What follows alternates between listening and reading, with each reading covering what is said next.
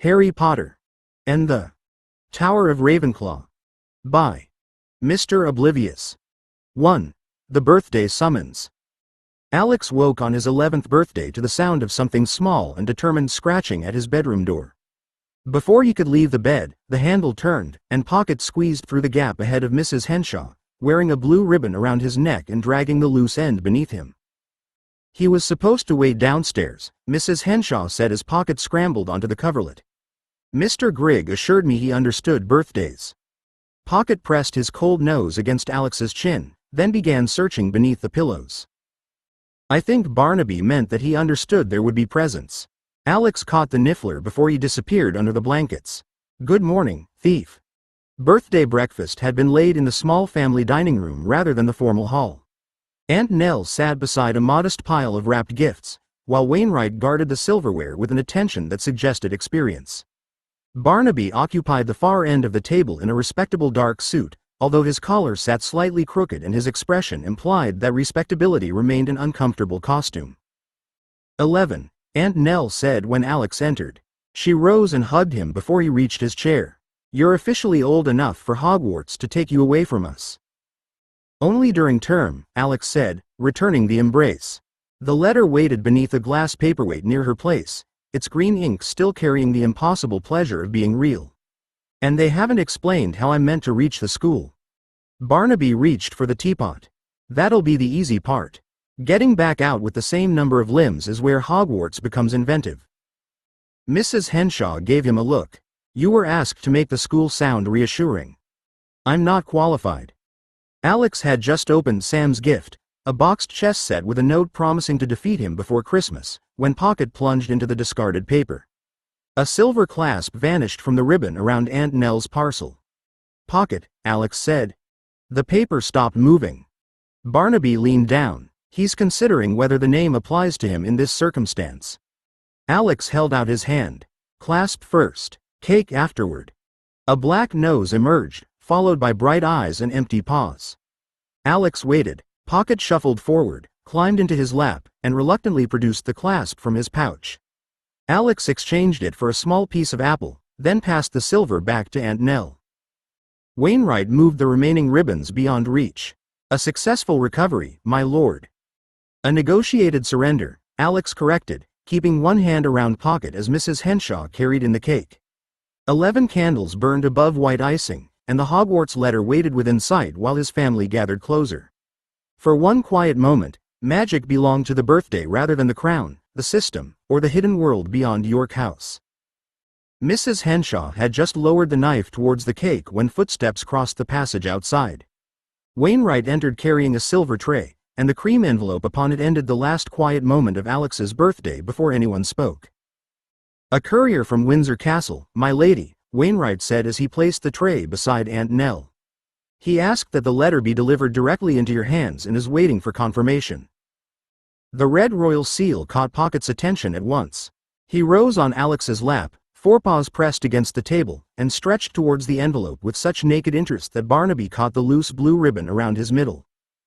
You've had your silver for the morning, Barnaby told him. Royal wax won't improve your reputation. I'm not certain he regards that as a problem, Alex said, drawing Pocket back while Aunt Nell broke the seal. The first sheet opened with birthday wishes from the Queen. The second requested their presence at Windsor Castle the following morning for a private audience concerning Alex's recent report in Hogwarts letter. Alex was named first, followed by Aunt Nell, Barnaby, and Pocket, although the niffler appeared in the letter as the living magical creature presently resident at York House. The original Hogwarts letter was to accompany them. Crowther, Wainwright, and any witnesses Aunt Nell judged necessary could attend the preliminary portion of the meeting. Nell read the final paragraph again before handing the pages to Alex. Her Majesty says the audience may be postponed if tomorrow is inconvenient. Barnaby relaxed his hold on Pocket's ribbon. That sounds reasonable. Crowther appeared in the doorway behind Wainwright, already removing his gloves. It sounds courteous. He accepted the letter from Alex and read it beside the table. That isn't quite the same thing.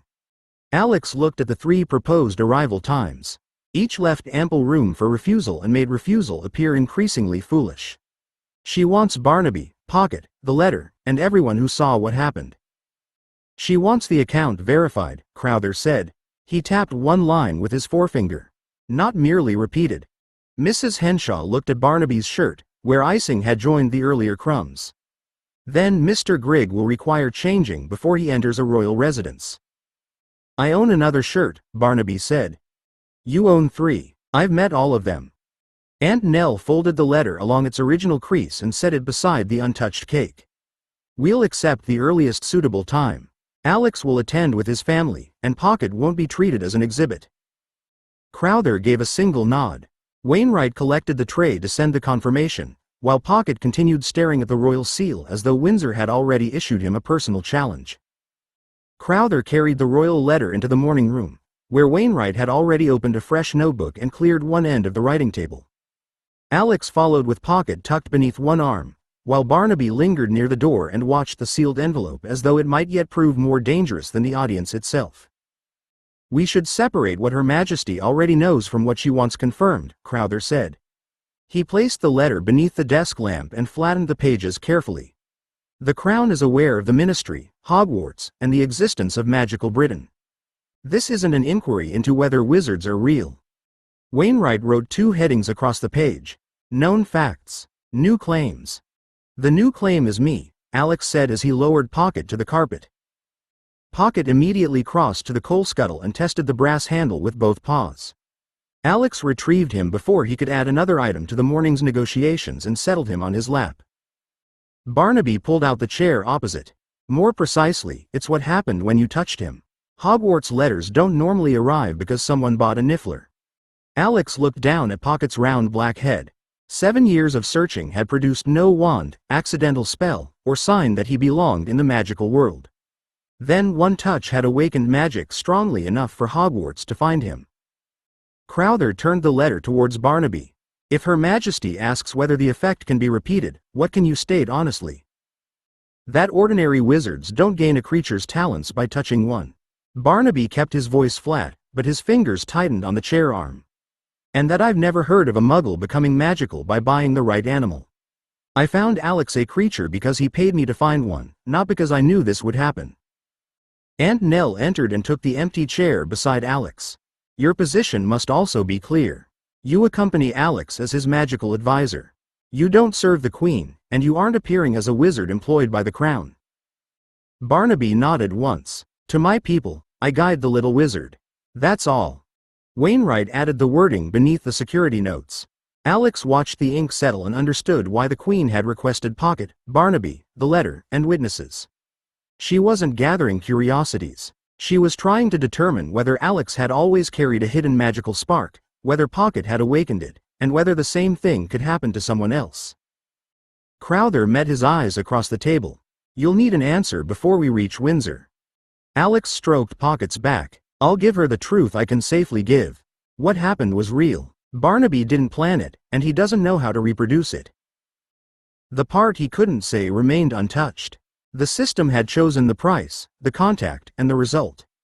Whatever the Queen hoped Alex represented, he had no way to offer it to anyone else. Aunt Nell closed Wainwright's notebook before the discussion could acquire another page. That's enough until after breakfast. Crowther looked towards the clock. We've established the essential precautions. We've also left an 11-year-old's birthday cake sitting in the dining room, Nell said. She rose and held out her hand to Alex. The Queen may have tomorrow. She isn't having the rest of today. Alex took her hand and followed the others back across the passage. Mrs. Henshaw had covered the cake to protect it from Pocket, although the niffler was now riding in Barnaby's arms and watching the silver serving knife with patient concentration. Wainwright restored the displaced chairs, while Crowther placed the royal letter inside a plain folder rather than leaving its seal beside the food. Barnaby lowered Pocket onto the chair next to Alex. You heard Lady Eleanor. Birthday first, matters of state later. Pocket climbed straight into Alex's lap. I don't think he recognizes either category, Alex said. Mrs. Henshaw cut the cake and served Alex the first slice, adding a second when he'd barely touched the first. 11 only happens once. Windsor Castle will still be there tomorrow morning. Aunt Nell resumed her place beside him. You'll attend because the request matters, but you'll go as Alex. You're my nephew, a new Hogwarts pupil, and a child celebrating his birthday. You aren't an experiment to be measured and discussed over your head. Alex looked from her to the closed folder near Crowther's elbow. She'll have questions about what happened. She may ask them, Nell said. You may answer what is safe and true. You may also say that you don't know, or that you won't discuss something. Crowther inclined his head. Those are valid answers in any properly conducted interview. Barnaby accepted a plate from Mrs. Henshaw. Especially when nobody else knows the answers either. The cake was lemon, with enough icing to interest Pocket but no metal decorations worth stealing. Alex broke off a crumb and offered it beneath the table. Pocket sniffed, accepted it, then searched Alex's cuff as though a better prize had been concealed there. Around him, the household returned by degrees to birthday talk. Sam's chess set was opened properly. Mrs. Henshaw asked which gifts required thank you letters. Barnaby claimed Hogwarts cake would be worse, then admitted he'd never eaten any. Alex laughed with them, but the royal folder remained within sight. He'd turned 11 expecting the first full day of his life as a recognized wizard. Before the candles had cooled, that life had become evidence, secrecy, and duty to people beyond York House. He took another bite of cake and let Pocket settle against him. Tomorrow belonged to Windsor. Today still belonged to his family. 2. Proof before the Queen. The following morning, the Hogwarts letter lay beneath a clear glass weight on a polished table at Windsor Castle. Alex sat beside Aunt Nell with Pocket resting in a padded travel basket near his shoes, while Barnaby occupied the chair opposite in his cleanest dark suit. Crowther and Wainwright had already checked the room, the witnesses, and every object intended for the demonstration. Even so, Alex could feel Nell's attention return to him whenever another official entered. The Queen waited until the doors had closed before looking at the letter. This is the original received at York House? Yes, ma'am. Alex lifted the glass weight and passed the envelope across himself. The second sheet lists the books and equipment I'm expected to bring. We haven't replied because we still don't know how to reach the school. The Queen examined the green address and heavy seal before handing it to her private secretary. Mr. Grigg, I'm told you can provide less disputable evidence than unusual stationery. Barnaby rose and drew his wand from inside his coat. 2 security officers stiffened, although Crowther had already approved the movement. Barnaby glanced towards Alex, then pointed the wand at an empty brass candleholder placed in the center of the table. Lumos. White light appeared at the wand tip, steady and bright. Barnaby moved it beneath the candleholder, around its base, and across his open palm before extinguishing it with a second word. No wires, batteries, or chemical preparation, Crowther said. He opened his notebook. The wand remained in Mr. Grigg's possession from the moment we entered. Barnaby returned to his chair. I can repeat it, but it won't become more magical through paperwork. A faint scrape came from beneath the table. Alex looked down and found the travel basket empty. Pocket, he said. The Niffler had already reached the private secretary's chair. One black paw closed around a silver pencil while the other explored beneath the table edge. The pencil vanished into his pouch. Before Alex could catch him, Pocket scrambled across a polished shoe, removed a cufflink from an astonished official, and darted towards a side cabinet. Barnaby lunged after him. Don't chase him. He thinks that improves the game.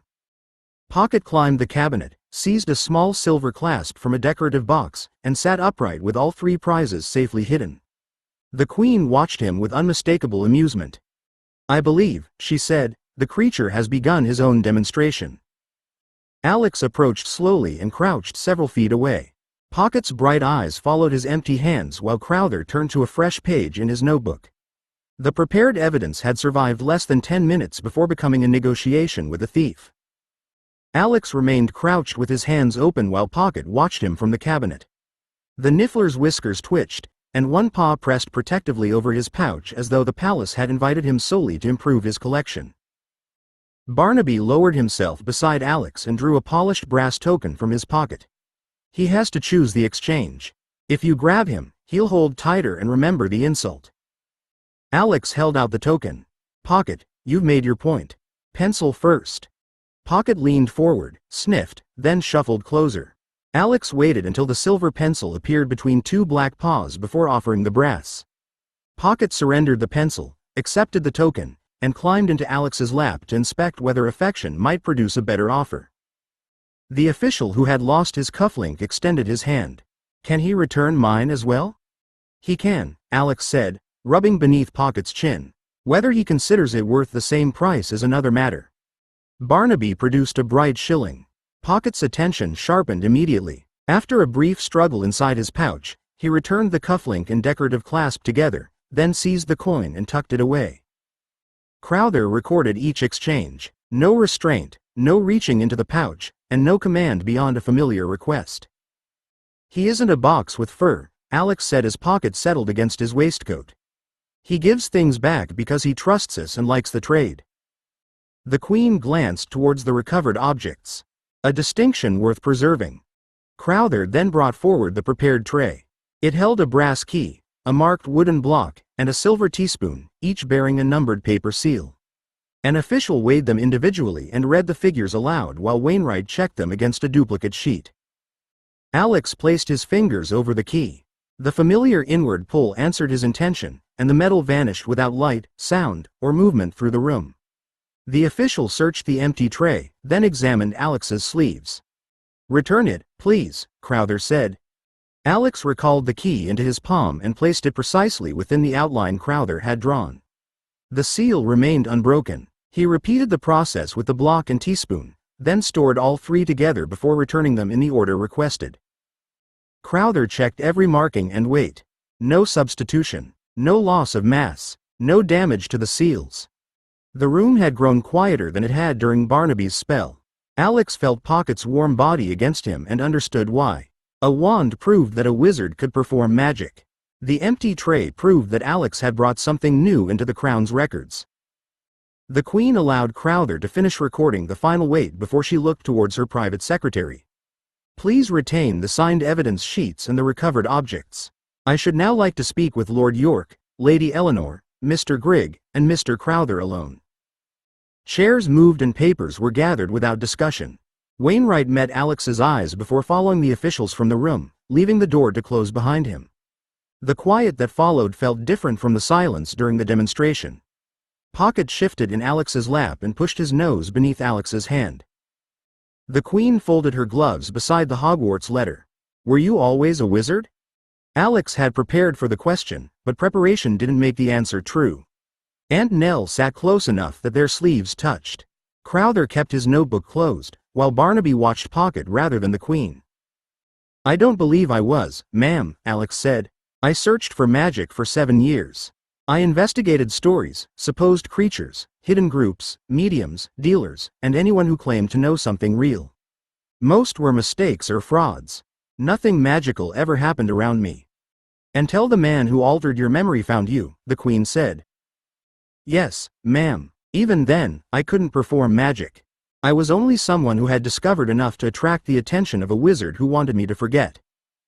The Queen's gaze moved briefly to Barnaby. "And Mr. Grigg?" Barnaby straightened in his chair. "I arrived needing somewhere safe, ma'am. His lordship offered it, then employed me to obtain a living magical creature. I chose a Niffler because he was small, manageable, and less likely than most alternatives to kill anyone." Pocket gave a pleased chirrup, apparently satisfied with the description. Alex stroked the dark fur between his ears. "When I touched him, something changed immediately. I could sense valuables throughout York House. I knew where they were and how much attention people placed upon them. Then I stored a cuff button without understanding how I'd done it." "Could another child touch this creature and gain the same ability?" the Queen asked. "I don't know," Alex said. "Barnaby believes not." Barnaby rubbed one thumb along his crooked cuff. "Ordinary witches and wizards don't acquire a creature's particular talents by touching it. My best explanation is that Alex had a borderline magical spark that wasn't functioning properly. Contact with Pocket awakened it, and Hogwarts recognized him afterward." The Queen studied Alex for several seconds. "A rare family gift, then, rather than a method that could reliably create wizards." "That is what we intend to tell Magical Society," Alex said. It was the safest truth he could offer without revealing the system waiting silently behind his eyes. The Queen kept her gaze upon him. "A respectable explanation may satisfy ordinary curiosity. It doesn't remove my responsibility towards subjects entering a society my government can neither inspect nor readily contact." Alex adjusted Pocket against his waistcoat. The Niffler had begun worrying at the edge of Barnaby's shilling content now that the room's valuables had stopped moving. What would you have me do, ma'am? Attend Hogwarts. Learn. Make friends. Behave as a pupil rather than an official. The Queen rested one hand beside the sealed evidence sheets. While doing so, I want you to observe how British children are treated within magical society, particularly those born to families who know nothing of it. Aunt Nell's posture tightened beside him. You're asking an 11-year-old to report upon his school. I'm asking him to tell responsible adults when children are being failed, the Queen said. I won't ask Alexander to manufacture incidents, test people through deception, or place himself and others in danger to obtain proof. Crowther opened his notebook. We can establish a secure route through York House. Routine observations can be separated from urgent incidents before anything is passed onward. Alex considered the distinction. Would personal conversations count as evidence? Not merely because someone trusted you enough to speak, the Queen said. Private childhood confidences are not Crown property. Report treatment, rules, access, discipline, safety, and serious misconduct. Mark hearsay as hearsay. State when you're uncertain. And discrimination? Alex asked. Record what is said and done. Don't decide guilt first and collect only what supports it. That instruction sounded as though Crowther might have written it himself. Alex glanced towards him and received a small nod. Aunt Nell placed her hand over Alex's wrist. His letters home remain his own. They do, the Queen said. His family should receive Alex, not a weekly government memorandum. Formal reports will travel separately. Barnaby shifted in his chair. The magical lot won't appreciate the Crown keeping notes on them. They needn't appreciate it, the Queen replied. They have removed British children from ordinary oversight for generations. Quiet knowledge is the least intrusive response available to me. Alex looked at the Hogwarts letter beneath the glass weight. Yesterday it had promised lessons, towers, spells, and a world he had wanted for 7 years. Now it carried another duty, one that might matter long before anyone openly challenged the secrecy surrounding that world. I accept, ma'am, he said. I'll report what I can prove, identify what I can't, and I won't provoke harm to create evidence. The Queen inclined her head. That is precisely why I asked you. 3. The door nobody notices. Professor Minerva McGonagall arrived at York House 3 days after the audience at Windsor and found 6 people waiting in the morning room. Alex rose with Aunt Nell when Wainwright announced her. Professor McGonagall wore dark green robes beneath a traveling cloak, with a pointed hat held firmly beneath one arm. Her gaze moved from Alex to Crowther, then to Barnaby's worn suit and the leather travel pouch resting against his hip. A black snout appeared briefly through the ventilated opening before Barnaby pressed it back inside. You brought a Niffler into a room containing silver, McGonagall said. Barnaby rested one hand over the pouch, only because leaving him elsewhere would have been less safe. For whom? That would depend upon what was left unlocked. McGonagall's mouth tightened, though Alex thought she was suppressing something other than displeasure. She had probably expected to collect an uncertain Muggle-born child, reassure his parents, and return him before supper. Instead, Aunt Nell offered her a seat while Crowther placed a typed security memorandum beside the tea tray and Wainwright set down a folder thick enough to require both hands. These are the questions we need answered before Alexander enters magical London, Nell said. We understand that some matters may be confidential. His destination, supervision, legal standing, and means of returning home aren't among them. McGonagall opened the folder and read the first page. Her brows rose at the second and remained there through the third.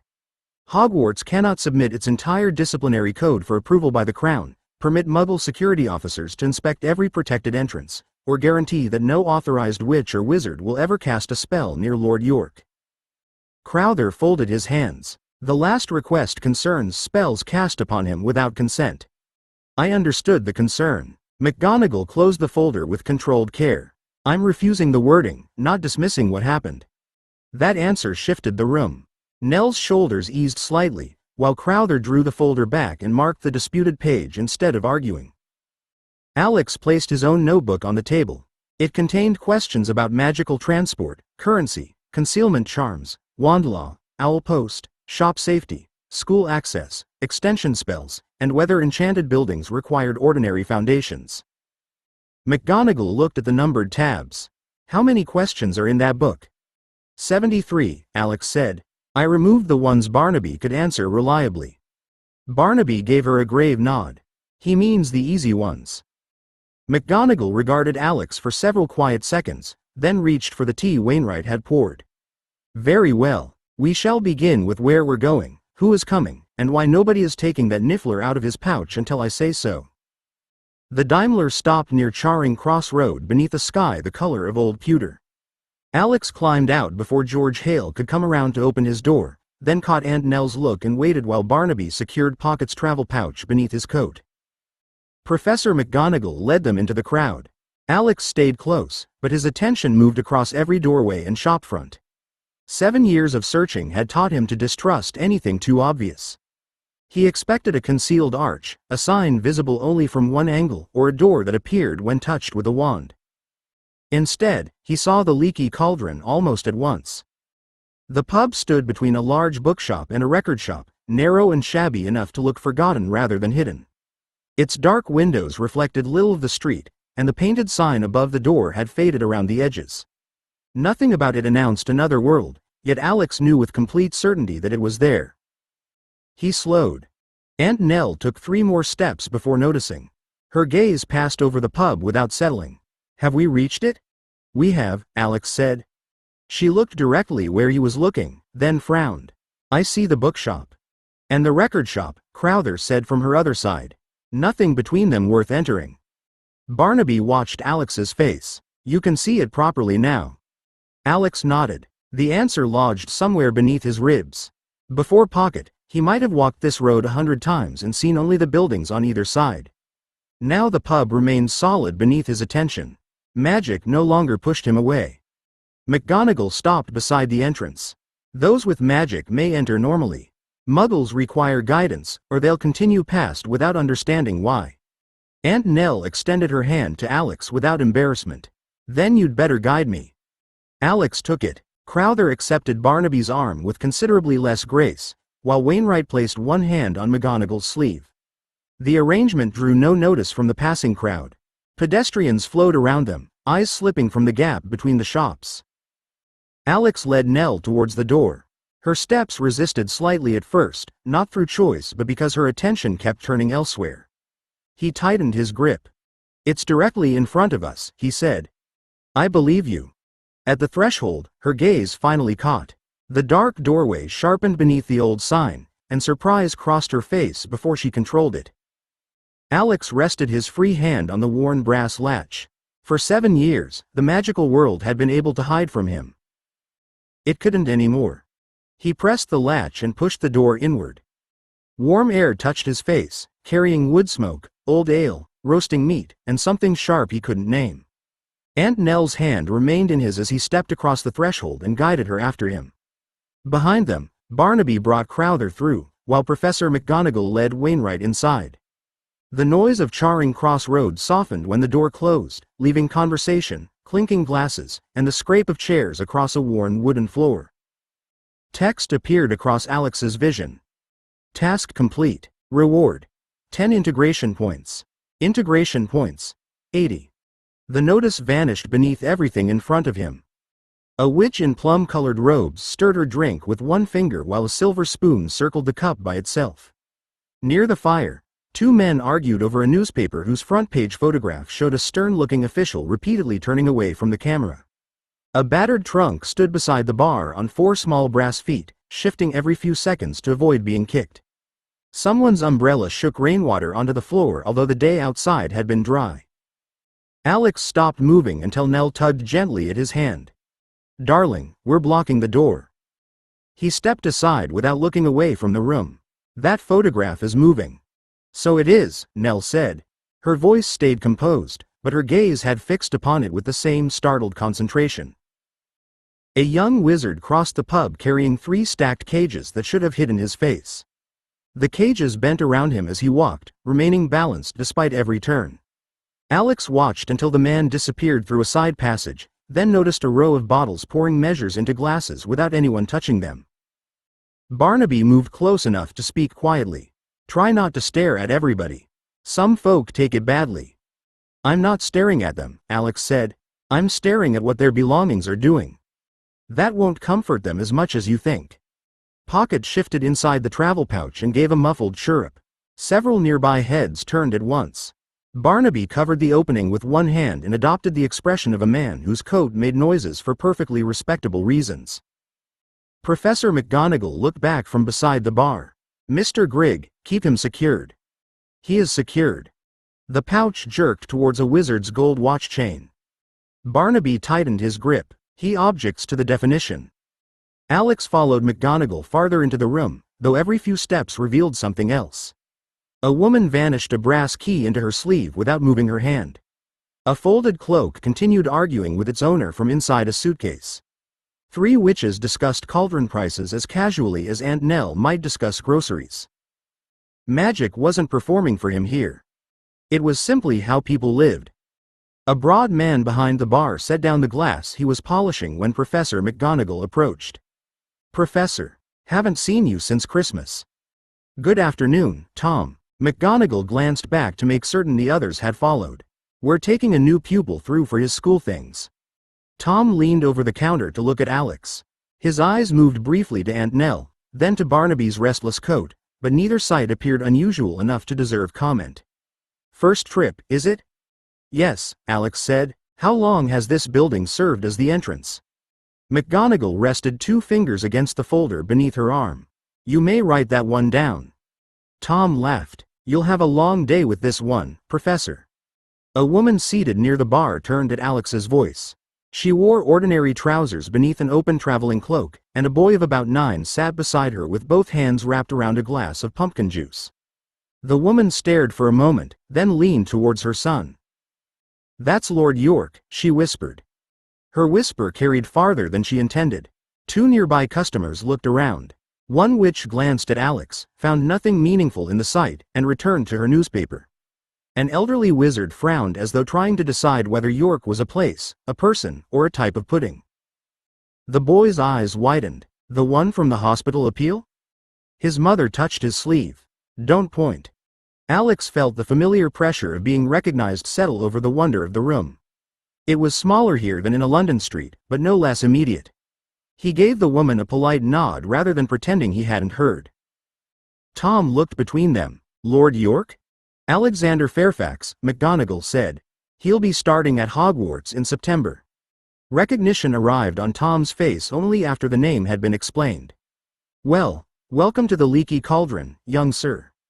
"Thank you." Alex glanced towards the witch who had already lost interest. "I take it Muggle titles don't carry much weight here." Barnaby adjusted Pocket's pouch as it pushed towards the bar fixtures. "Depends whether the title comes with a vault." McGonagall gave him a sharp look, then turned towards a narrow passage beside the bar. "We're not beginning the day with financial philosophy." They followed her into a small enclosed yard. Dustbins stood against one wall, and nothing suggested that thousands of witches and wizards had crossed the worn stones beneath Alex's shoes. McGonagall stopped before a solid stretch of brick and drew her wand. New text appeared across Alex's vision. Current task. Enter Diagon Alley. Reward. 5 integration points. He looked from the words to McGonagall's raised wand. The pub had been the hidden door. The wall ahead promised something larger. 4. Behind the bricks. Professor McGonagall tapped the wall with her wand in a pattern Alex tried to memorize before the 3rd brick moved. The bricks folded away from the point she had touched, each sliding around the next without scraping or producing dust. The opening widened into an arch tall enough for 2 adults to pass abreast. Beyond it lay a crooked street crowded with witches, wizards, carts, cages, hanging signs, and shop windows filled with objects that refused to remain still. Alex stepped closer to the threshold. "Are those bricks changing size, or moving somewhere inside the wall?" "They're opening the entrance," McGonagall said. "That describes the result." Aunt Nell rested a hand lightly between his shoulders. "Perhaps allow us through before you begin dismantling the doorway in theory." Alex crossed the arch beside her. Text appeared across his vision. Task complete. Reward. 5 integration points. Integration points. 85. The notice faded while he was still looking upwards. Diagon Alley had a sky. Clouds moved above the leaning rooftops, pale and slow against a patch of blue that shouldn't have fitted behind the buildings surrounding the leaky cauldron. Chimneys released smoke into open air. Sunlight caught hundreds of windows despite the dull London afternoon they had left only moments earlier. New text replaced the completion notice. Current task: enter Gringotts. Reward: 5 integration points. Alex barely registered it. He turned back towards the arch. From this side, the yard remained visible through the opening, complete with dustbins and the rear wall of the pub. The angle was wrong. The alley extended through space that ought to contain the neighboring buildings, yet nothing appeared compressed. "Does this occupy ordinary London land?" he asked. "Or has the street been enlarged without changing its exterior dimensions?" McGonagall stepped aside as a witch carrying a basket of chirping mushrooms passed through the arch. "Diagon Alley has stood here for centuries." "That doesn't answer either question." "It is the answer you're receiving while people are trying to enter behind us." Barnaby guided Crowther away from the threshold. Pocket pushed his snout through the pouch opening and sniffed towards a jeweler's window where silver bracelets coiled around velvet stands like sleepy snakes. Wainwright stared at a painted sign advertising self-folding cauldrons. The lettering rearranged itself, offered a discount, then crossed the price out and replaced it with a larger one. Their approach to retail display appears unusually aggressive. "It's magnificent," Alex said. He took another step into the crowd, turning slowly enough to see owls watching from stacked cages, robes changing color in a shop window, and a broom hovering above a doorway without visible support. McGonagall caught his shoulder before he wandered into the path of a handcart rolling by itself. "Lord York, the street will remain available after you've learned to stand still in it." Alex watched the cart steer around them. "I'm beginning to think standing still may be the difficult part." McGonagall kept her hand on his shoulder until the self-moving cart had rolled safely past. Its driver sat sideways on a stack of parcels and argued with a cage of blue-feathered birds, apparently trusting the cart to avoid pedestrians without assistance. Alex allowed himself to be guided towards the side of the street. Aunt Nell and Crowther followed, while Wainwright remained close to McGonagall and Barnaby kept both arms around Pocket's pouch. The crowd moved around them in robes, cloaks, ordinary jackets, and combinations that suggested some witches had only heard descriptions of Muggle clothing. A woman carrying a Hogwarts supply list slowed as she passed. Her gaze settled on Alex, moved to Nell, then returned with sudden recognition. "Excuse me, are you Lord York?" Alex felt several nearby faces turn. The wonder of the street remained, but the familiar pressure of being noticed settled across it. "Yes, ma'am." The woman drew her daughter closer without hiding her relief. The girl looked about Alex's age and wore new shoes that were already pinching her toes. "I thought it was you. We saw the hospital appeal on television. My husband gave through his work." "Thank you," Alex said. "The final total paid for more than we originally expected." A wizard in bright orange robes glanced between them. "What hospital?" "A children's hospital," the woman said. "Lord York raised £1 million for a new wing." The wizard frowned at Alex. "Is York a ministry office?" His companion leaned nearer. "I think it's somewhere in the north." The girl studied Alex's coat, then the restless pouch beneath Barnaby's arm. "Are you starting Hogwarts too?" "In September." Her shoulders eased. "Do you know where we're meant to buy the telescope?" "The list only says one telescope, and that shop has 3 kinds." Her mother looked towards McGonagall with an apologetic smile. "We weren't given much explanation. Are brass ones acceptable, Professor, or does the school expect silver?" "Brass is perfectly suitable," McGonagall said. "The more expensive models aren't necessary for first-year work." Another couple had stopped nearby. The father held his son's list between both hands and glanced from McGonagall's robes to Alex. "Could I ask about cauldron sizes? The letter says pewter, standard size 2, but one shopkeeper insisted every serious student buys copper." "Pewter," McGonagall said firmly. "Standard size 2, exactly as written." The questions came more easily after that. Owl post, robe alterations, school trunks, and whether children needed spending money all followed. Alex disliked being the reason strangers had gathered, yet he noticed what his recognition had changed. Parents who had been wandering alone now had someone official to ask. McGonagall answered the last question, then looked down at him. "Your shopping trip appears to have acquired dependents." Alex glanced at the relieved families. Only because nobody gave them 73 questions in advance. McGonagall disentangled herself from the last grateful parent and resumed walking before another family could join them. Alex followed for 6 paces before a display of self-stirring brass cauldrons drew him towards the nearest window. The smallest cauldron stood on 3 feet and rotated its spoon with brisk efficiency. Beside it, a larger model had apparently grown bored and was using its spoon to tap a sales notice against the glass. Alex stopped. Is the stirring charm attached to the cauldron, the spoon, or both?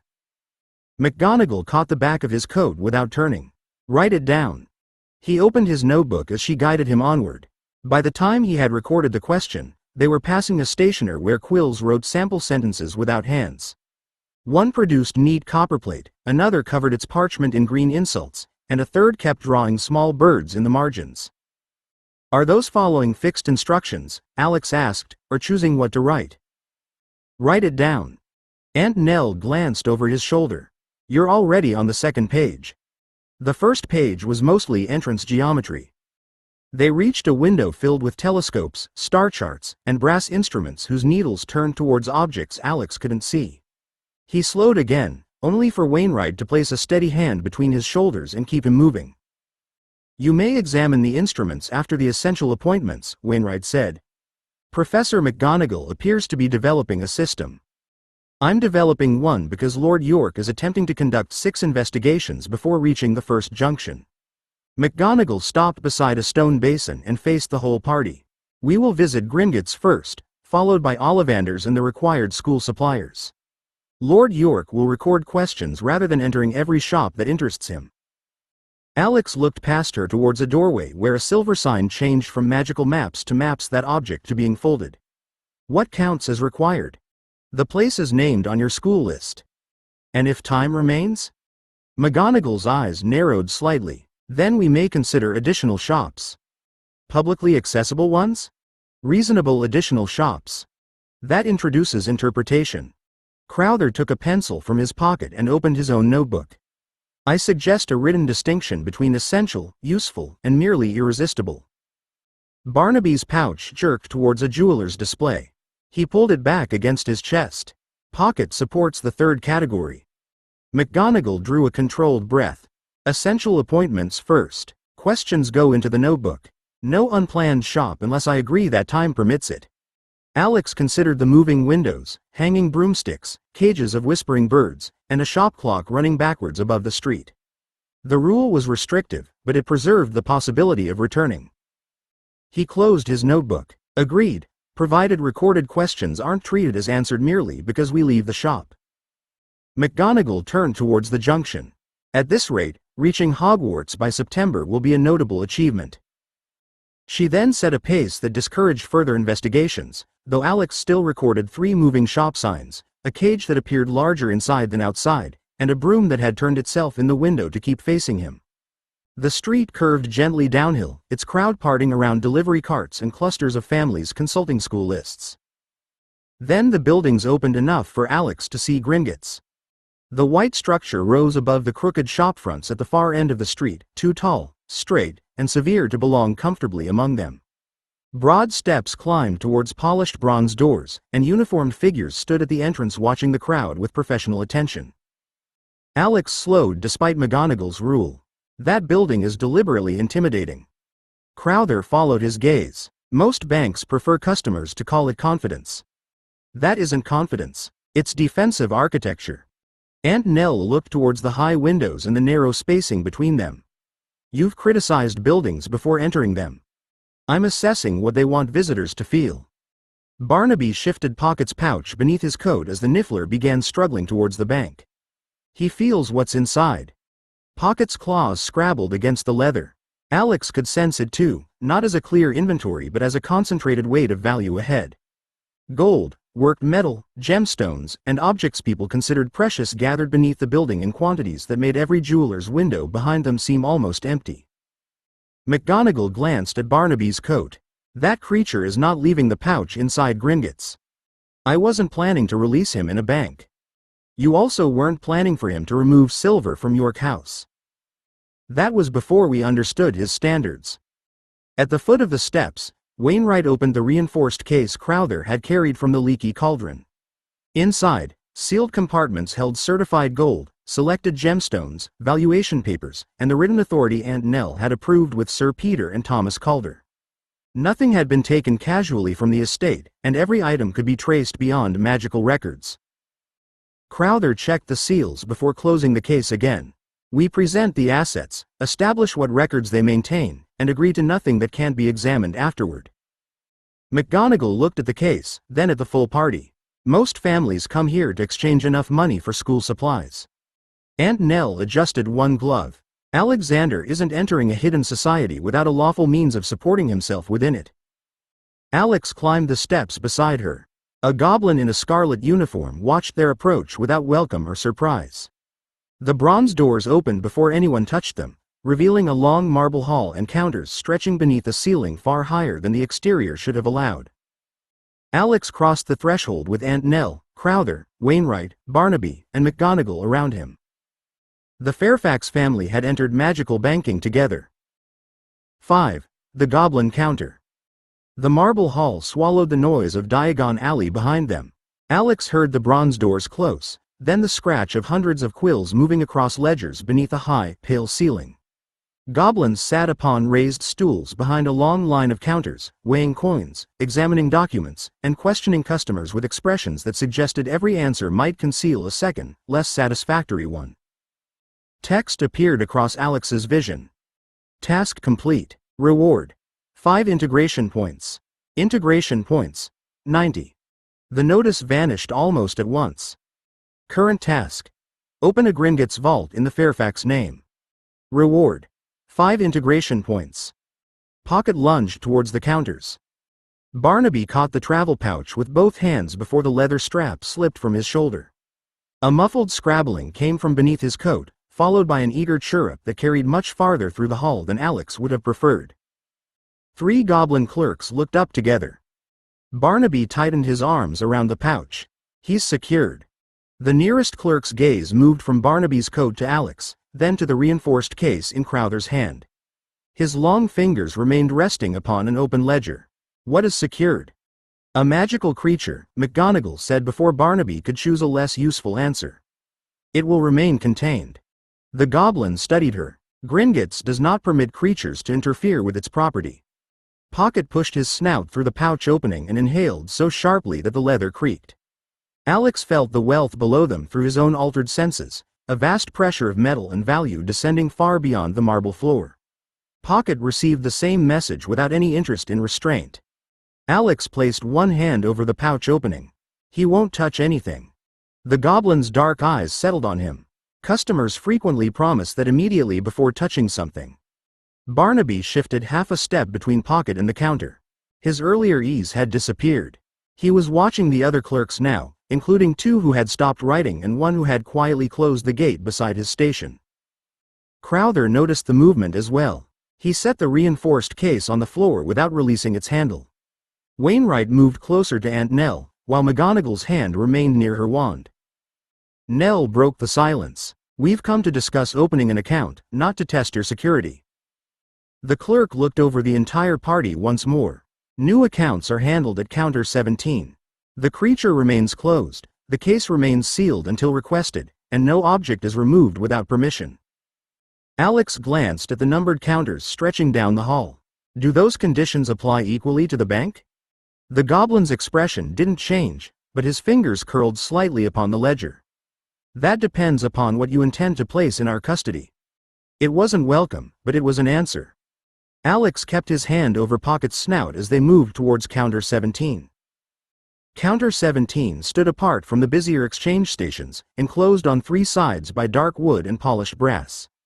The goblin waiting behind it wore a fitted black coat and a narrow chain bearing the Gringotts seal. He watched Crowther place the reinforced case upon the counter, but made no move to touch it.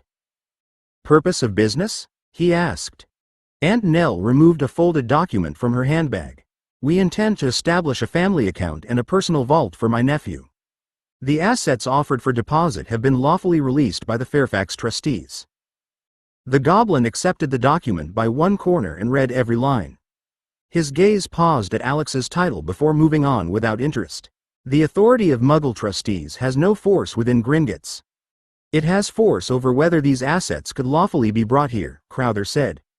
He broke the outer seal on the case, leaving the internal compartments untouched. We aren't asking you to recognize the trustees. We're establishing provenance. That earned a longer look. The goblin extended one hand. Opened the first compartment. Crowther released 2 catches and lifted the lid. Inside, 20 gold sovereigns rested in fitted slots beside numbered certificates. A second tray held 3 loose gemstones in separate sealed packets, each matched to an appraisal and estate inventory reference. Pocket began scrabbling again. Barnaby turned away from the counter and pressed the pouch against his chest. You're not helping. The goblin ignored him. He selected 1 sovereign with brass tongs, weighed it, tested its edge against a black stone, then touched it with a short silver instrument. Fine symbols glowed along the handle. Gold content is acceptable, he said. The historical value isn't relevant unless sold through a collector. We expected that, Alex said. The goblin opened the first gemstone packet and examined the stone through a rotating lens. Where was this acquired? Crowther checked the matching certificate. Purchased in Antwerp in 1968 by the 11th Earl of York. Recorded in the family collection since that date and released by unanimous trustee authority this morning. The goblin looked at Alex. And you understand that presenting valuables doesn't purchase preference, secrecy beyond our ordinary duties, or influence over Gringotts? Alex kept one hand over Pocket's pouch opening. It purchases whatever amount of wizarding currency you agree they're worth, subject to terms we can examine. The goblin set down the lens. Your Muggle title has no standing here. That's useful to know, Alex said. We didn't bring it as security. For the first time, the goblin's attention remained on Alex rather than the documents. He drew a fresh ledger towards him and dipped his quill. Then we may continue the valuation. The goblin wrote 3 columns of figures, turned the ledger towards Aunt Nell, and indicated each with the end of his quill. The first figure is the assessed metal and stone value. The second is the amount Gringotts will convert into coin today. The third remains held as deposited assets unless sold or withdrawn. Alex leaned closer without touching the page. If the assets remain here, who owns them? You do. Who controls access? The account holders named in the agreement. And if one of them dies? The goblin's eyes narrowed with something closer to concentration than annoyance. That depends upon the inheritance instructions lodged with the account. Alex opened his notebook. Can those instructions recognize Muggle law, magical law, or both? Alex, Aunt Nell said, placing 2 fingers over the blank page before he could begin a list. You may ask what the terms mean. You may not decide inheritance arrangements at 11. I wasn't deciding them. I was identifying where the systems might conflict. You were approaching the problem at speed. The goblin watched the exchange without comment. Alex lowered his pencil, though he kept the notebook open. How are withdrawals authorized? Is there a key, a signature, a magical test, or personal recognition? Identification may involve keys, seals, blood confirmation, witnessed authority, or combinations of those methods. The goblin folded his hands over the ledger. Gringotts doesn't publish the complete procedure to strangers standing in its hall. That's reasonable, Alex said. Do customers receive records of deposits, conversions, withdrawals, and fees? You receive Gringotts records. Crowther moved closer to the counter. We'll also require duplicate written records that can be stored outside the bank. The goblin's attention shifted to him. Gringotts records are sufficient within Gringotts. They aren't sufficient for people responsible for property outside it. Crowther removed a document wallet from inside his coat and placed it beside the case. We need dated copies of the opening balance, valuation basis, conversion rate, access conditions, fees, and every later transaction. No alteration should exist only in a ledger we can't inspect. A nearby quill paused. McGonagall's expression tightened slightly, but Aunt Nell didn't intervene. The goblin tapped one claw against the counter. Duplicate statements can be produced. They carry a charge, and Gringotts accepts no responsibility for copies once they leave our custody. That's acceptable, Crowther said, provided the charge is written down. Alex looked between them. The negotiation had stopped treating him as an unusual child with a restless creature and begun treating the Fairfax party as clients who expected every promise to survive the room. The goblin drew a second parchment from beneath the counter. Then we'll discuss access, conversion, custody, and succession in that order. He worked through the documents exactly as promised, adding clauses in a narrow hand and turning each parchment for inspection before proceeding.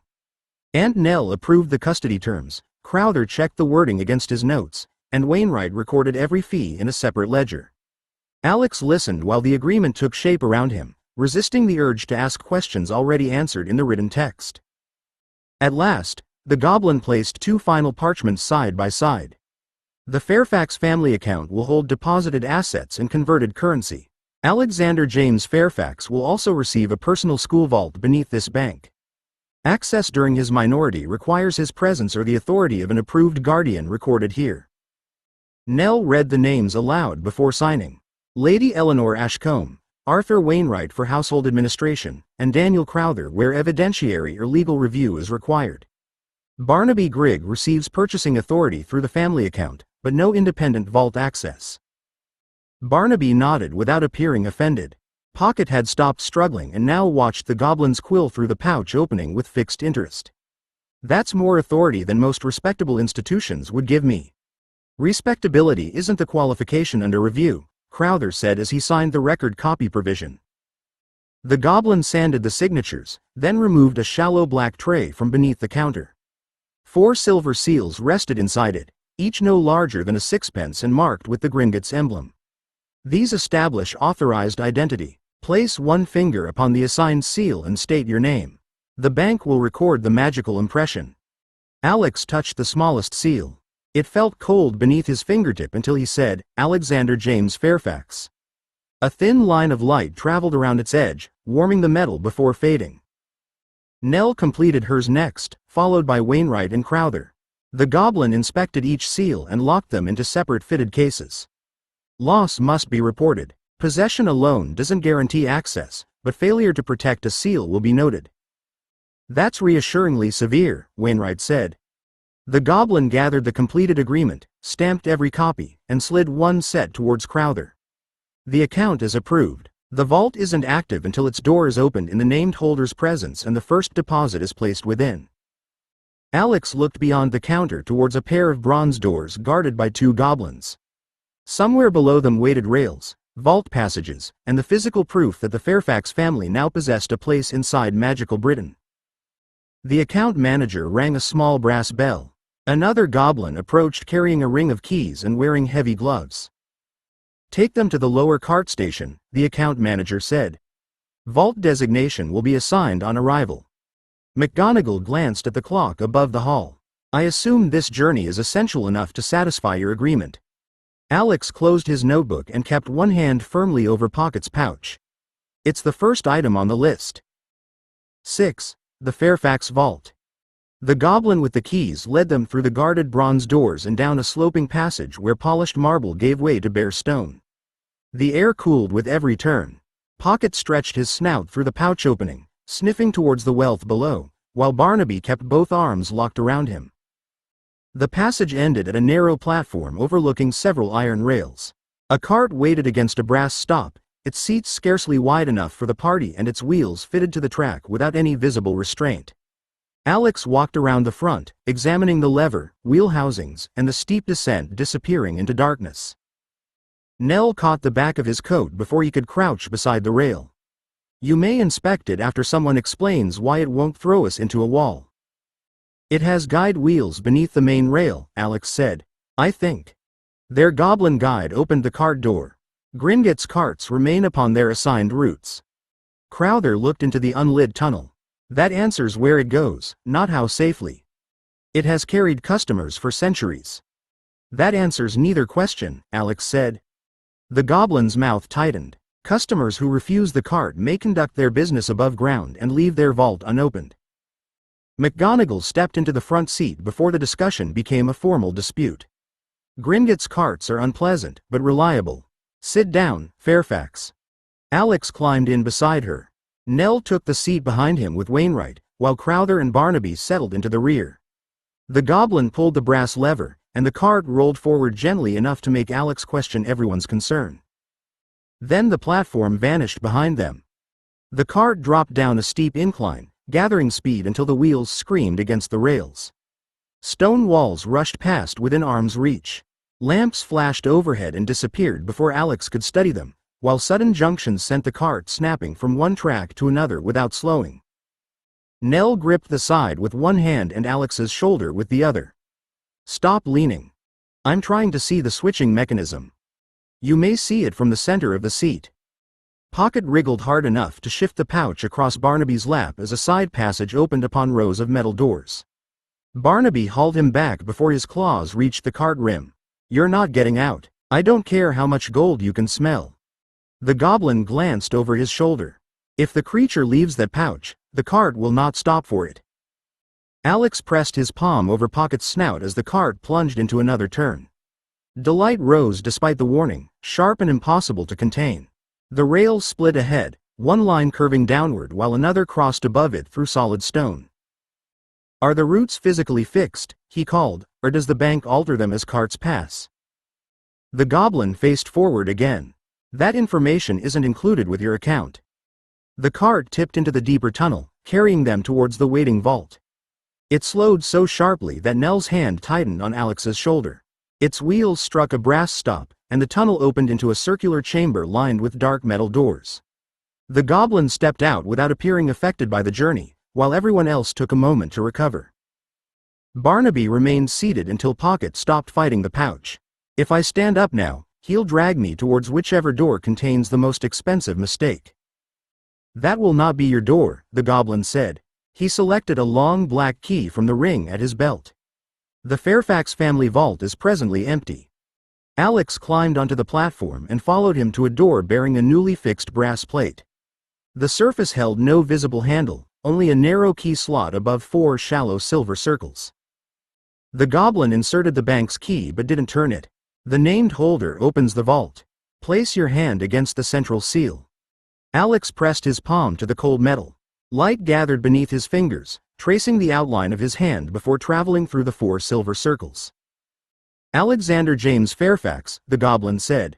"Do you open this vault under the access terms recorded today?" "I do." The goblin turned the key. Bolts withdrew inside the door with a succession of heavy clicks, and the metal swung inward upon silent hinges. The vault beyond was smaller than Alex had imagined, though still large enough to walk into. Bare stone shelves ran along 3 walls. 3 sealed wooden chests waited upon a low trolley, accompanied by 2 locked cases and a leather coin box bearing the Gringotts seal. Crowther opened the manifest outside the threshold. "Converted currency first." The goblin lifted the leather box onto the nearest shelf and opened it. Stacks of gold galleons filled fitted compartments, each divided by numbered brass markers. Alex's awareness caught upon them at once. Their weight and value sat clearly within his senses, joined by the deeper pull from the sovereigns and gemstones still outside. Wainwright checked the manifest as the goblin transferred the reserved gold into the first chest. Crowther verified each numbered seal before allowing the selected gemstone packets into the locked case. Nell stood beside Alex while the last packet was placed inside. "This belongs to the family," she said quietly.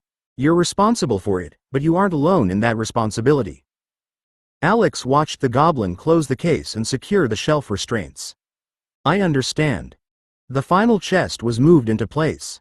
The goblin checked the seals, stepped back across the threshold, and waited until Crowther confirmed the manifest. Text appeared across Alex's vision. "Task complete. Reward: 5 integration points. Integration points: 95. The notice faded almost at once. Current task: purchase a wand that chooses you. Reward: 5 integration points. The goblin motioned for everyone to leave the vault.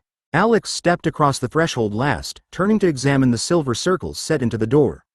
The light beneath them had faded, but narrow channels continued from the seals into the stone frame. Does the vault recognize authorized people through the door, or does the bank compare the identity seal with a separate record? Alex asked. The goblin inserted the black key. Stand clear. Alex moved aside as the door swung shut. The bolts struck home one after another, beginning near the floor and climbing beyond his reach. He followed the sound upward and noticed that the outside of the vault appeared narrower than the chamber they had just left. He stepped back to judge the spacing between the Fairfax door and its neighbor. Barely 3 feet of stone separated them. The inner wall had been much longer. Are the vaults larger inside than the space between the doors permits? The goblin removed the key. Your deposited property is secure. That wasn't what I asked. It was the answer relevant to your account. Alex glanced along the curved passage. The doors stood at regular intervals, yet the chamber behind theirs couldn't have fitted inside the visible structure unless the corridor bent more sharply than it appeared. The walls were impossibly thin, or space had been altered. He approached the stone between 2 doors and raised one hand without touching it. Are the dimensions fixed when a vault is assigned, or can Gringotts enlarge one later? The goblin moved between Alex and the wall. You may inspect your holdings during an authorized visit. You may not inspect the bank. I'm trying to understand what service we've purchased. You purchased custody, access under recorded conditions, and the use of an assigned vault. The goblin's dark eyes held his. You didn't purchase instruction in Gringotts construction. Crowther closed the manifest folder. That's a clear boundary, Alex. It's also an interesting one, Alex said. Nell took his arm before interest carried him towards the next door. You've been shown what belongs to us. The rest doesn't. Alex looked past the goblin at the silver circles, concealed bolts, and stone that refused to match the room behind it. Every unanswered question made the underground bank more compelling, but pressing farther would turn curiosity into an attempt to claim access he hadn't been given. He lowered his hand. Understood. The goblin studied him for another moment, then pointed towards the waiting cart. Your return journey is included with the account.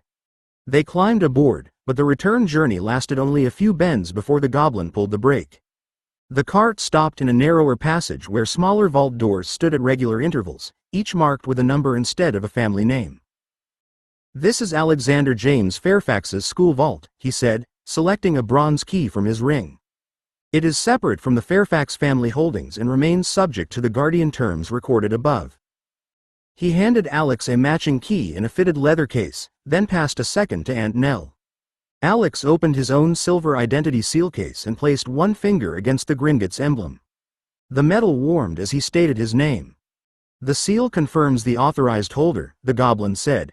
The key permits access. Gringotts verifies both. Lose either, and the bank must be informed. Alex looked towards Wainwright and Crowther. Each still carried his own fitted identity seal from the account opening, though neither had been given a vault key. Mr. Wainwright and Mr. Crowther may verify records and act within the authority stated in the agreement, the goblin continued. They do not possess independent access to either vault. Mr. Grigg retains purchasing authority through the family account and no right to enter either vault. Barnaby shifted Pocket's pouch higher against his chest. Considering my present company, that seems prudent. The goblin turned the bank's key. Alex inserted his own after it and felt the lock release beneath his hand. The heavy door opened with a low scrape, revealing a small stone chamber lit by a lamp fixed above the entrance. Gold galleons lay in several low piles across the floor, their edges catching the light. Smaller heaps of sickles and nuts stood beside them, separated by shallow stone ridges. The amount was modest compared with the family reserves, but the loose coins made it feel more real than figures written in a ledger. Pocket thrust both forepaws through the pouch opening. Barnaby caught him beneath the chest and hauled him back. No, that's school money, not a personal invitation. Wainwright entered with his ledger and counted the nearest piles without disturbing them. 200 galleons, with silver and bronze for ordinary purchases. Nell looked at Alex. Enough for equipment, books, robes, and reasonable school expenses. We can add more later if the costs justify it. Alex crouched beside the gold and counted 100 galleons into a leather purse. McGonagall advised him to take sickles and nuts as well, since shopkeepers wouldn't welcome a gold coin for every bottle of ink or packet of parchment. Wainwright checked each amount before securing the purse inside his case. Crowther recorded the withdrawal on the duplicate statement, while the goblin watched without offering assistance or objection. Alex stood and looked back at the remaining piles. The family vault holds reserves, approved business funds, and long-term assets. This one pays for my schooling and personal magical expenses. Exactly, Nell said. It gives you independence without pretending you have no supervision. Alex closed the door and turned his key. The goblin locked it again with the bank's key, leaving both protections in place. When they returned to the cart, Alex kept the leather key case inside his coat. Its weight was slight, but he felt it against his chest throughout the climb towards the marble hall. McGonagall settled opposite him and glanced at Wainwright's secured case. "Mr. Ollivander won't care how much gold you're carrying." Alex touched the key through the fabric. "That makes him more interesting." 7. The Wandmaker's questions. The cart returned them to the marble hall with enough force to press Alex against the seat. When they emerged into Diagon Alley, Wainwright carried the secured school funds, Crowther had both withdrawal records inside his case, and Barnaby was still preventing Pocket from twisting around in the pouch to stare longingly back at Gringotts. Ollivander's stood only a short walk away. Its narrow window contained a single wand upon a faded purple cushion beneath gold lettering that had begun to peel from the glass. The shop looked too small to hold 11-inch boxes for generations of British witches and wizards, which made Alex immediately suspicious of its internal dimensions. McGonagall caught his sleeve before he could examine the brickwork beside the window. "The wand first, Fairfax. You may investigate the building after you possess the means to damage it." "I wasn't going to damage it." "That has never prevented you from becoming interested." Barnaby shifted Pocket higher against his chest. "I'll remain outside. Long boxes, old wood, and a creature who thinks theft as a form of introduction won't improve matters." Alex opened the door. A bell rang somewhere above him as he entered with Nell and McGonagall. Shelves climbed from floor to ceiling, packed with narrow boxes whose faded labels followed an order he couldn't identify. Dust softened the corners, but none of the boxes sat carelessly. The whole room felt arranged by someone who remembered the exact position of every wand. A pale man appeared between the shelves without Alex hearing a footstep. His wide eyes settled upon McGonagall first. "Professor McGonagall," he said. "Fur, dragon heartstring, 9.5 inches, stiff. Still serving you well?" "Perfectly," McGonagall replied. "Mr. Ollivander, this is Alexander Fairfax." "I know." Ollivander stepped closer and studied Alex's face, shoulders, hands, and stance with the concentration of a craftsman inspecting an unfamiliar material. "Your name reached Hogwarts rather later than most." "Hogwarts detected me shortly before my 11th birthday," Alex said. "Yet not before." "No." Ollivander's gaze sharpened. "Your parents weren't magical." "They weren't, and they died when I was 3. Nell moved half a pace nearer. "Alexander's circumstances are unusual. That doesn't remove every ordinary boundary." Ollivander inclined his head, though his interest remained fixed upon Alex. "A wand must choose the wizard as he is, Lady Eleanor. I'm attempting to understand what has arrived in my shop." Alex took out his Hogwarts letter. The change followed direct contact with a magical creature. "Mr. Grigg believes I may have had a borderline magical spark that the contact awakened. We don't know whether he's right." He offered the letter without mentioning the system, the points, or what had truly passed between him and Pocket. Ollivander read the first page, then drew a silver measuring tape from his pocket. "What creature?" "A niffler." The tape sprang from his hand and began measuring Alex's wand arm. Ollivander's pale eyes brightened. "How very unusual." The measuring tape circled Alex's wrist, stretched from shoulder to fingertip, then rose to measure the distance between his nostrils before he could object. Ollivander paid no attention to the result. He was already moving among the shelves, one pale hand passing over the boxes as though listening through his fingertips. "Try this," he said, returning with a narrow box. "Beech, unicorn hair, 11 inches, rather firm." Alex accepted the wand by its handle. The wood felt lighter than he expected, warm from Ollivander's hand and otherwise unremarkable. "What should I do?" "Wave it." "That's the entire test?" Ollivander's eyes remained fixed on the wand. "The wand will provide the useful part." Alex lifted it cautiously and made a short movement towards the empty space beside the counter. Red sparks shot from the tip at an angle, struck a shelf, and sent 3 wand boxes sliding forward. Nell caught one against her chest while McGonagall flicked her own wand and stopped the others in midair. "Not that one," Ollivander said with satisfaction. Alex lowered the wand. "Was the direction caused by my movement or the incompatibility?" Ollivander removed it from his hand without answering and opened another box. "Maple, dragon heartstring, 10.25 inches, unyielding." The second wand felt wrong before Alex moved it. It lay across his palm like a polished stick, without warmth, tension, or any suggestion that magic existed within it. He gave it the same controlled sweep. Nothing happened. Again, Ollivander instructed. Alex tried a sharper movement. The wand remained dead in his hand. Could the core be damaged? No. Ollivander reclaimed it with a faintly offended look. It simply has no interest in you. The third box came from higher on the wall. Ollivander climbed a rolling ladder, selected it from behind two older cases, and returned with dust upon one sleeve. Black walnut, dragon heartstring, 13 inches, supple. Take care. Alex wrapped his fingers around the handle. Pressure gathered at once, stronger than the treasure awareness that lived beneath his ordinary senses and far less controlled. He drew the wand back, intending the smallest possible test, and the tip flashed white. A burst of force struck the counter, rattled every box on the nearest shelves, and blew the silver measuring tape into the air. The shop bell rang behind them without anyone touching the door. Nell seized Alex's shoulder as McGonagall stepped forward, her own wand already raised. "Release it," McGonagall said. Alex opened his hand. Ollivander caught the falling wand before it reached the floor, watching him with renewed interest. Alex stared at the scattered boxes. "That was stronger than I intended." "Yes," McGonagall said, keeping her attention on him rather than the damage.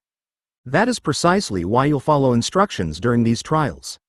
Ollivander turned the black walnut wand between his fingers. Powerful, but unwilling to be guided. "We're getting closer." He returned the wand to its box but didn't replace it on the shelf. For several moments he stood behind the counter, looking past Alex towards the stacked cases as though the failed trials had eliminated possibilities only he could see. "Your magic answers readily," he said. "The difficulty is finding a wand it won't overwhelm or ignore." Alex watched McGonagall lower her wand. "Could the Niffler contact have altered what wood or core would suit me?" "It may have altered everything," Ollivander replied, disappearing between two shelves. "Or nothing that matters to a wand. That isn't a useful distinction. It wasn't offered for your convenience." Nell kept one hand near Alex's shoulder while Ollivander searched. Boxes shifted somewhere beyond sight, followed by the scrape of a ladder and a soft thump that sent dust drifting from the upper shelves. Alex resisted the urge to follow. McGonagall's expression made clear that another unsupervised inspection would end the appointment badly. Ollivander returned carrying a dark, narrow box whose lid bore a handwritten label. He placed it upon the counter and opened it with both hands. "Hornbeam," he said. "Phoenix feather, 12 3/4 inches. Reasonably supple." The wand lay against faded blue cloth, pale brown and finely grained, with a handle shaped by gentle ridges rather than ornament. Alex reached for it more slowly than he had the others. The wood warmed before his fingers fully closed. A clear sensation traveled through his hand and settled behind his ribs, not violent like the black walnut wand and not empty like the maple. His magic answered it without strain. For 7 years he had searched for proof that this world existed. Pocket had awakened the foundation inside him, but that awakening had arrived through a creature's nature and an unexplained system he still couldn't test openly.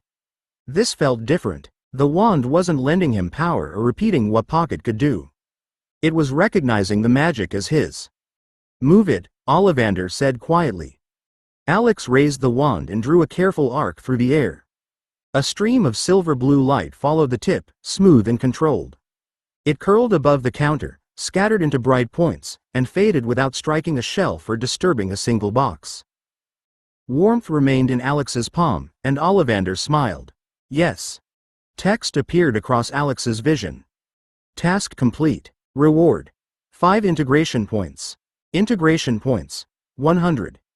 The notice faded while Alex continued staring at the wand. He could feel its balance, its slight flexibility, and the waiting promise of something he hadn't learned to use. "What spell did I just perform?" he asked. "None," McGonagall said. "The wand responded to you. Don't confuse recognition with training." Alex turned it carefully between his fingers. The wand had chosen him, but it hadn't explained anything. That made him want it even more. Ollivander took the hornbeam wand long enough to examine the tip and polish away a faint mark left by Alex's fingers. He returned it with greater care than he'd shown during the trials, then placed the open box between them. "Hornbeam often chooses a witch or wizard with a consuming purpose," he said. It seldom tolerates divided loyalties in its work. Phoenix feather is less predictable, but capable of a remarkable range. Alex rested the wand across his palm. What does that combination suggest about me?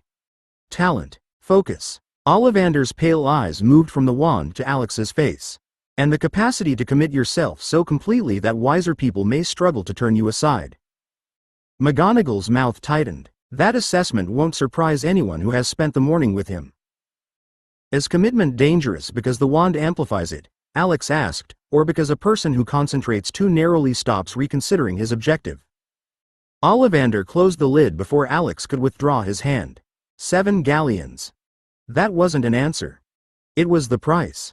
Nell stepped to the door and admitted Wainwright, who entered with the secured case while Barnaby remained outside with Pocket. Wainwright counted 7 galleons onto the counter and waited for a written receipt. Ollivander produced one without complaint, though his attention remained on Alex. Alex held the boxed wand against his chest. You made the judgment. Why won't you explain it? Because wands reveal themselves through years of use, not 5 minutes of conversation. Ollivander folded the receipt and passed it to Wainwright. You'll decide whether commitment becomes discipline or recklessness. The wood can't make that choice for you. McGonagall opened the shop door. A useful answer, Fairfax. Accept it before you persuade him to charge for consultation. Alex followed her outside, dissatisfied but unable to dismiss the warning. Barnaby immediately inspected the box while keeping Pocket's paws away from it. Chosen properly? Barnaby asked. Hornbeam and Phoenix feather, Alex said. Mr. Ollivander believes I may be dangerously committed. Barnaby gave Nell a puzzled look. He needed a wand to tell him that? Before Alex could defend himself, text appeared across his vision. Current task. Visit every publicly accessible shop in Diagon Alley. Reward. 10 integration points. Alex stopped beside the window and read it again. The task had arrived on the one day McGonagall had already forbidden him from entering every shop that caught his attention. She noticed where he was looking. What is it? Alex turned towards the crowded street, where signs swung above doors he hadn't opened and enchanted displays moved behind glass. I've remembered how many shops we've passed. McGonagall closed her eyes briefly. Of course you have. 8. Every shop worth entering. McGonagall refused to renegotiate the shopping order on the pavement outside Ollivander's. She treated Alex's new task as a personal challenge despite knowing nothing about it, returned him to the essential suppliers, and delivered the entire party to Madame Malkin's with instructions that no one was to encourage him. Alex stood upon a fitting stool while enchanted measuring tapes circled his chest, arms, waist, and inside leg. His notebook remained open in Nell's hands because Madame Malkin had forbidden him to write while pins were moving near his ribs. Do the tapes record measurements, Alex asked, or do they respond to the intended garment? Madame Malkin guided dark cloth over his shoulders. They measure what I tell them to measure. How? Magic. That describes the cause without explaining the method. McGonagall sat beside Wainwright with the stillness of someone reconsidering every choice that had brought her there. Fairfax, you're being fitted for robes, not conducting an inquiry into tailoring charms. Alex looked towards the window. 3 shops stood opposite, and he hadn't entered any of them. We've passed 17 publicly accessible businesses. And we shall continue passing several, McGonagall said. The task offered no deadline. Alex had already learned that attempting to defeat one through speed usually meant discovering why speed had never been required.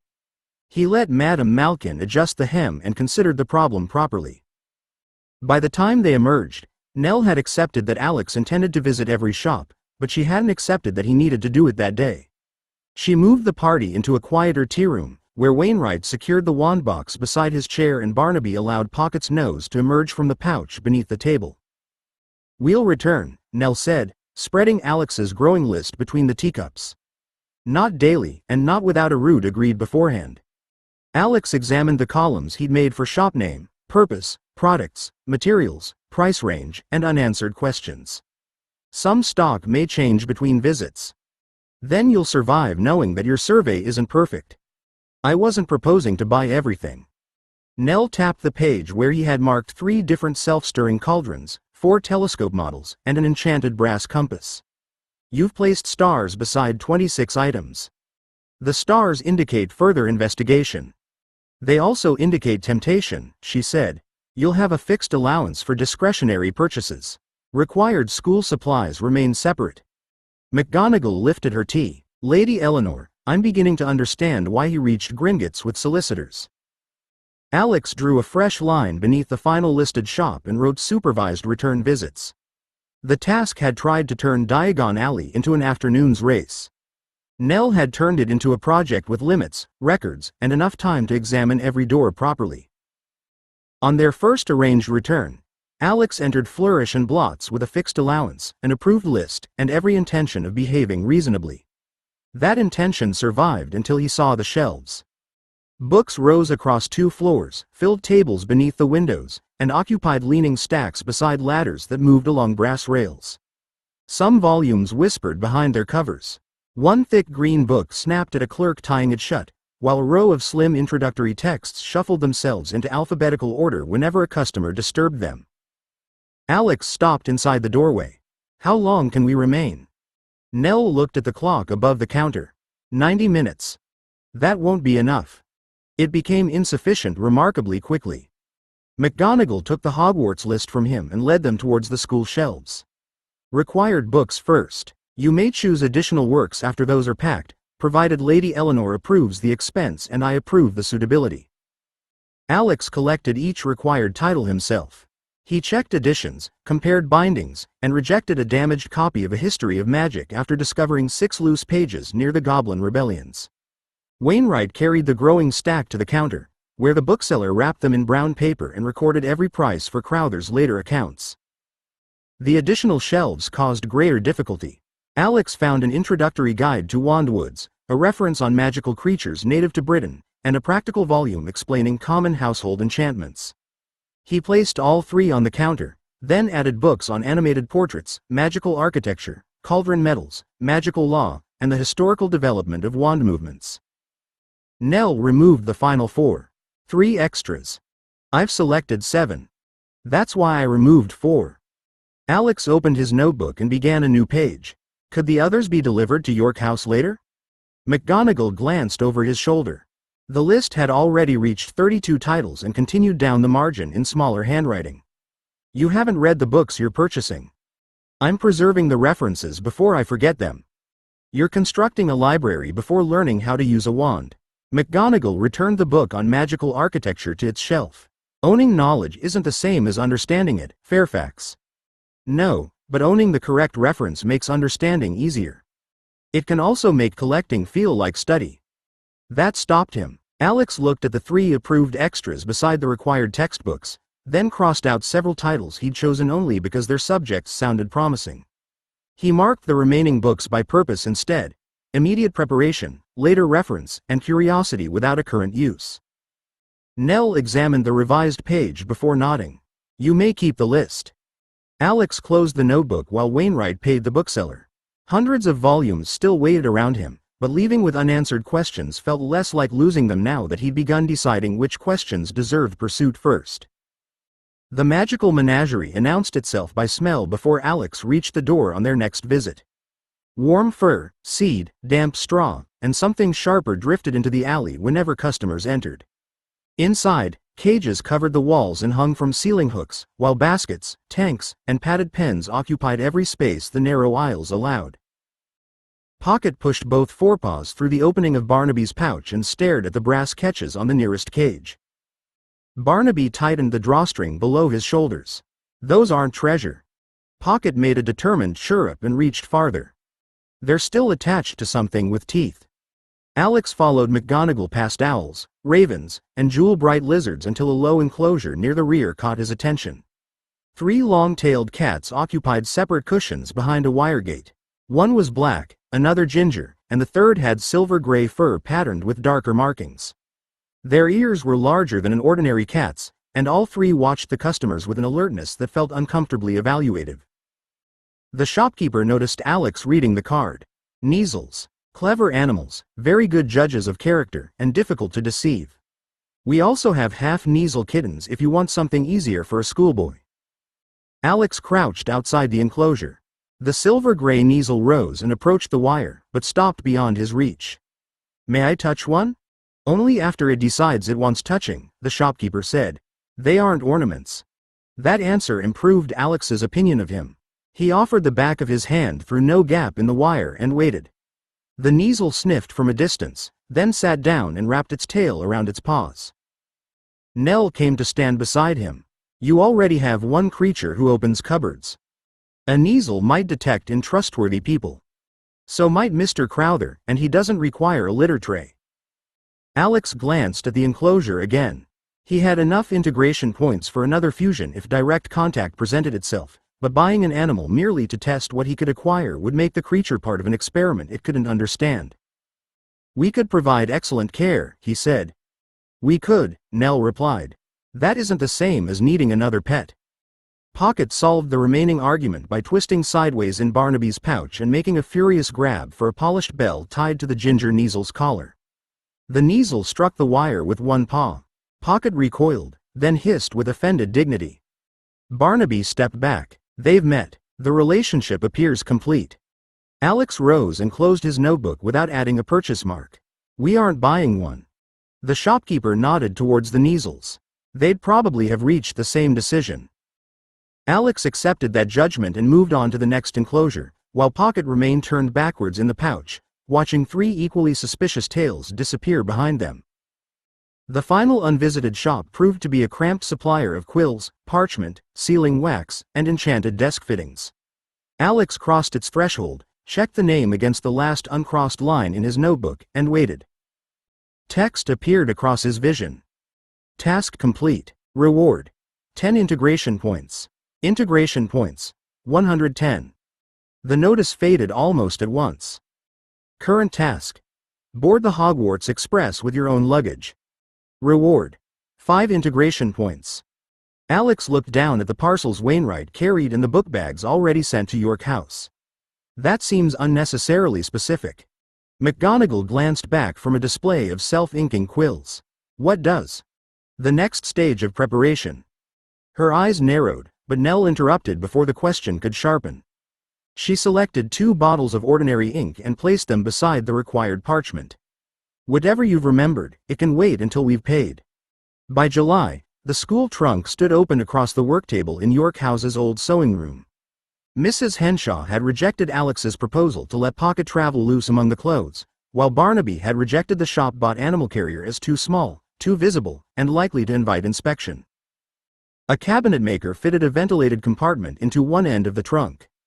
It contained a padded sleeping space, a removable feeding tray, a water bottle protected behind brass bars, and an interior latch Pocket couldn't reach. Air holes ran through a false molding beneath the lid rather than through the outer panels. Barnaby pushed his hand inside and checked every edge. No sharp corners. Enough room to turn. He'll still hate it. He hates closed doors, Alex said. He also hates being prevented from entering other people's luggage. That isn't a welfare concern. Across the room, Alex's wand rested on a folded cloth beside 3 handwritten pages of permitted exercises. McGonagall had authorized grip, stance, controlled movement, wand care, and theory. She had authorized no spells. Alex completed the prescribed arc, stopped the tip above the marked circle on the table, and lowered his arm. Nothing happened, exactly as intended. Nell looked up from the letter she was reading. Sam says the sailing club wants to know whether you'll visit before school. I'll answer tonight. Alex set the wand down properly. He turned to the small stack of card rectangles beside it. He'd cut them from stiff muggle board, marked values in pencil, and divided them into ships, defenses, attacks, and repairs. Wainwright lifted one card labeled Hull Breach. Is this school preparation? Future magical research, Alex said. Eventually, the cards should react to play. Mrs. Henshaw closed Pocket's new compartment after he'd stolen the brass measuring hook from the cabinet maker. At present, one creature in this room already reacts to everything. Pocket chirruped from Barnaby's arms and hid the hook more securely against his stomach. Alex gathered the cards into their box. Hogwarts was still weeks away, but the trunk, the wand, the letters, and the unfinished game made departure feel less like an idea and more like a date approaching. 9. Platform 9 3/4.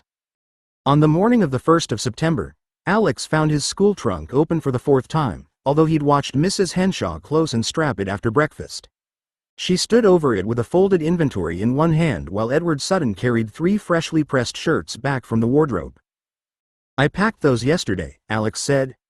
Mrs. Henshaw inspected a cuff before laying the shirt inside. "Yesterday, you believed 6 shirts would be sufficient. They're school robes. Nobody will see the shirts." "Oh no." She fitted the last one beside his folded jumpers and closed the inner tray. "That makes 9. Across the bedroom, Wainwright worked through a leather document case containing Alex's Hogwarts letter, Gringotts identification, railway tickets, emergency contact instructions, and sealed correspondence for Professor McGonagall. Each item received a mark in his notebook before entering its assigned pocket. Alex fastened the straps around his book bag. "I'm traveling to boarding school, not crossing a disputed border." Wainwright tested the case clasp. The requirements appear surprisingly similar. Barnaby knelt beside the concealed compartment at the end of the trunk. Pocket had already been coaxed inside with apple slices and a silver spoon, but he kept one paw through the opening while Barnaby checked the water bottle, feeding tray, bedding, and disguised air vents. "You'll be out once we're safely on the train," Barnaby told him. "Until then, your luggage." Pocket seized his cuff. "Disobedient luggage," Barnaby amended. Alex crouched and offered 2 fingers through the opening. Pocket released Barnaby and gripped him instead, his claws pressing through the fabric without quite catching skin. The carrier was safe, ventilated, and larger than anything they could have bought. None of that explained why Alex felt guilty closing it. "I'll open the compartment as soon as I can," Alex said. "No exploring the station, no stealing from other trunks, and no biting anyone who checks ours." Barnaby eased Pocket's paw inside and secured the unreachable latch. "He's agreed to one of those conditions. I won't guess which."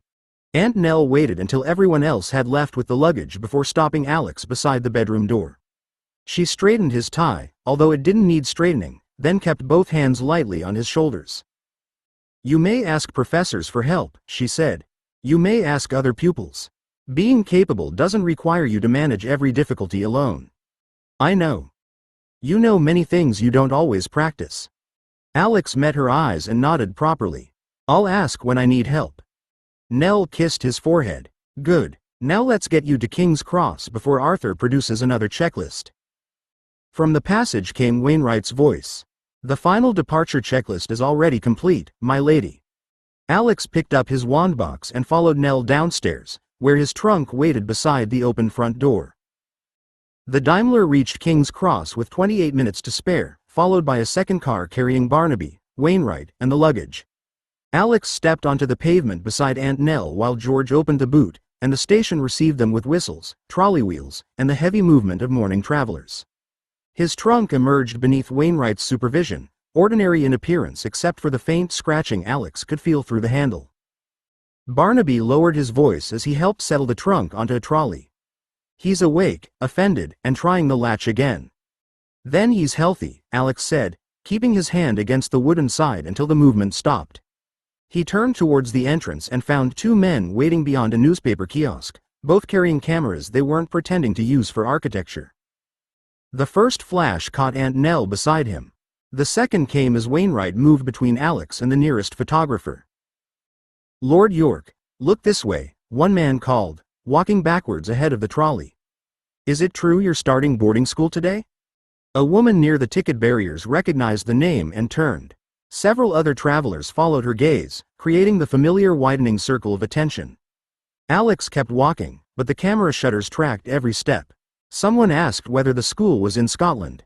Another voice wanted a photograph of Nell saying goodbye. Aunt Nell took Alex's hand without slowing. "They don't know where we're going." "They know enough to follow us inside," Alex said. The station roof offered no privacy, only more light for the lenses. Barnaby guided them towards the barrier between platforms 9 and 10, where families with owls concealed beneath cloth covers drifted through the crowd in 1s and 2s. He nodded towards a stone divider ahead. "Straight through. Don't stop, and don't stare at it as though you expect masonry to apologize." Wainwright brought the trolley level with Alex. "I'll remain beside you until the crossing."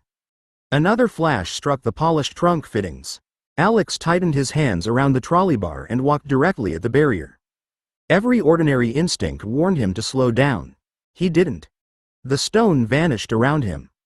Noise changed at once. A scarlet engine waited beneath drifting steam, surrounded by children, trunks, owls, and families who paid no attention to the titled boy arriving among them. Alex stopped clear of the barrier while Wainwright and Nell emerged behind him. No camera flashed. No stranger called his name. Alex looked back at the solid archway hiding the Muggle station and drew a breath that belonged entirely to him. A fresh scrape sounded inside the trunk before Alex could move towards the train. He rested one hand on the lid, hoping Pocket would accept the touch as reassurance rather than encouragement.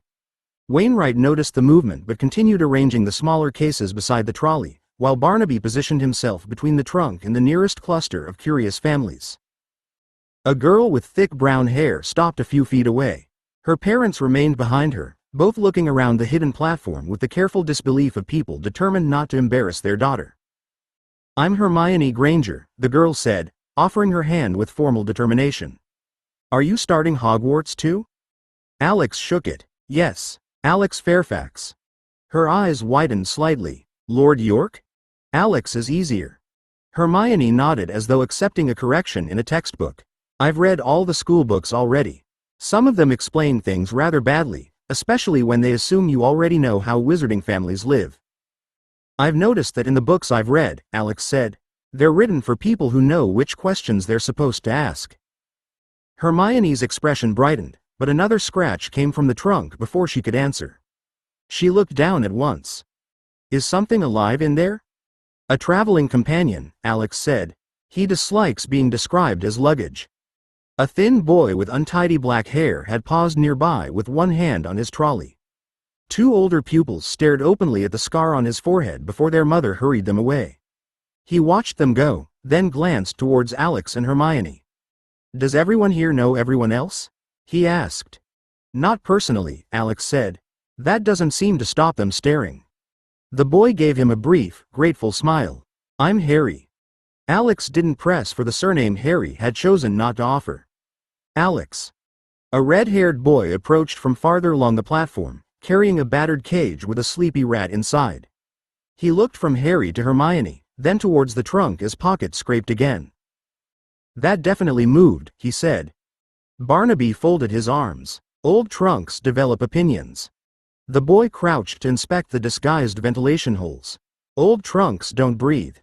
Hermione stepped closer, concern replacing curiosity. "Whatever's inside has enough air, doesn't it?" "Yes," Alex said. "Ventilation, water, food, bedding, and a latch he can't reach." The red-haired boy stood again. "I'm Ron Weasley. Is it dangerous?" "Only if you're carrying loose silver."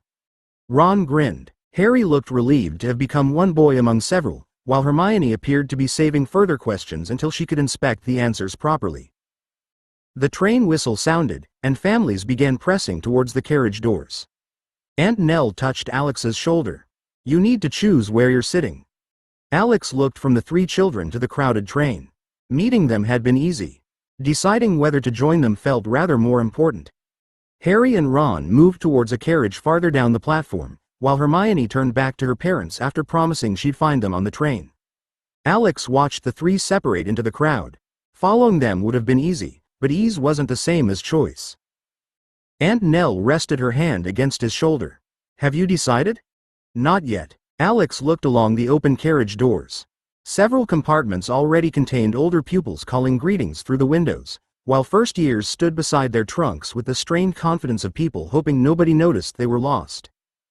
Barnaby leaned near the concealed end of Alex's trunk and listened to another muffled scrape. Pocket has decided. He favors immediate release and unrestricted exploration. He can wait until the train is moving. Alex took hold of the trunk's side handle while Wainwright steadied the trolley. "I'll carry this end." Wainwright studied the narrow carriage steps. "You needn't prove independence by dropping a trunk on your foot." "I need to board with my own luggage." Alex tightened his grip. "You can take the other end until the doorway." Together they lifted. The trunk was heavier than Alex had expected, even with Wainwright carrying most of its weight. He climbed backwards onto the first step, shifted his hand higher, and guided the corner past the brass rail without striking it. Once the trunk crossed the threshold, Wainwright released his end and let Alex drag it fully into the corridor. Text appeared across Alex's vision before the wheels settled. Task complete. Reward: 5 integration points. Integration points: 115. The notice faded, replaced at once. Current task: enter Hogwarts Castle. Reward: 5 integration points. Alex looked past the carriage door at the 3 people who had brought him this far. Barnaby's expression was amused, Wainwright's carefully neutral, and Nell's proud enough to make leaving harder. "You'll right," Nell said. She kept one hand on the doorframe rather than reaching for him again. "Not only reports, proper letters. Every week," Alex promised. "And sooner if anything happens." Barnaby pointed towards the trunk. "If he eats the timetable, that counts as something happening." A whistle sounded farther along the train. Alex hugged Nell, shook Wainwright's hand because the corridor was too narrow for dignity to survive anything more, and accepted Barnaby's brief grip on his shoulder. He pulled the trunk along until he found a compartment containing 2 boys and 2 girls comparing schoolbooks and arguing over whether the sorting hat could make mistakes. Their questions interested him more than their surnames. Alex opened the door. "Is there room for one more?" A dark-haired boy shifted his case from the seat. "There's if you've got an opinion about whether the hat can change its mind." Alex drew the trunk inside as the train began to move. "I've got several." 10. Across the Black Lake. The dark-haired boy introduced himself as Terry Boot while Alex pushed the trunk beneath the window. Anthony Goldstein sat opposite him with a folded copy of the school list, while Padma Patil and Mandy Brocklehurst occupied the remaining seats amid several paper bags of sweets. "The hat must be able to reconsider," Terry said. "Otherwise, it would only need to examine everyone once as a baby." Anthony shook his head. "It sorts what you are when you arrive. Changing later doesn't mean the first decision was wrong." Alex sat beside the trunk. "That depends on whether it measures personality, values, potential, or choice." 4 faces turned towards him. Terry smiled. "Good. We needed another argument."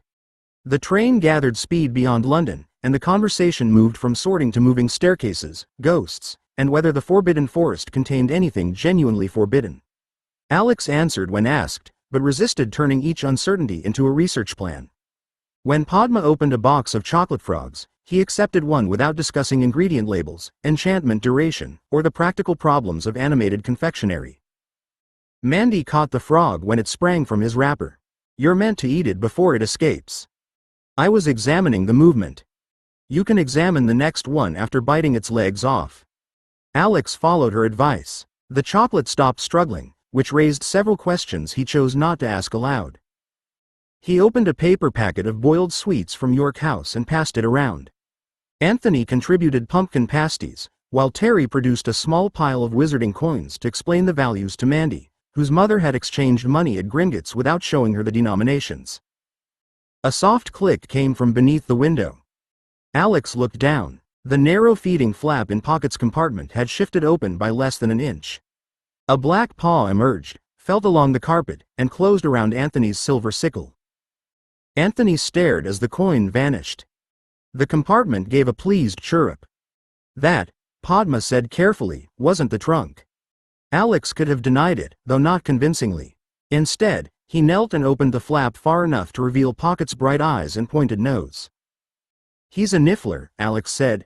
"He isn't permitted at Hogwarts, and he believes unattended money belongs to him." Terry leaned closer. "You smuggled a magical creature onto the train?" "I brought a member of my household who wouldn't understand being abandoned." Anthony held out his hand towards the opening. "Can I have my sickle back?" Alex offered Pocket a wrapped caramel. After a brief negotiation, the coin appeared between 2 claws. Anthony accepted it, then closed his fingers around the secret as firmly as the silver. "I didn't see anything." Padma looked around the compartment. "Neither did I." Pocket reached hopefully for the coin again, and Alex realized he'd trusted them before knowing whether they deserved it. The train began slowing while Pocket was still trying to bargain for Anthony's sickle a second time. Alex closed the feeding flap, tested the latch, and checked the disguised air vents with his fingertips. The compartment had been built to keep Pocket safe during transport, but leaving the trunk to strangers felt very different from placing it under Wainwright's supervision. Mandy changed into her school robes behind the open compartment door while Padma stood guard in the corridor. "Will he be all right when they take the luggage?"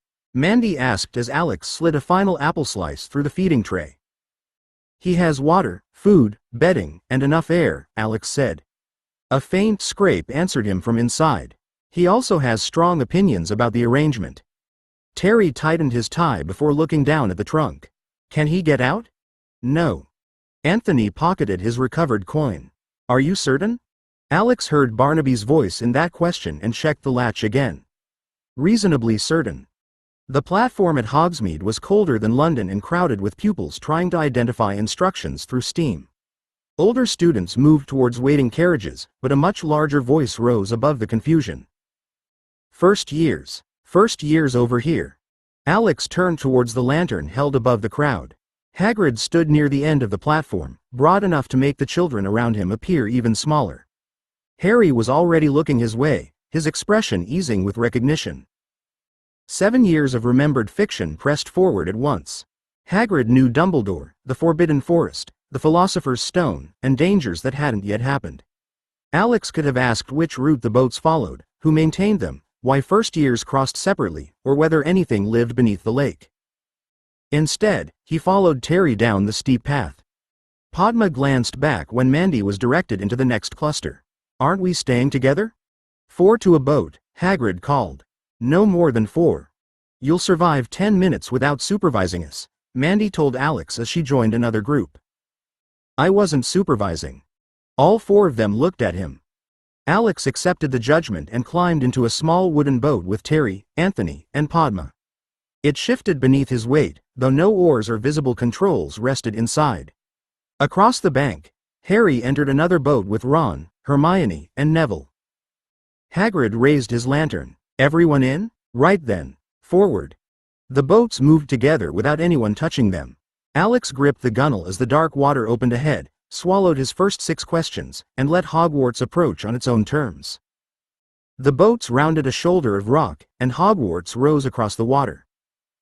Alex had seen the castle in films, illustrations, and memories that belonged to another world, but none had prepared him for its scale.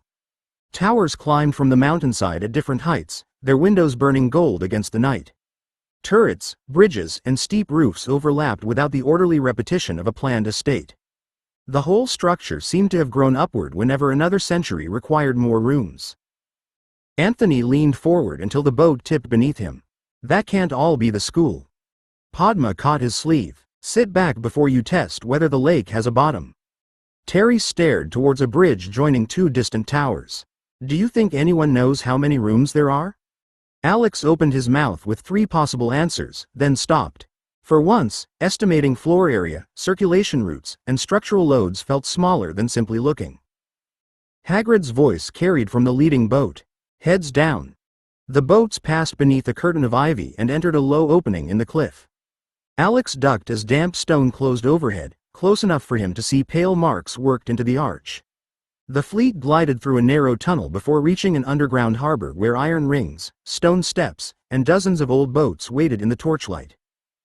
They climbed onto the rocks in groups. Hagrid counted them twice, recovered Trevor from the bottom of Harry's boat, then led the first years up a passage cut through the stone. Alex kept pace beside Terry while cold air gave way to warmth and the distant murmur of hundreds of voices. At the top, Hagrid raised one enormous fist and knocked against an oak door. It opened before the second blow. Professor McGonagall stood beyond it in emerald robes, looking as severe as she had in Diagon Alley and far more at home. "Thank you, Hagrid. I'll take them from here." Alex stepped across the threshold. Text appeared at the edge of his vision. Task complete. Reward: 5 integration points. Integration points: 120. The notice faded beneath the entrance hall itself. Stone staircases divided above them, one shifting sideways with a grinding movement that sent several children crowding together. Portraits turned in their frames to inspect the new arrivals. A pearly ghost drifted through an upper wall, noticed the first years below, and changed course to obtain a better view. Padma looked up at the vaulted ceiling, where carved figures moved slowly between the ribs of stone. "Do all the ceilings do that?" "I don't know," Alex said, and the admission carried more pleasure than frustration. 7 years of searching had led him through a door he hadn't been able to see, across a hidden street, onto a secret train, and over black water. Now Hogwarts surrounded him with more questions than he could possibly organize. For the moment, he didn't try. Professor McGonagall led the first years away from the entrance hall before anyone could follow the moving staircase or question the portraits leaning from their frames. Their shoes struck the flagstones in an uneven procession, and the murmur beyond the next set of doors grew louder with every step. She stopped them in a narrow chamber lit by wall torches. "Welcome to Hogwarts," she said, turning to face the group. "The start of term banquet will begin shortly, but before you take your seats, you will be sorted into your houses." Terry glanced at Anthony with immediate satisfaction. Anthony folded his arms as though their train argument had merely reached its practical test. McGonagall continued, "The 4 houses are Gryffindor, Hufflepuff, Ravenclaw, and Slytherin. Your house will be your community during your time here. Your triumphs will earn it points, while serious misconduct will lose them." Several children shifted at that. Alex noticed Draco Malfoy standing near the front with the confidence of someone expecting confirmation rather than judgment. Harry remained farther back beside Ron, watching McGonagall with open concern. Padma lowered her voice. "Do you think we have to answer questions?" "Possibly," Alex whispered, "or demonstrate something." Anthony looked less certain than he had on the train. "My uncle said it knows where you belong." "That doesn't explain how," Terry said. McGonagall's gaze found their cluster. "You will learn the procedure when you enter the hall. Until then, I suggest you compose yourselves." The chamber fell quiet. Alex clasped his hands behind his back and tried to obey. Text appeared across his vision. Current task: be sorted into a Hogwarts house. Reward: 5 integration points. The task itself was simple. The method wasn't. If the stories were accurate, the sorting hat didn't judge clothing, answers, or family declarations. It entered the wearer's mind. Alex carried memories of another life, knowledge of events that hadn't happened, the integration system, and 7 years of carefully protected lies. He didn't know whether the hat merely recognized traits or searched freely through everything that made him who he was. The doors ahead opened a few inches, releasing a swell of conversation and golden light. McGonagall placed one hand against them and looked over the waiting children. "No one is expected to arrive already knowing where they belong," she said. "The sorting exists to answer that question." That reassurance helped everyone except Alex. The doors opened fully, revealing the Great Hall and hundreds of faces turning towards them.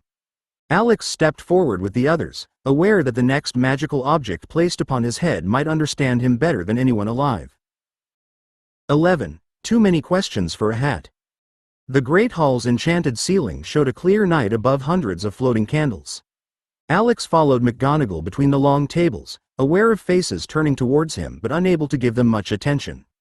4 house tables, a raised platform filled with teachers, ghosts seated among the pupils, and a ceiling that displayed the sky without admitting cold or rain all demanded investigation. Then McGonagall placed a 3-legged stool before the staff table and set an ancient pointed hat upon it. The hat opened a tear near its brim and began to sing. Alex listened closely, but the song offered tradition rather than method.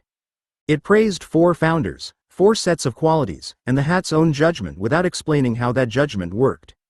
When it finished, applause filled the hall. McGonagall unrolled a parchment and began calling names. Hannah Abbott. The nervous girl sat upon the stool, and the hat dropped over her eyes. After several seconds, it shouted, Hufflepuff. Each child reduced some of the unanswered possibilities.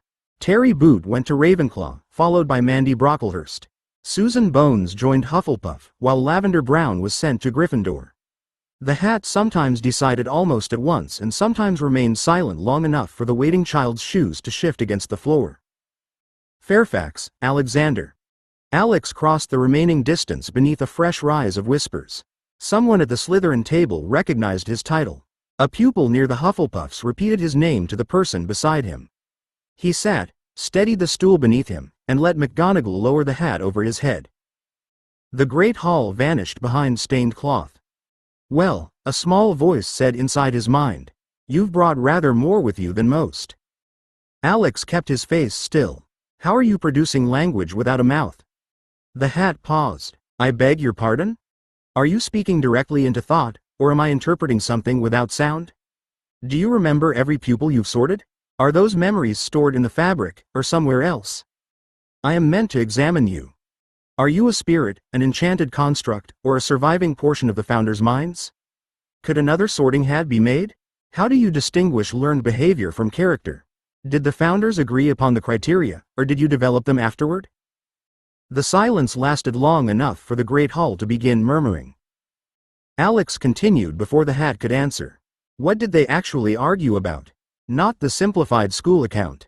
Why did Salazar leave, and what would he think Hogwarts became? The hat drew itself tighter around his temples. Has anyone ever explained that this process usually works the other way round? Its irritation carried no sound, yet Alex felt it as clearly as a frown. The hat's attention pressed deeper, passing through his questions and into the memories beneath them. Hospital lights flashed across his mind, followed by York House, years of lessons, sealed reports, careful plans, and the moment Pocket's touch had finally made magic real. You hide a great deal, the hat murmured. Not merely from others. You divide yourself into rooms and decide who may enter each one. Can you see everything? I can see enough. That isn't an answer. It is the answer you're receiving. The hat pushed past his objection. There is courage here, though you prefer to call it preparation. Loyalty too, fierce enough to become possession if you aren't careful. You gather people, protect them, organize them, and quietly assume responsibility even when nobody has given it to you. Alex disliked the accuracy more than the intrusion. Are you judging actions, intentions, or likely future behavior? All three, when necessary. You would do well in Hufflepuff, though patience with other people's pace isn't yet your strongest quality. That seems fair. You have nerve enough for Gryffindor, but you rarely act without considering what comes after. The hat's attention shifted again, finding vault agreements, hidden files, the Crown's mission, and the secret system Alex had protected from everyone. And Slytherin would value you. Alex held himself still upon the stool. Beyond the hat, the Great Hall had become a distant murmur. Because of the title? Titles are decorations. Ambition matters. Secrecy matters. You prepare advantages before others know there is a contest. You understand institutions, influence, reputation, and the usefulness of appearing harmless. I'm 11. You're also not, the hat replied. The words stopped his next question. Alex felt it brush memories that didn't belong to Alexander Fairfax's childhood, touching an office, a modern city, engineering drawings, and a dying man's final attempt to reach a child. It found the line between two lives without naming either aloud. You've had longer than most to decide what kind of person you wish to be, the hat said. That makes your choices more revealing, not less. Then why not Slytherin? Because power isn't the question that keeps you awake. The hat turned his own thoughts towards wands, moving portraits, enchanted ceilings, magical creatures, spells, and the thousand mechanisms hidden beneath wizarding custom. You don't merely want magic. You want to test it, understand it, improve it, and make what doesn't yet exist. Alex felt the decision forming around that truth. The hat gave a weary sigh inside his mind. You were never going anywhere else. It drew breath, and Alex felt the decision settle before it spoke. Ravenclaw. The shout struck the great hall hard enough to send cheers along the table on his right. Alex reached up as McGonagall lifted the hat from his head, catching its worn brim between both hands before it cleared his hair. You haven't answered whether your awareness continues between sortings, Alex said. Are you conscious while stored, and can you communicate with other enchanted portraits or objects? The hat twisted in McGonagall's grasp. Professor, kindly remove him. McGonagall tightened one hand around the crown. Mr. Fairfax, release the sorting hat. One moment, Professor. It recognized memories that don't correspond to my physical age. I need to know whether it retains confidential material after the sorting. You need to join your house. That doesn't resolve the security question. McGonagall's expression became the same one she'd used when Alex attempted to redefine a reasonable number of Diagon Alley shops. The hat has sorted generations of pupils without disclosing their private thoughts to the Great Hall. Let go. Alex looked towards the shadowed opening near the brim. Does each headmaster receive access to your memories? No, the hat said. Nor does each inquisitive first year. Can anyone compel you to reveal them? Mr. Fairfax, McGonagall warned. Alex released the brim. McGonagall drew the hat firmly beyond reach and returned it to the stool, where it slumped with offended dignity. Laughter had spread through the hall during the exchange, though it carried more surprise than mockery. Several Ravenclaws were applauding openly. At the staff table, the tiny professor beside McGonagall's empty chair had risen to see past the dishes, his face bright with delight. Text appeared across Alex's vision as he stepped away from the stool. Task 036 had been completed for 5 integration points, raising his balance to 125. The reward mattered, but the word Ravenclaw mattered more. It settled something that titles, bloodline explanations, and private assurances never had. Hogwarts had examined the qualities he guarded most closely and placed him among people chosen for the need to know. The display changed before he reached the table. His new task was to cast any spell successfully, with a reward of 5 integration points. Alex nearly stopped walking. His wand rested inside his robes, carried for months under restrictions that had permitted handling, movement, wand care, and theory without a single attempted spell. Now he stood inside Hogwarts with permission to learn in a task requiring proof that the magic awakened through Pocket would answer him deliberately. Behind him, McGonagall called the next name. Ahead, Terry and Mandy shifted along the bench to make room while the Ravenclaw table waited to see what sort of boy argued with the Sorting Hat and then tried to keep it. Terry moved his goblet aside as Alex reached the bench. "Did you try to keep the hat?" "I was asking necessary questions," Alex said, sitting between Terry and Mandy while the next pupil approached the stool. Mandy leaned around him to inspect McGonagall's grip on the hat. "She's holding it farther away from you now." A fair-haired older girl across the table laughed and offered Alex her hand. "Penelope Clearwater, 5th-year prefect. Welcome to Ravenclaw. We usually wait until reaching the tower before trying to dismantle school property." "I didn't attempt to dismantle it." "Good," Penelope said. "Professor Flitwick dislikes paperwork before pudding." The pupils nearest them introduced themselves between later sortings. Anthony Goldstein soon joined the table, followed by Padma Patil, whose first glance went from Alex to the stool. "You made the hat ask McGonagall for help," Padma said as she sat opposite him. "I didn't know it could do that." "Neither did I," Alex replied. "That creates several additional questions." Terry grinned. "You're going to fit here." When the final pupil had been sorted, Professor Dumbledore rose and welcomed them with 4 words that meant nothing to Alex. The empty dishes filled before he could decide whether the headmaster had offered a joke, a test, or evidence of an administrative tradition nobody had thought to challenge. Conversation spread around him with the food. Older pupils warned the first years that the tower door asked questions, staircases changed routes, and suits of armor sometimes gave poor directions. Penelope collected names, checked dietary needs, and made certain every new Ravenclaw had eaten before the puddings appeared. Alex answered questions about York House without discussing the Crown mission, Pocket, or why the hat had found memories older than his body. Even so, he felt Dumbledore's attention return to the table more than once. The headmaster smiled whenever their eyes met, but the interest beneath the smile remained watchful. After the feast, benches scraped back and prefects began gathering their houses. Alex rose with the others, then glanced towards the staff table while McGonagall carried the stool away. Dumbledore met her beside the side door and accepted the sorting hat himself. Instead of placing it in its case, he held it near his shoulder. The hat's brim opened. Dumbledore's amusement faded as he listened, and his eyes traveled directly across the hall to Alex. Penelope touched Alex's sleeve. "First years stay together." Alex turned towards the waiting Ravenclaws, but he could still feel the headmaster watching as they left the Great Hall. 12. The Tower Door. Penelope kept the first years together as the Ravenclaws left the Great Hall, though the moving staircases seemed determined to separate them. Alex followed behind Padma and Anthony, marking each turn while trying not to look back towards the doors. Dumbledore's conversation with the Sorting Hat remained lodged in his thoughts. The hat had said something worth stripping the amusement from the headmaster's face, and Alex had no way to learn what it was without drawing more attention. "Don't bother counting staircases," Penelope said as they climbed. "They move, and some of them take offense when people assume they're predictable." Alex placed one hand on the banister as the staircase shifted sideways beneath them. "Do they follow a schedule, respond to traffic, or choose destinations independently?" A 7th year ahead of Penelope glanced over his shoulder. "You've been here less than an hour." That doesn't make the question less relevant. It may make sleep more relevant, Penelope said. She waited until the staircase locked against the next landing before leading them onward.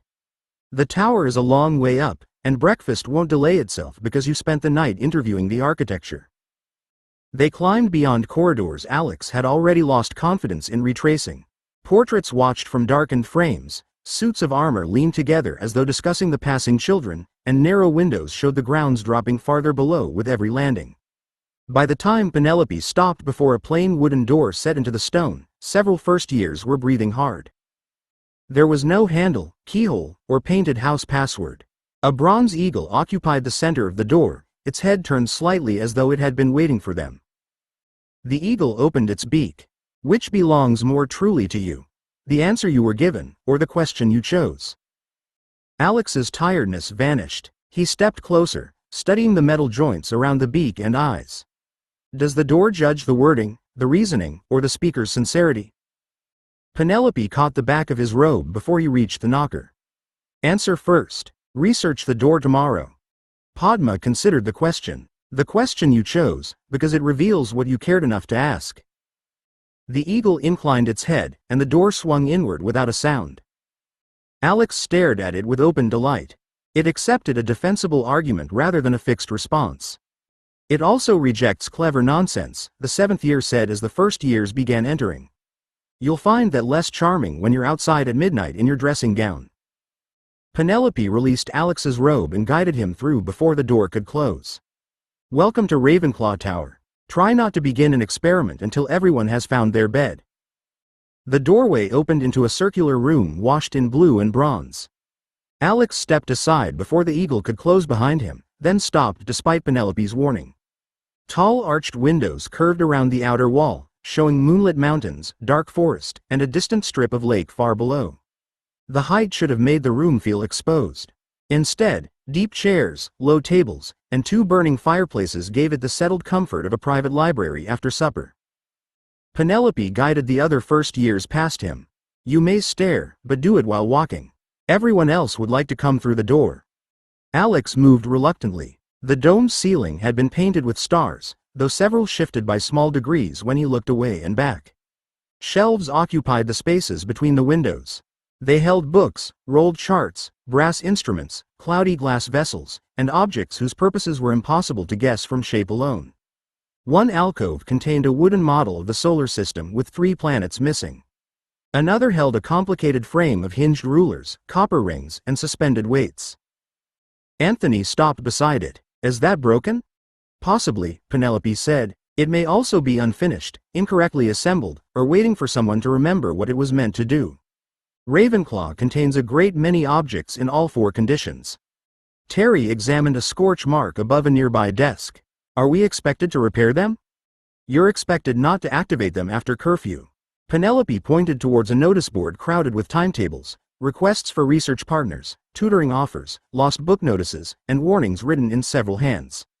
If an object hums, flashes, leaks, argues, or begins counting backwards, fetch a prefect. Alex looked towards the shelves again. Does that happen often? Less often since we added the notice. At the center of the room stood a white marble statue of Rowena Ravenclaw, one hand resting upon a carved book. Her expression was calm without being welcoming, as though she expected anyone approaching her to have prepared a better question than the last person. Beneath the windows nearest the statue, a compact library curved with the wall. Its shelves were packed too tightly for decoration, and several books had handwritten labels tied around their spines. Penelope saw Alex turn towards them and caught his shoulder. House records, donated books, old projects, essays, puzzles, and occasionally something useful. You may inspect them tomorrow. Only inspect? You may read them tomorrow. Tonight, you're going to learn where you sleep. Mandy had reached one of the study alcoves and was peering at a stack of parchment covered in faded diagrams. Who leaves work here? People who believe they'll return after breakfast, Penelope said. Some of them graduated 30 years ago.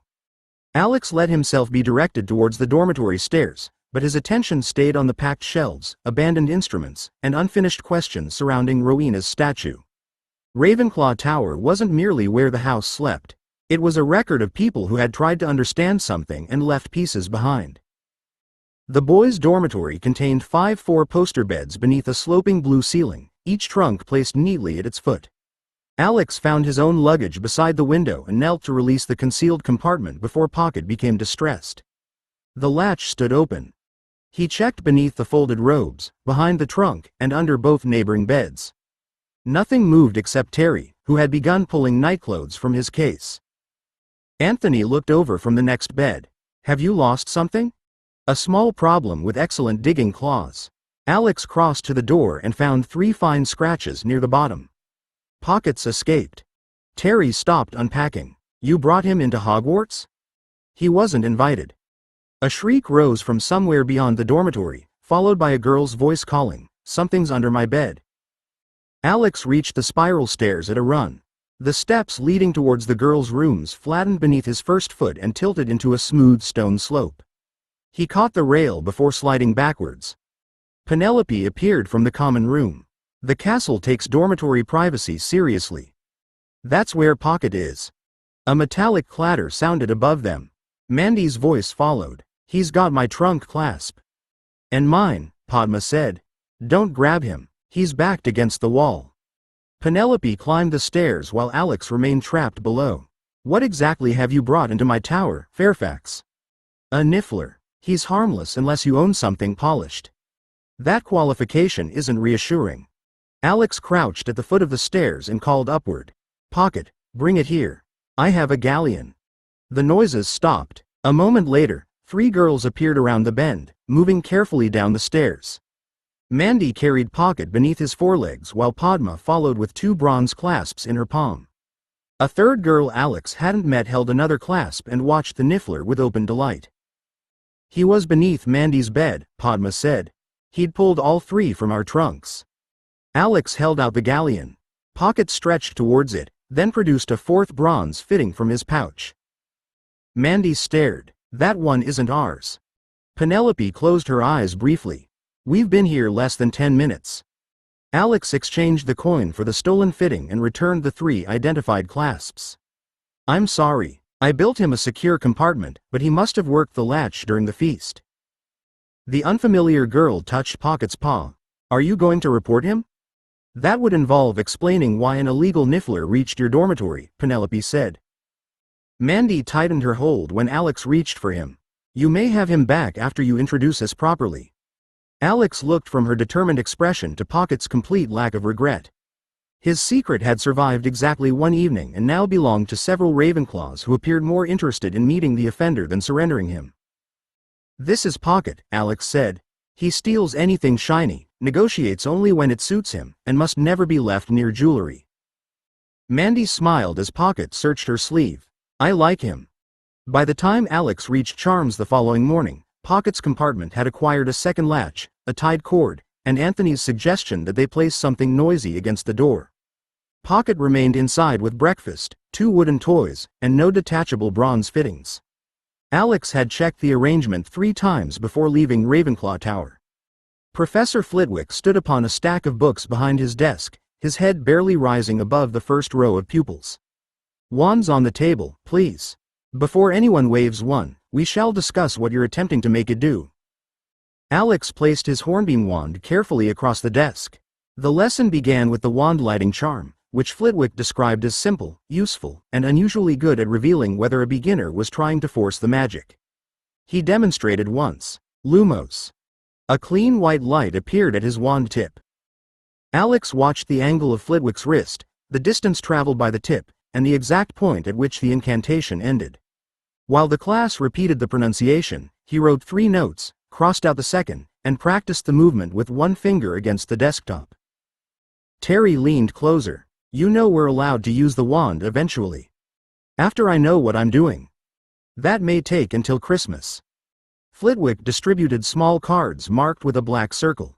Their task was to produce enough light to illuminate the circle without scorching, tearing, or sending the card across the room. Alex lifted his wand and performed the movement exactly as recorded. Lumos. Nothing happened. He adjusted his grip by the width of 1 finger, reduced the final upward motion, and tried again. A weak yellow spark appeared and vanished. Mandy's wand emitted a brief glow beside him. "You're thinking too hard." I don't know how to think less. Alex repeated the movement without speaking, then matched the incantation to its final turn rather than beginning too early. Lumos. White light gathered at the tip of his wand, small but steady. It spread across the black circle and revealed the grain of the card beneath it. Text appeared across his vision. Task complete. Reward. 5 integration points. Integration points. 130. The light trembled when his attention shifted. Alex steadied his wrist until Flitwick called for the class to extinguish their wands. Professor, Alex said as the glow disappeared, does the incantation initiate the charm, shape it, or help the caster produce the correct intention? Flitwick looked up from Terry's card. All three may matter. Then could someone cast it silently once the intention and wand movement were learned? Does brightness depend upon magical strength, control, or the image held in mind? Why does poor timing produce sparks instead of weak light? Flitwick's eyebrows rose as Alex opened his notebook to a fresh page. Mr. Fairfax, how many questions did that one success produce? 7 so far. New text formed before Alex could ask the 8th. Current task. Earn points for Ravenclaw. Reward. 5 integration points. Flitwick regarded him with unmistakable interest. Stay after the lesson. We should decide which questions require answers now, and which require you to learn considerably more magic. 13. 5 points for Ravenclaw. Professor Flitwick waited until the last pupil had left before climbing down from his books and approaching Alex's desk. He examined the 7 questions written across the open page, then tapped 3 with one small finger. These may be answered now, he said. 2 require experiments you aren't yet equipped to perform. 1 belongs properly to advanced spell theory, and the final question has occupied better scholars than either of us. Alex drew a line beneath the list. Which one? Whether intention shapes magic or merely directs something that already possesses shape. Flitwick's eyes brightened. A sensible researcher distinguishes between what is known, what is believed, and what remains disputed. A less sensible researcher stays awake until dawn trying to settle all 3. I wasn't planning to stay awake until dawn. Excellent. Midnight should be quite sufficient for a first year. Flitwick answered the questions he considered safe, explaining that the incantation, movement, and intention worked together during early instruction. Silent casting could come later, while brightness depended upon control as much as power. Mistimed sparks usually meant that magic had been released without the charm being formed properly.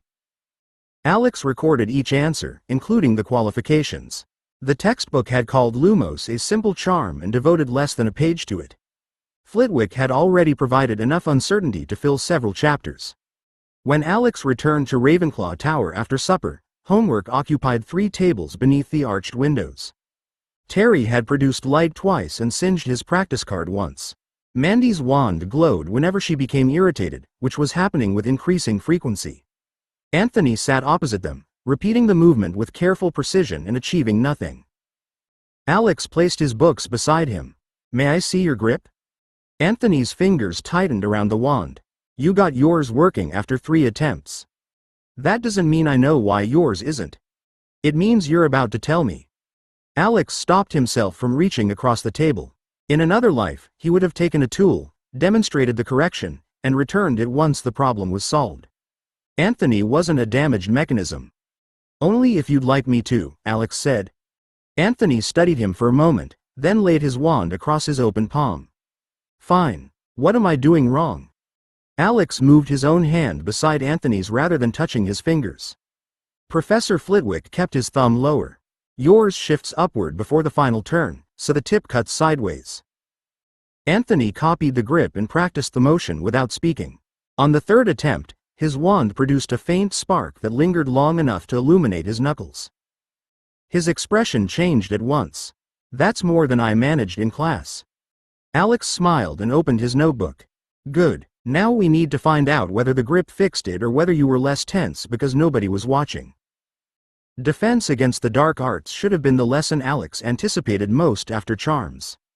Instead, he entered the classroom behind Terry and found bunches of garlic hanging from the rafters, garlic cloves arranged along the window ledges, and Professor Quirrell standing beside the blackboard in a purple turban large enough to attract attention before he spoke. Please take your seats, Quirrell said. He kept one hand near his throat while the other worried at the edge of his robes. The dark arts are not a subject for careless enthusiasm. I have encountered dangers that would make experienced wizards reconsider their chosen profession. Alex chose a desk beside Anthony and opened a fresh section of his notebook. Quirrell spent several minutes describing a vampire he claimed to have met in Romania, though every useful detail disappeared beneath pauses, nervous glances, and warnings about the creature's terrible appetite. When Terry raised his hand to ask how the vampire had been repelled, Quirrell touched the garlic hanging nearest his desk. "Preparation," he said. "One must always be prepared." "That doesn't answer the question," Terry whispered. "It may be the only answer we're getting," Alex murmured. The room smelled strongly enough of garlic to sting Alex's eyes, but another odor lay beneath it. It was older and heavier, unpleasant without being easy to identify. He breathed through his mouth, then tried again when Quirrell moved between the front desks. The smell followed the professor rather than the garlic on the walls. Quirrell stopped beside a Hufflepuff girl who had asked whether vampires could enter a house without permission. His shoulders tightened when someone behind him dropped a book. He turned his entire body instead of looking over one shoulder, and one hand rose at once to steady the back of his turban. Alex's pen paused. He remembered what had hidden beneath that cloth in the story he knew. He also remembered that foreknowledge wasn't proof, especially after his arrival had already changed events. A frightened teacher, an unpleasant smell, and guarded movements didn't establish possession by a dark wizard. Anthony leaned towards him while Quirrell returned to the front. "What are you writing? He hasn't taught us anything yet." "Observations." Alex placed a line beneath the last entry and wrote possible explanations before listing injury, concealed object, cultural dress, magical protection, and illness. "I don't know what they mean." Anthony glanced towards the turban. "Do you always record how teachers turn around?" "Only when they behave as though the back of their head requires guarding." Quirrell looked towards them. Alex closed the notebook without haste and faced forward. The lesson had failed to teach him how to defend himself, but it had given him a question he wasn't prepared to answer carelessly. The smell of garlic still clung to Alex's robes when the Ravenclaws entered the dungeon for potions. The room was colder than the corridors above, with narrow windows set high in the stone and shelves crowded by jars whose contents made pockets thefts seem almost respectable. Alex chose a place beside Anthony, laid out his brass scales and ingredients, then opened his notebook to a clean page. Professor Snape swept between the tables without greeting them. His black robes followed close behind him, and every conversation died before he reached the front. He called the register in a quiet voice, pausing over Harry Potter's name before fixing him with a look that made the attention feel deliberate. Snape began with a speech about subtle science, exact art, and the power to stop death. Alex listened closely despite the performance. Potions appeared to combine chemistry, magical ingredients, timing, preparation, and intent in ways his books had barely explained. Then Snape asked Harry questions about ingredients no first year had been assigned to study and treated each failure as evidence of arrogance. Alex's interest cooled. Neville dropped a dried nettle while measuring his ingredients. Snape stopped behind him. "If your hands are incapable of holding a plant, Longbottom, I suggest you keep them away from anything poisonous." Neville's face reddened. His next measure spilled across the bench. Their instructions required the mixture to remain over a low flame until it turned green. Snape's demonstration cauldron, however, sat above a stronger flame, and he reduced it only after adding the crushed snake fangs. Alex checked the written sequence twice before raising his hand. Snape looked at him as though the interruption confirmed something unpleasant. "Yes, Fairfax? The board says to maintain a low flame before adding the fangs, sir, but you used a higher temperature and lowered it afterward. Which method should we follow?" Several pupils stopped working. Snape approached Alex's table and looked down at the open notebook. "Do you imagine that copying my movements qualifies you to question my instructions?" "No, sir. I'm asking which instruction is safe to use." "You will follow what is written." Snape's gaze sharpened. "Unless your Muggle education has persuaded you that 11 years of ignorance outweigh a potions master's judgment." Alex lowered the flame beneath his cauldron. "I'll follow the written method, sir." Snape moved away without answering the contradiction. Alex recorded the temperature difference, the order of ingredients, and Snape's instruction to obey the board. He didn't write what he thought of the man. By the time Neville's potion began smoking and Snape blamed him before checking the heat beneath his cauldron, Alex no longer needed foreknowledge to decide that Professor Snape enjoyed frightening children. By the next charms lesson, Anthony had practiced the corrected grip often enough to perform the movement without looking at his fingers. That didn't make the light appear. His first attempt produced nothing, and the second sent a yellow spark towards the edge of the desk before it vanished. Professor Flitwick moved between the rows, correcting wand angles and reminding several pupils that greater force wasn't the same as better control. When he reached Anthony, he examined the black practice card, then looked at Alex's notebook lying open beside it. "Mr. Goldstein, show me the movement without the incantation." Anthony lifted his wand and traced the turn carefully. His thumb stayed low until the tip rose at the end. Flitwick nodded. "Much improved. What change?" Anthony glanced towards Alex. "Fairfax noticed my grip was pulling the wand sideways. He showed me how Professor Flitwick held his, but he didn't touch the wand." "I asked before helping," Alex said, uncertain whether that mattered to the professor but unwilling to claim more credit than he'd earned. "We still don't know whether the grip was the only problem." "A proper distinction," Flitwick said. "Mr. Goldstein, try again. Don't chase the result. Form the charm." Anthony drew a breath, settled his shoulders, and performed the movement. Lumos. A small white light appeared at the tip of his wand. It wavered, brightened, and remained steady enough to illuminate the entire black circle. Anthony stared at it. "I did it." "You did," Alex said, smiling before he remembered to check the angle. "And your wrist stayed level." Flitwick climbed onto the nearest stack of books so the whole class could see him. 5 points to Ravenclaw. Useful assistance was offered with permission. The explanation was accurate, and Mr. Goldstein then performed the charm through his own effort. Text appeared across Alex's vision. "Task complete. Reward. 5 integration points. Integration points. 135. The notice pleased him, but Anthony's expression pleased him more. Alex hadn't solved the spell for him.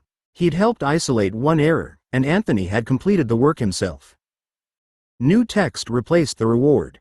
Current task. Read 1 complete magical book. Reward. 5 integration points. That evening, Alex carried 3 pages of questions from his first week into the compact tower library. He paused before shelves crowded with cracked spines, handwritten labels, and volumes donated by generations of Ravenclaws. Anthony joined him at the doorway and looked at the pages in his hand. "You're not planning to find one book that answers all of those?" "No," Alex said as he began reading the shelf titles. "I'm trying to find the first one that admits it doesn't." 14. The first magical book. Alex had read 6 shelf labels before Anthony reached past him and pulled out a narrow blue volume. "Foundations of Practical Magic," Anthony read. "That sounds introductory." "It sounds confident," Alex said. "Those aren't always the same thing." Before Anthony could answer, Penelope Clearwater entered the library carrying a thick brown paper parcel tied with string. A smaller envelope had been fixed beneath the knot, its address written in Wainwright's precise hand. "This arrived with the evening post," she said. "The owl refused to surrender it downstairs until someone signed a receipt." Alex accepted the parcel and felt the familiar weight of exercise books inside. "York House likes records." "So I gathered." Penelope pointed towards the common room. "The owl is currently eating roast chicken as compensation for administrative hardship." Alex carried the parcel to an empty table beneath the window. Anthony followed, curiosity overcoming any intention to leave him alone. Inside lay mathematics exercises, a science workbook, reading assignments, return envelopes, and a timetable prepared by Dr. Cole. A note from Aunt Nell reminded him that Hogwarts hadn't erased his Muggle education, while Mrs. Henshaw had added that completing 2 schools still didn't excuse missing meals. Anthony lifted the science workbook. "You're doing another set of lessons?" "A recognized secondary curriculum," Alex said. "Hogwarts qualifications won't let me apply to a Muggle university or prove my education outside magical Britain." "You're 11. That's usually when secondary education begins." Anthony looked towards the surrounding shelves. "You've just entered a castle full of magic, and you're keeping mathematics." "Magic hasn't made mathematics less true." He arranged the correspondence work at one side of the table, then returned to the shelves. The book Anthony had found explained magical theory through firm declarations unsupported by experiments, references, or even a clear distinction between observation and tradition. That made it unsuitable as an authority and nearly perfect for the task. Alex brought it back to the table and opened a fresh notebook. Across the first page, he ruled 4 columns and labeled them claims, evidence, questions, and terms requiring verification. Anthony sat opposite him. "You haven't read the first sentence yet." "I'm preparing to read it properly." The opening chapter declared that magic responded to the trained will of the witch or wizard. It didn't define will, explain how training altered it, or address why frightened children performed uncontrolled magic without instruction. Alex placed 3 entries beneath questions before reaching the bottom of the page.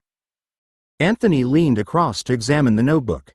"At this rate, the notes will be longer than the book."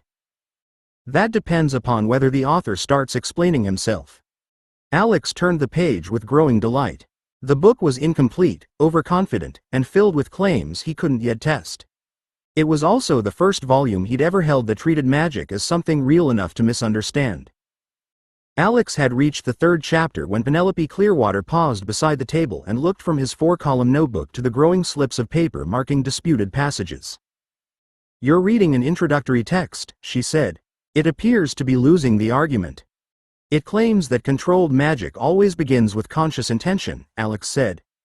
"That doesn't account for accidental magic, and it gives no source for the claim." Penelope drew the book towards her and checked the publication page. "Approved for first-year supplementary reading in 1968. That explains some of it." Anthony looked up from his charms notes. "Did magic work differently before 1968? "No, but textbooks were sometimes written as though nobody would ask." Penelope returned the volume, then motioned towards a narrow doorway partly concealed behind the last shelf. "You're using the tidy section. Come and see what Ravenclaws kept for themselves." Alex closed his notebook around the loose markers and followed her through the doorway. 2 older pupils were working at a long table beyond it, surrounded by mismatched volumes, rolled parchment, and wooden boxes bearing handwritten labels. The shelves were shallower than those in the main room, but every space had been used.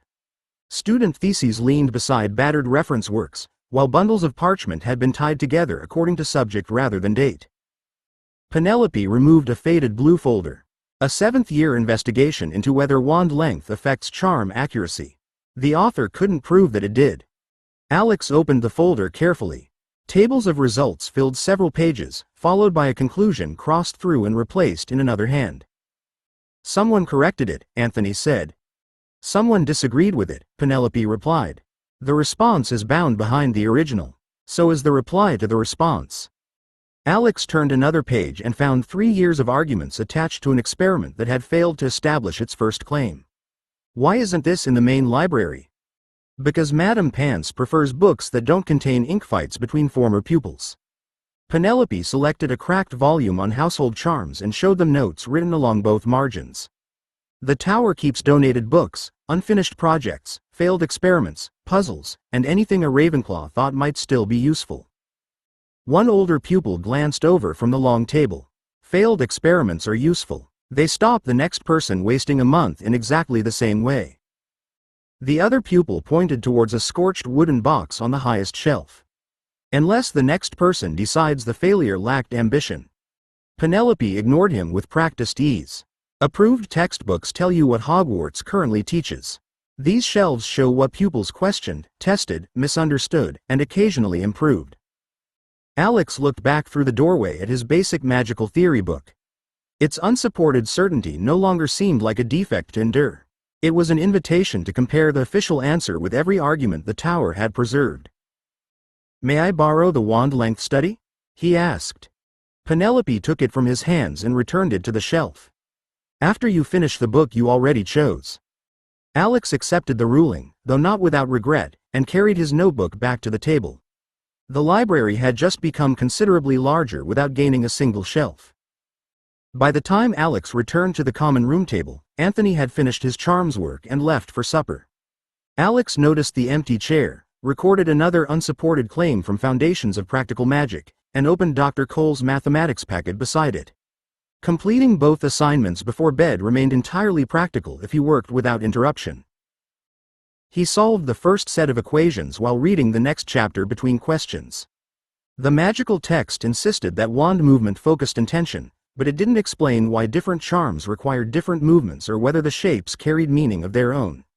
Alex wrote both questions in the margin of his notebook, completed another equation, and reached for his science workbook. A cup appeared beside his elbow. Terry lowered himself into Anthony's abandoned chair. "Tea." "Thank you." Alex took a sip without looking away from the page.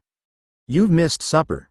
Alex checked the common room clock and found that Terry was correct by nearly an hour. "I'll eat later. The Great Hall won't serve supper later. There may be food left downstairs." Terry reached across and placed his hand over the magical book before Alex could turn the page. "You said the Tower Library contained things worth finding. You didn't say you intended to die in it." "I'm reading and completing correspondence work." "You're doing 2 schools at once and pretending meals are optional." Anthony returned carrying a covered plate and set it between Alex's notebooks. Bread, cheese, cold chicken, and an apple had been arranged with more care than Alex expected from anything removed from the Great Hall beneath a napkin. "Penelope said you'd try to argue," Anthony said. "She also said we weren't to accept it." Alex looked from the plate to the unfinished mathematics page. "I can eat while working." "No," Terry said, "you can eat while speaking to us like a person." Alex closed the workbook, though he kept one finger between the pages. "That seems unnecessarily specific."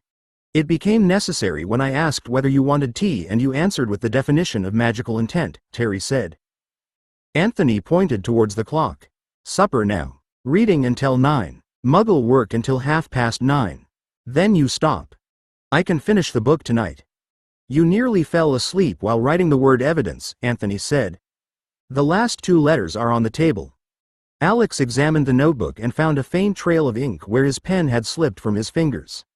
His eyes burned when he blinked, and the same paragraph had apparently been read 3 times without producing a single note. He removed his finger from the workbook and uncovered the plate. 9:30 is early." Terry pushed the tea closer. "Then you'll have plenty of time tomorrow to complain about it." The following evening, Alex returned to the final chapter after supper, with his mathematics packet completed and safely closed inside the brown paper parcel. Terry placed the common room clock where Alex could see it without turning his head, while Anthony settled opposite with his own book and an expression that suggested the previous night's agreement remained enforceable. Alex read the last 6 pages slowly. The author repeated that trained intention directed magical power through wand movement and incantation, then ended without explaining whether those elements created the spell or merely helped the caster produce an existing structure. Alex recorded the claim beneath his final heading, added 3 objections, and closed the book. Nothing appeared across his vision. He rested one hand on the blue cover. Reaching the final page clearly wasn't enough.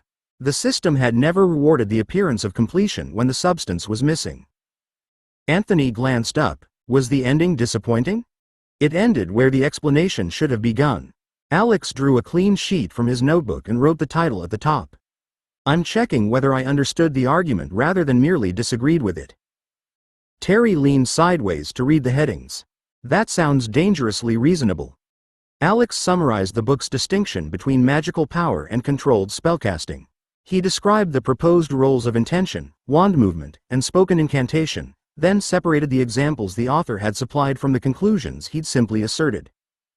Anthony interrupted when Alex criticized the section on accidental magic. It didn't say accidental magic was a spell. Alex looked back at his notes. Anthony was right. The book treated accidental magic as uncontrolled release, which weakened one of Alex's objections without improving the author's evidence. "I've accused him of claiming something he didn't claim," Alex said. He crossed out the line and rewrote it more precisely. "That's careless."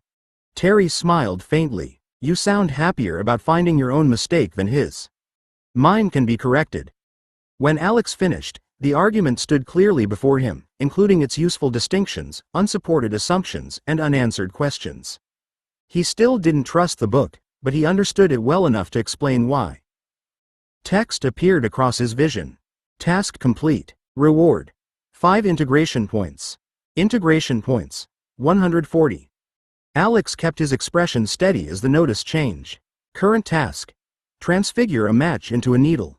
Reward: 5 integration points. He closed the notebook and looked towards the Transfiguration textbook beneath Anthony's elbow.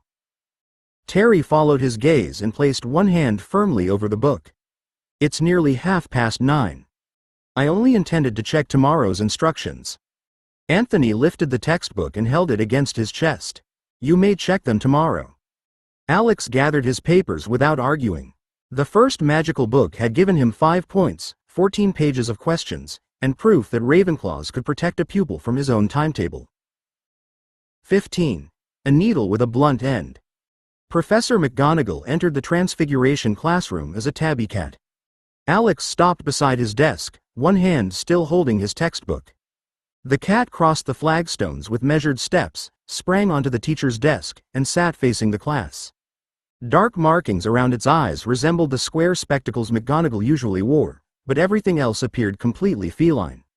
Its weight depressed the stack of parchment beneath its paws, its tail moved independently, and its ears turned towards the whispers spreading through the room. Then the cat changed. The transformation passed too quickly for Alex to separate into stages. One moment fur, whiskers, and 4 limbs occupied the desk. The next, Professor McGonagall stood beside it in emerald robes. Her spectacles settled properly upon her nose and every item of clothing apparently restored with her. Alex's hand rose before she finished surveying the class. McGonagall looked at him. "Mr. Fairfax, did your mass remain constant during the transformation? Were your robes transformed with you or recreated when you changed back? Could you see and think normally as a cat, and if your body had been injured in that form, would the injury remain when you returned?" Several pupils turned towards him. Hermione Granger, seated near the front, looked interested rather than surprised. McGonagall rested both hands on the desk. "Human transfiguration is advanced magic, dangerous when attempted without extensive training, and not today's subject. You may record your questions and ask them when you possess enough foundation to understand the answers." Alex opened his notebook at once. After the lesson, she added, "Not during my instructions." McGonagall moved to the wooden lectern at the front of the room and drew her wand. With one precise motion, she transformed it into a large pig. The animal landed heavily on the flagstones, snorted, and looked around with mild irritation while several pupils laughed or gasped. A second movement restored the lectern so completely that Alex couldn't find a single hair, scratch, or mark left behind. "That is the level of control transfiguration requires," McGonagall said. Her gaze traveled slowly across the room until every whisper stopped. "This is difficult and potentially dangerous magic. Anyone who chooses to misbehave, experiment without instruction, or treat my classroom as a place for foolishness will leave immediately and won't be invited back." Alex believed her. More importantly, he wanted to know whether the pig had been newly created, temporarily imposed upon the wood, or drawn from some existing pattern known to the spell. A match lay on every desk beside a shallow metal tray. McGonagall demonstrated the required wand movement, pronounced the incantation, and transformed her match into a polished silver needle with a sharp point and a clean eye. Alex examined the result when she carried it along the front row. Wood grain, sulfur head, and brittle structure had vanished, yet her explanation focused upon concentration, clear intent, and precise movement rather than what determined the final object's dimensions or material. "Begin," she said. Alex positioned his wand and pictured the needle. His first attempt produced nothing beyond a slight twitch from the match. Across the aisle, Hermione repeated the movement with careful precision. Silver spread from one end of her match, stopping halfway and leaving the opposite end wooden. Professor McGonagall paused beside her desk. "A promising beginning, Miss Granger. Maintain the whole object in your mind." Alex looked from Hermione's half-silver match to his unchanged one. He understood exactly what the finished object should be. Convincing magic that the match already was that object appeared to be a separate skill entirely. He adjusted his grip and tried again. The match rolled sideways in the tray, scraped against the metal, and remained entirely wooden. Across the aisle, Hermione's second attempt carried the silver farther. Only the sulfur head stayed unchanged, sitting awkwardly at the end of a narrow metal shaft. Alex watched the angle of her wrist and the speed of her final movement, but copying the motion without knowing which part mattered would only replace one uncertainty with another. Professor McGonagall stopped beside his desk. "You're observing Miss Granger instead of attempting the exercise, Mr. Fairfax. I'm trying to determine which part of her movement produced the improvement." Her movement followed the one I demonstrated. Not exactly. She slowed near the end and lowered her wand slightly.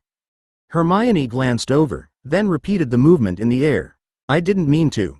Which makes copying it less useful, Alex said. McGonagall's eyes narrowed behind her spectacles. Transfiguration isn't improved by conducting unsupervised experiments with every failed attempt. Tell me what you intend to change before you change it. Alex looked down at the match. His first movement had been accurate enough to make it twitch, but he'd imagined the finished needle as a separate object replacing the wood. Perhaps that division was the problem. I want to hold the match and the needle as one continuous object, he said. Not picture one disappearing and the other arriving. McGonagall considered that, then gave a small nod. A reasonable adjustment. Change nothing else. Alex steadied the match with one fingertip, removed his hand, and raised his wand. He fixed the object's length in his mind, preserving its position while changing its substance, shape, and purpose. The wand movement felt no different, yet the match shivered before silver spread along it from end to end. The wooden shaft narrowed. The sulfur head flattened and vanished. When the change stopped, a complete silver needle lay in the tray. Alex leaned closer. It had an eye, an even shaft, and a point that ended in a smooth rounded tip. It's blunt, he said. So it is, McGonagall replied. He lifted his wand again. I can correct it. McGonagall placed 2 fingers over the tray and moved it beyond his reach. You may correct it after I've examined the successful transformation. It isn't complete. It's entirely transformed. Imperfectly shaped isn't the same as unfinished. She picked up the needle and turned it beneath the classroom light. You altered the full object without splitting the change or leaving any wood behind. That is successful first-year work. Alex looked at Hermione's nearly complete needle, then at his own blunt result in McGonagall's hand. He still wanted the point sharp enough to pass through cloth, but the transformation had worked because he'd changed one idea at a time rather than copying someone else's accident. McGonagall returned the needle to his tray. Record what you change. Then wait for further instruction before attempting another correction. Alex copied the details into his notebook before touching the wand again. Full transformation achieved. Shaft even. Eye formed. Point rounded. He added the change that had worked beneath it, then left a space for the correction McGonagall had ordered him not to attempt. Text appeared across his vision. Task complete. Reward. 5 integration points. Integration points. 145. Alex stared at the blunt needle. The system had accepted it without requiring a sharp point, a polished finish, or proof that it could pass through cloth. That should have been satisfying. Instead, it felt as though both the system and Professor McGonagall had agreed to lower the standard while he wasn't looking. New text replaced the completion notice. Current task. Remain awake and attentive through an entire history of magic lesson. Reward. 5 integration points. He dismissed it and returned his attention to the object in the tray. Professor, may I attempt the correction now? McGonagall had moved 2 desks away to inspect Mandy Brocklehurst's match, which had become silver along one side while remaining wooden along the other. She finished advising Mandy to hold the shape steady before returning to Alex. One correction, she said. You will sharpen the point without altering the eye, length, or material. Alex raised his wand, but McGonagall placed the tip of hers against the edge of his tray. First tell me how. I'll concentrate only on narrowing the last few millimeters. And if the whole needle changes? I stop and record the failure. You won't repeat the attempt today, McGonagall said. Successful transfiguration followed by tired, increasingly careless repetition is how pupils turn a sound result into several poor ones. Alex glanced at the classroom clock. I'm not tired. No first year believes he is. Her gaze settled on him until he lowered his wand. Make the correction once. Alex fixed the unchanged shaft and eye in his mind, allowing only the rounded end to narrow. He moved his wand carefully. The needle trembled against the metal tray, and its tip lengthened into a finer point before stopping. He leaned closer. It was sharper, though still not as clean as McGonagall's example. Professor McGonagall lifted it between 2 fingers and examined it. Improved. It's slightly uneven on the left. Yes. I could correct that. Next lesson. She placed the needle beside his notebook. Your task today was to produce a needle, not to pursue one object until dinner. Alex looked at the faint irregularity. How do I know when a result is good enough to stop? McGonagall's expression softened by a degree. When it meets the lesson's objective, further work risks reducing rather than improving it, and the teacher supervising you says to stop. That answer depended more heavily upon trust than Alex preferred. He closed his notebook anyway and set his wand beside it. The needle remained imperfect, but it was entirely metal, recognizably useful, and his. When the lesson ended, Alex carried the needle into the corridor inside its metal tray, unwilling to place it loose among his books.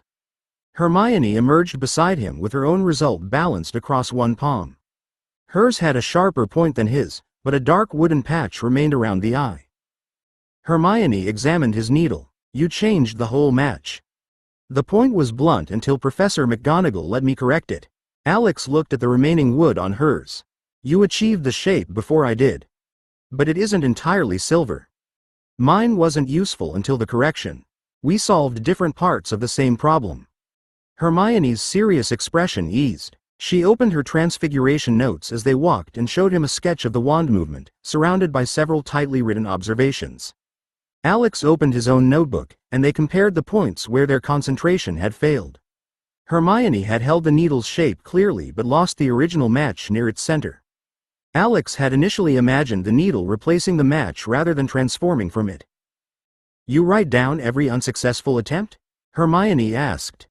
Only if I know what I changed. Otherwise, it's a record of guessing. They reached the history of magic classroom early and chose desks near the front. When Alex removed his books, Dr. Cole's mathematics packet came out beneath them. Hermione caught the brown paper folder before it slid to the floor. These aren't Hogwarts exercises, she said, reading the printed heading before handing it back. They're correspondence lessons from home. Mathematics, science, English, and the other subjects all need for recognized Muggle examinations.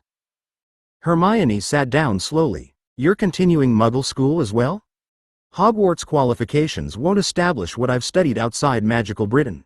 Alex placed the packet beneath his history notebook. I may want to attend university later, and I'll still have public responsibilities in the Muggle world. Leaving here without recognized qualifications would close choices I don't need to close. Hermione looked at the folder again. My parents assumed Hogwarts replaced secondary school. Most families probably do. Correspondence study might be possible for you as well, but it would mean extra work during term and examinations during the holidays. You'd need to decide whether keeping that route open was worth the time. Before she could answer, Professor Binns drifted through the blackboard and settled behind the lectern without appearing to notice that passing through solid stone required explanation. His pale hands arranged notes upon the desk, and his flat voice began at once. Today, we shall consider the origins of the 17th century Goblin rebellions. Alex opened a fresh page. The active task no longer seemed humorous. Professor Binns had completed one sentence, and already two pupils behind him had stopped moving. 16. The Goblin Rebellion. Alex wrote the lecture title at the top of a fresh page, then divided the space beneath it into 4 sections: causes, grievances, ministry responses, and consequences. The small flask of tea he'd filled at breakfast stood beside his ink bottle. It wasn't hot enough to burn him if he knocked it over, and the stopper opened without the click of his usual travel flask. He'd prepared as carefully as he could without knowing whether the task judged wakefulness by open eyes or actual thought. Professor Binns continued in the same flat voice. The immediate cause remains disputed, although most reputable accounts place the first organized disturbances near Upper Barnton. Alex recorded the location and looked up at the lecturer. Binns's pale fingers rested upon a stack of notes that Alex could see through, yet the ghost appeared to follow each line. He remembered the subject, read prepared material, corrected essays, and continued teaching long after death had removed every ordinary reason to maintain a profession. Hermione glanced at the questions Alex had begun writing in the margin. Those aren't about goblins, she whispered. Not all of them. You've written whether ghosts can learn. And whether they can forget. Alex added another line. He must learn new pupils' names each year, even if he doesn't remember them accurately. At the lectern, Binns described a delegation sent to negotiate with the ministry. His voice didn't change when the talks failed, when 3 officials were injured, or when the goblin leader involved was later captured. Alex pulled his attention away from the ghost and back to the lecture. The subject itself mattered. A rebellion didn't continue for decades merely because one side had been disagreeable, and the textbook's explanation had already used the word unreasonable twice without identifying what the goblins had demanded. He added wand restrictions beneath grievances, then left space below it. Professor Binns drifted a few inches sideways without noticing. The ministry's refusal to reconsider the existing limitations was followed by renewed disorder in several northern settlements. Alex raised his hand. Binns continued reading. Hermione looked from Alex's hand to the lectern. I don't think he's seen you. Alex kept it raised until the muscles in his shoulder began to complain. Professor Binns?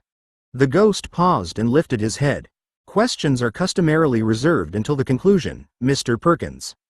Fairfax, Professor, what limitations did the goblins want reconsidered? Binns stared at him for several seconds, as though the question had disturbed the proper order of the century. That matter will become clear in due course. He lowered his eyes and resumed the lecture. Alex wrote insufficient answer beneath the blank space and took one measured drink of tea. The lesson had barely begun, and the goblins had already rebelled twice. Professor Binns moved from the second uprising to the third without explaining whether the earlier dispute had ever been resolved. Names, dates, committee titles, and casualty figures followed one another in an unbroken stream. Alex kept writing, but the words had begun to reach the page without remaining in his mind. He stopped halfway through the name of a ministry undersecretary and looked back over the last paragraph. The handwriting was clear. He couldn't have explained what any of it meant. That was more dangerous than sleep. Closed eyes would be obvious. Empty notes could look like attention while proving nothing. Alex drew a line beneath the paragraph and wrote, "What changed after the second rebellion?" He listened for an answer. Binns described arrests, confiscations, and the appointment of a commission whose report had been delayed for 11 years. Nothing addressed whether the goblin's complaint had been settled, rejected, or merely ignored. Hermione leaned closer while keeping her eyes on the lectern. You've stopped copying the dates. I'm trying to find the argument. It's a history lecture. It should still have one. Binns continued, now listing the commission members in order of seniority. Alex wrote only the title and year, then forced himself to identify why the commission mattered. It had been created after violence, produced no immediate settlement, and allowed the ministry to claim action without changing policy. That was at least a connection. His attention slipped again when Professor Binns drifted partly through the lectern. Alex found himself wondering whether the ghost noticed solid objects at all, whether the parchment was real beneath his hands, and whether he could learn from a book written after his death.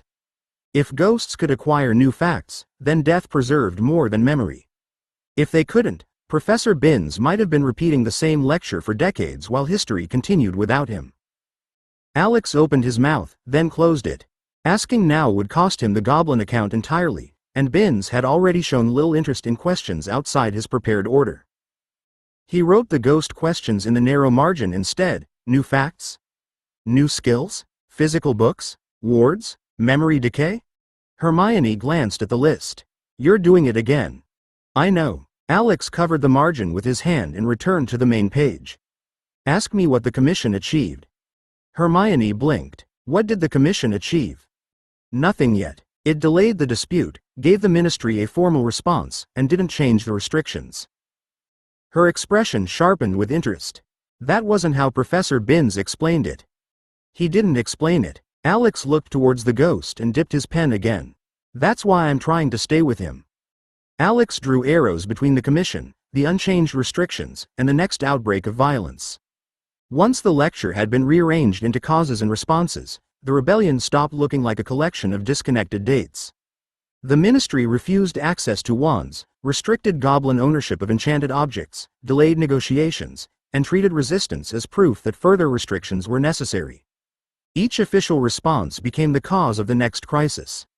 Hermione shifted her notebook closer. Can I see how you arranged that? Alex turned his page enough for her to read without moving it from beneath his hand. I'm separating what the goblins wanted from what the ministry did about it. You've put the commission under consequences, not responses. It was presented as a response. Alex tapped the arrow leading to the next uprising. Its practical effect was delay, so I moved it. Hermione studied the page, then drew a line through part of her own notes. Behind them, someone whispered for another pupil to pass the arrangement back after class. Alex barely noticed. Professor Binns had reached a prolonged account of confiscated silverwork, and Alex was trying to determine whether the objects had been seized as weapons, disputed property, or punishment. The ghost's voice continued at the same pace. Heat from the classroom fire settled across Alex's shoulders, while the tea in his flask had gone lukewarm. His pen slowed during the name of another ministry official. The letters narrowed, trailed across the page, and stopped. A sharp nudge struck his upper arm. Alex jerked upright and found Terry Boot watching him from the next desk.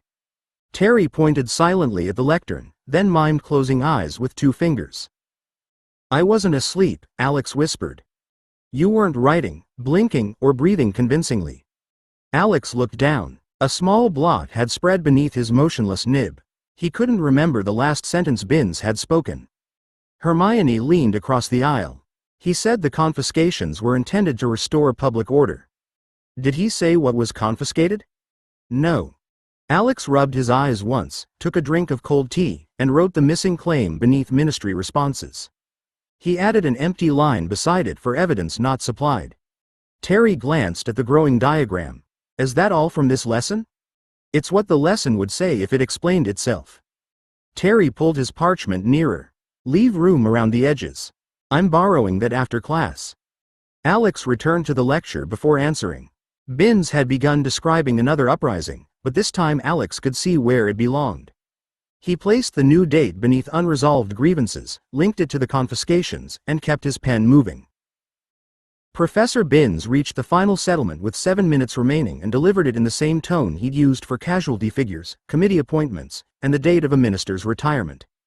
Alex completed the last arrow in his notes, linking partial concessions to a temporary reduction in violence, then read the page from top to bottom.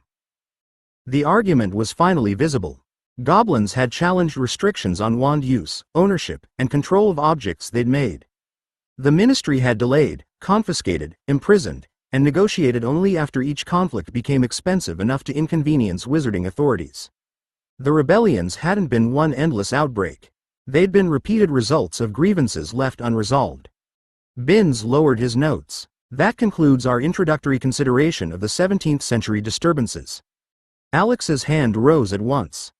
The ghost looked across the room with the weariness of someone who had hoped the bell would protect him.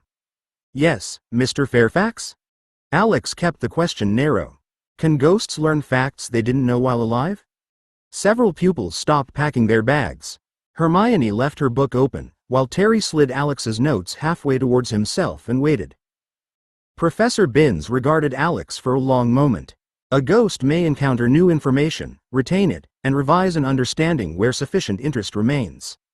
Death doesn't reduce one to a recording. Can you learn new magic? I may study its history and theory. Binns's pale hand passed through the upper corner of his parchment before settling again.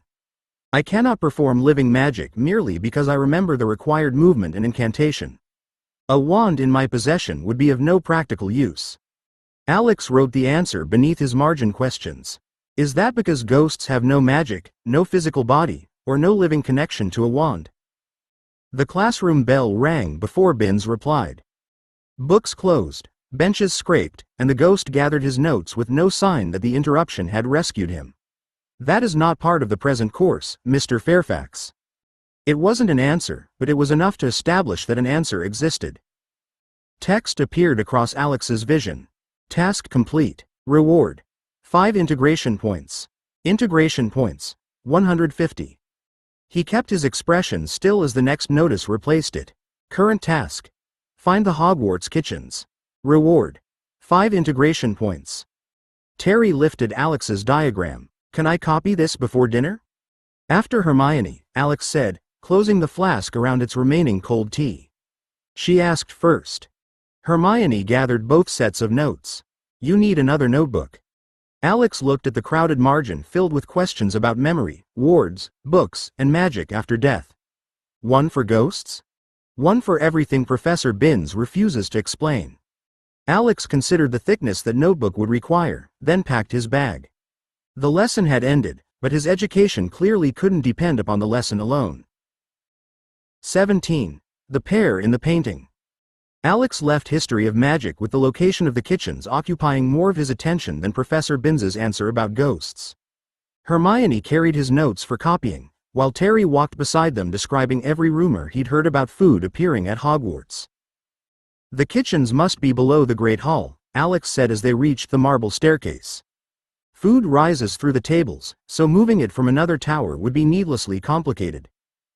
Terry adjusted his bag. That assumes the castle cares about convenience. It sometimes does. Name one example. Alex considered the moving staircases, doors that required tickling, and a common room entrance that demanded an answer before allowing tired pupils to reach bed. The plumbing appears mostly functional. Hermione gave him a doubtful look. That's not much of a standard. They separated for their next lessons, but Alex kept watching. At lunch, covered dishes appeared without servants entering the Great Hall. Afterward, he noticed several house elves' delivery baskets stacked beside a service passage near the lower corridors, although the passage ended at a locked cupboard. Later, a warm draft carrying the smell of baked bread reached him near the entrance hall and disappeared when a suit of armor shifted back into place. By the end of the day, he had marked 3 possible routes on a rough castle plan and crossed out 2. After supper, Alex waited near the Ravenclaw table until Penelope Clearwater finished speaking with another prefect. Do students know where the kitchens are? Penelope studied him with the caution she usually reserved for questions likely to produce follow-up questions. Some do. Are first years forbidden from finding them? Not specifically. Are students forbidden from entering? Also not specifically. That sounds encouraging. It wasn't intended to. Penelope tucked a roll of parchment beneath her arm. The castle has enough hidden passages without first years crawling through every warm wall they encounter. I'm not planning to crawl through a wall. Good. Professor Flitwick dislikes explaining pupils discovered inside masonry. An older boy nearby looked up from packing his bag. Try the lower floors near Hufflepuff. Their common room is close to the kitchens. Penelope sighed. Roger. What? He asked for a clue, not an escort. Alex committed the direction to memory. It matched the warmth, the meal routes, and what he remembered from the books, but memory alone wasn't proof. Is there a visible entrance? Roger grinned. There's a painting involved. That's all you're getting. Penelope pointed towards the doors. And you're returning to Ravenclaw Tower before curfew. Alex followed Terry from the hall, already reconsidering every painting he'd passed below the staircase. Somewhere near the Hufflepuff corridors, one of them concealed a working kitchen entrance. He only had to discover which one and what the castle expected him to do with it. They reached the lower floors with 23 minutes remaining before Penelope's curfew deadline. The corridors near the Hufflepuff entrance were warmer than the staircases above, and the air carried bread, roasted onions, and something sweet enough to make Terry slow near every doorway. That one smells promising, Terry said, pointing towards a narrow arch beside a tapestry of dancing badgers. Alex checked the rough plan in his notebook. It leads towards the greenhouses. You haven't opened it. The windows beyond it face the grounds. Terry looked through the arch, saw the dark glass at the corridor's end, and returned without comment. They passed paintings of a sleeping monk, 3 witches arguing over a pie, and a wizard holding an armful of turnips. None contained fruit. Footsteps approached from behind. Alex turned to find 2 identical red-haired boys coming down the passage with the easy confidence of pupils who had no concern about being discovered where they shouldn't be. One of them looked at Alex's notebook. Lost? Investigating, Alex said. The other leaned towards Terry. That means lost with paperwork. We're looking for a painting, Terry said before Alex could decide how much to reveal. A painting? The first twin glanced solemnly along the wall. You're in luck. Hogwarts has several. The one hiding the kitchens, Alex said. Both boys brightened. Straight ahead, one said. Left at the knight with the missing foot. Right, said the other. Left. Only if they want the laundry. The laundry's useful. Not when they want pudding. Alex watched them exchange corrections too quickly to be accidental. Which detail are you both avoiding? The twins grinned at exactly the same moment. The one on the left pointed behind Alex. There's a portrait of a bowl of fruit. The banana opens the door, his brother said. The grapes. The pineapple, but only if you compliment it. Terry folded his arms. You don't know, do you? Oh, we know, the first twin said. We're Fred and George Weasley. George and Fred, the other corrected. Alex ignored the names for the moment and examined the information. Their directions disagreed, their fruit changed with every answer, but neither had denied the bowl itself. The entrance is behind a fruit painting. One item in it acts as the handle. Fred, or possibly George, looked pleased.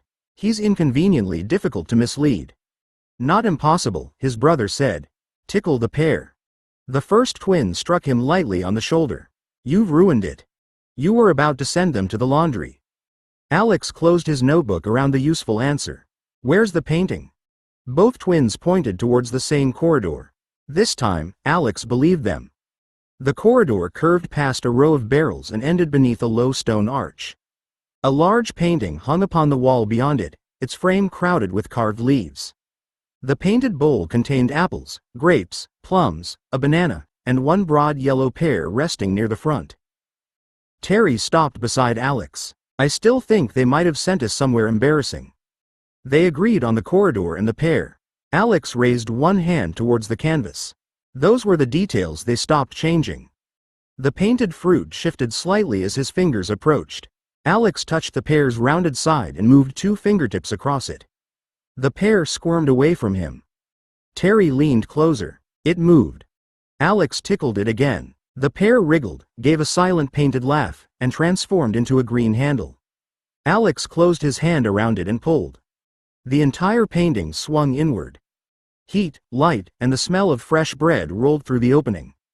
Beyond it lay a vast kitchen with the same high proportions as the great hall above. 4 long wooden tables stood beneath the matching positions of the house tables, while copper pans shone from stone walls and fires burned beneath several enormous ranges. Small figures moved everywhere, carrying trays, stirring cauldrons, polishing dishes, and directing floating stacks of plates. Alex stepped across the threshold. Text appeared across his vision. Task complete. Reward. 5 integration points. Integration points. 155. The notice had barely cleared before 3 house elves hurried towards him. One wore a clean tea towel folded like a tunic, another carried a tray of small cakes, and the third dragged a chair twice her width. A student has come. The first elf cried. Young master must sit. Young master must eat. Tea, sir? Asked the elf with the cakes. Milk? Cocoa? Treacle tart? Cook has fresh rolls. Terry stared across the kitchen as more elves abandoned nearby tasks to gather around them. I think they've noticed us. An elf peered up at Alex, then gasped. It is Lord Fairfax. Hogwarts has Lord Fairfax in its kitchens. Several elves bowed so quickly that ears and noses nearly touched the floor. Another rushed to wipe the chair before pushing it behind Alex's knees. Alex stepped aside before he could be seated by force. Please don't bow. Alex is fine. The nearest elf's eyes widened with alarm. House elves must show proper respect to a great lord. I'm a first year who opened a painting. The elf with the tray thrust it towards him. Then the young lord must have cake after such difficult work. Terry accepted one before the tray could strike Alex's chest. Thank you. Alex looked across the bowed heads, waiting food, and anxious faces. Finding the kitchens had been simple once someone trusted him with the pear. Entering without becoming another person the elves felt required to serve would be harder. New text appeared across his vision. Current task. Become genuine friends with a Hogwarts house elf. Reward. 10 integration points. Alex let the new task fade before looking at the nearest house elf. She still held the tray between them, her thin arms trembling slightly beneath its weight, while the others waited for him to choose something. I'm not hungry, Alex said. We've just had supper. The elf's ears drooped. The young lord does not like the cakes? They look excellent. I don't need one. Alex glanced at Terry, who had already taken a second. Terry may disagree. Terry swallowed quickly. They're very good. The elf brightened and pushed the tray towards him. Terry accepted another cake with the expression of someone sacrificing himself for diplomacy. Alex crouched so he wasn't looking down at the elves. May I ask your name? The nearest elf stared at him. Young master wishes to know Tilly's name? Yes. Thank you, Tilly. Alex pointed towards the long tables and the dishes moving beneath their own power. Do you prepare every meal served in the Great Hall? Tilly's fingers tightened around the tray. Hogwarts house elves cooks, cleans, washes, carries, and keeps the castle comfortable. It is good work. Several nearby elves nodded eagerly. Alex heard the answer she believed he should receive rather than the whole answer he'd asked for. How many of you work here? He asked. Tilly's eyes flicked towards an older elf supervising a row of floating copper pans. Many, sir. Are students allowed to visit? Students comes when students knows the way. Tilly lowered her voice. House elves gives food. House elves does not trouble professors. Alex looked towards the open portrait behind them.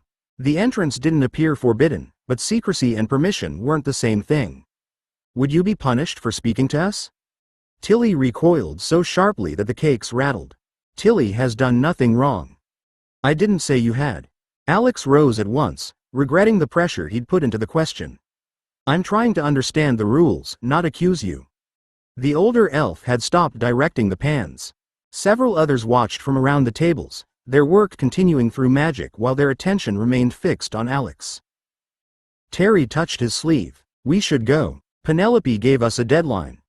Alex nodded. He'd found the kitchens and gained an answer, but he'd also frightened the first elf who had spoken honestly enough to admit that students came without professors knowing. He turned back to Tilly. Thank you for telling us how to enter. We won't cause trouble for you. Tilly studied him with large, uncertain eyes. Young master will come again? Alex thought of the task and chose his answer carefully. Only when I have a reason, and only if you don't mind. Tilly didn't call him a friend. She merely gave a cautious nod and placed 2 cakes into a folded napkin for the walk back to Ravenclaw Tower. 18. A friend who saves pudding. Alex returned the folded napkin to the kitchens the following evening, washed and pressed by a cleaning charm Mandy had insisted on practicing. Tilly accepted it with both hands, staring at the neat square as though pupils rarely brought anything back. Thank you for the cakes, Alex said. Terry ate both before we reached the 4th floor. Tilly's ears lifted. Tilly can pack 4 next time. That would only encourage him. On later visits, Alex kept his questions small. He learned that Tilly preferred preparing puddings because baked dishes required patience, while boiled sweets stuck to her wooden spoon. She liked the kitchens after breakfast, when the pans had been washed and the next meal hadn't begun. She disliked polishing silver, though she described this as a failure in herself rather than a tedious task. Alex wanted to ask about wages, discipline, family, ownership, and whether any elf had ever chosen to leave Hogwarts. Each question belonged to a larger investigation, and that was precisely why he didn't ask them. Tilly still stiffened whenever he sounded too formal. Friendship couldn't be approached like a list awaiting completion. 3 weeks after their first meeting, Pocket escaped from Alex's trunk compartment while he was changing his bedding. Alex found the Niffler halfway through the fruit portrait with a silver pastry server clutched between his teeth. Pocket, stop. Pocket wriggled through the opening and landed among the kitchen tables. Several elves cried out as he ran beneath a bench, the server flashing behind him. Alex followed and dropped to his knees near the gap. Tilly hurried over. Young master must command the creature to return Hogwarts silver. He isn't under command, Alex said. He placed a brass button on the floor and tapped it once. Pocket, exchange. Pocket's nose appeared beneath the bench. His eyes moved from the button to Alex, then towards the pastry server as though calculating whether possession of both remained possible. No, Alex said, 1 for 1. Tilly knelt beside him but didn't reach beneath the bench. Pocket edged forward, surrendered the server into Alex's palm, and seized the button before retreating to inspect it. Alex wiped the silver clean with his handkerchief and offered it to Tilly. I'm sorry. I'll repair any scratches. Tilly examined the handle, then looked at Pocket. Young master did not order Tilly to catch him. That would have made my mistake your responsibility. Tilly held the server against her tea towel tunic. Her expression softened, although she still seemed uncertain what to do with the answer. Tilly will put this away. Alex may bring Pocket again, if Pocket keeps his teeth from the pudding spoons. Alex gathered the Niffler into his arms. It wasn't forgiveness spoken ceremonially, but it was permission to return, and that mattered more. On Alex's next visit, Tilly pointed him towards a wooden stool beside the nearest table and placed an empty flour sack beneath it. Pocket sits here, Tilly said.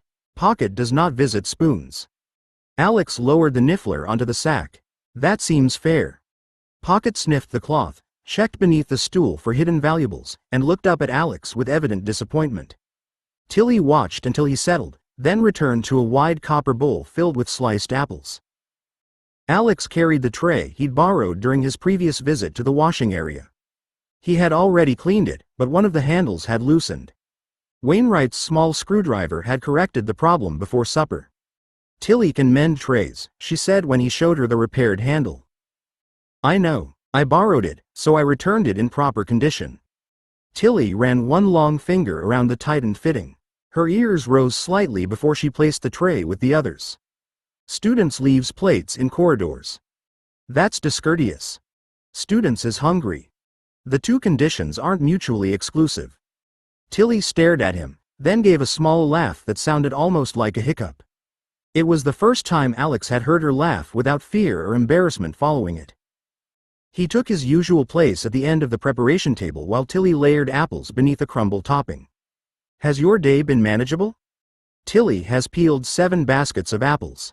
Pipsy dropped cinnamon into the soup, and Cook shouted until Pipsy remembered where cinnamon belongs. Did the soup survive? Cook says soup survives many foolish elves. Tilly lowered her voice. Cook tasted it twice. Alex smiled and helped move an empty basket out of the walkway without touching the food. Their conversation continued around the kitchen work. Tilly asked whether Ravenclaw pupils truly answered questions before entering their common room.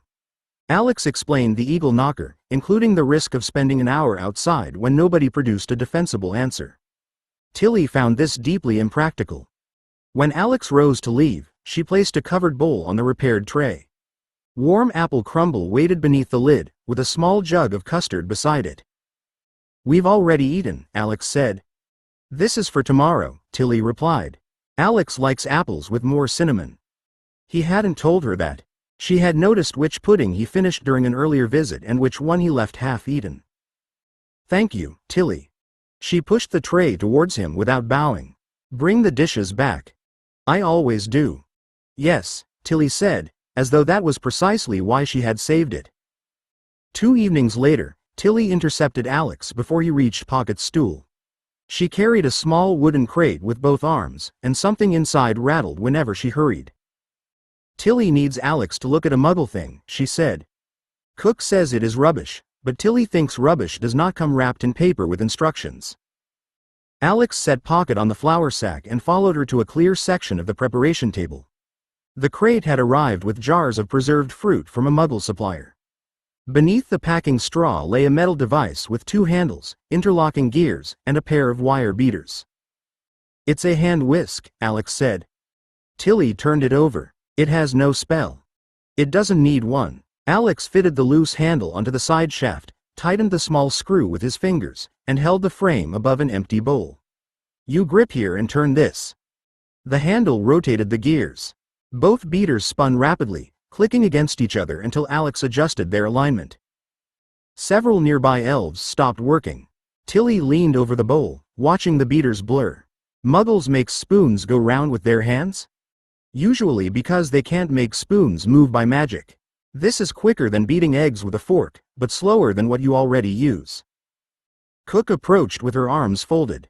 Then it is a useless muggle machine. For this kitchen, probably, Alex agreed.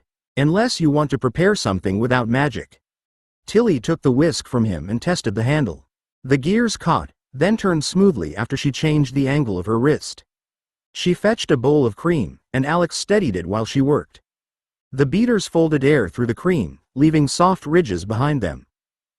Tilly's ears lifted. It does good work. It does ordinary work reliably. That's often enough.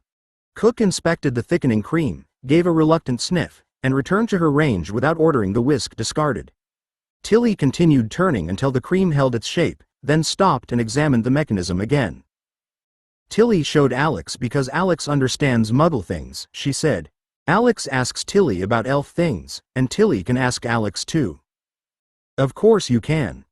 Tilly smiled and pushed the bowl towards him. Tilly's friend may taste whether it is ready.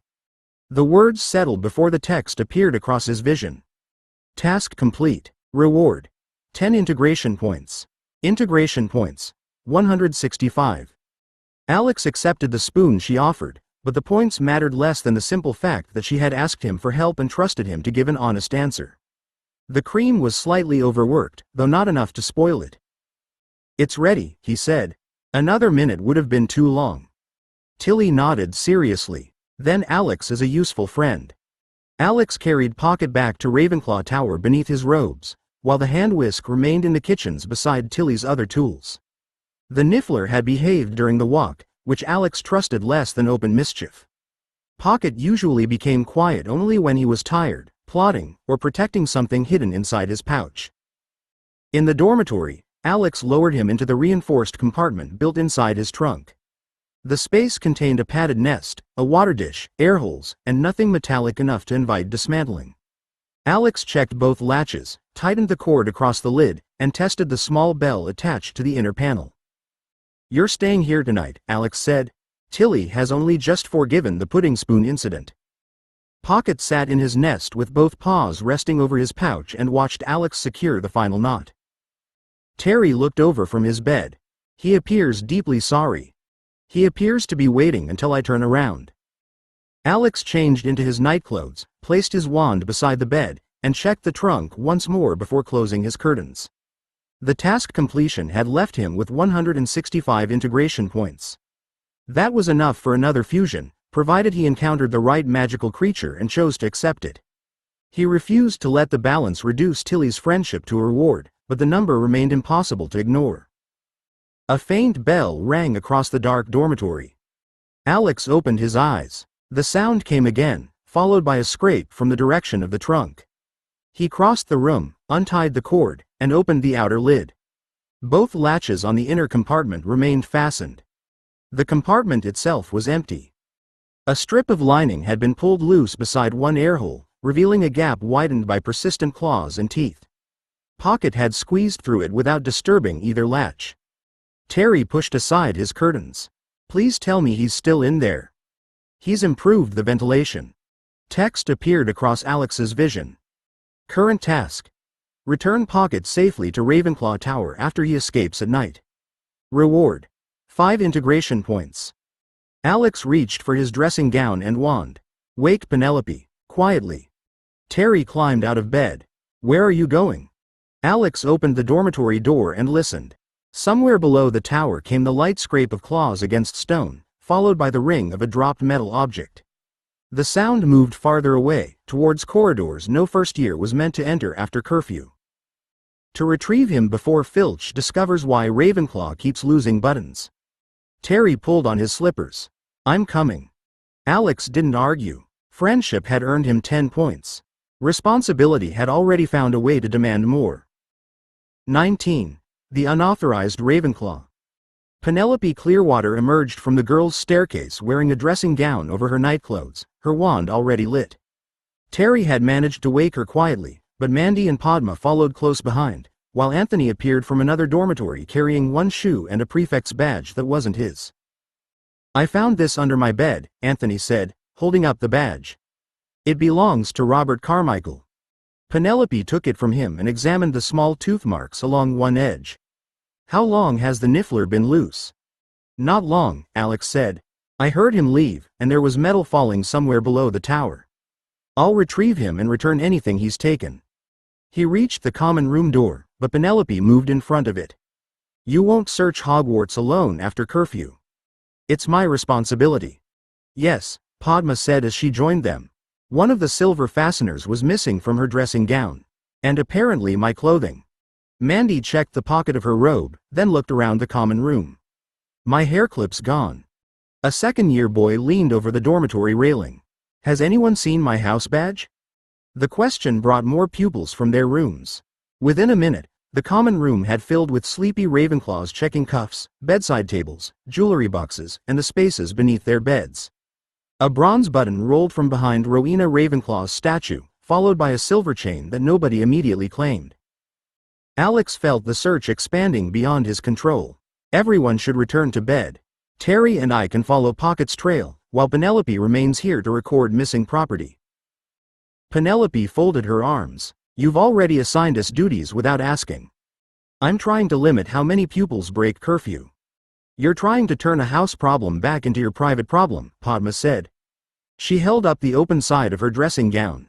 Pocket sleeps here, eats here, and steals from all of us. We're already involved. Mandy crouched beside Rowena's statue and retrieved a dropped earring. He also knows who gives him apple pieces during revision. Alex looked from her to the pupils gathering their wands.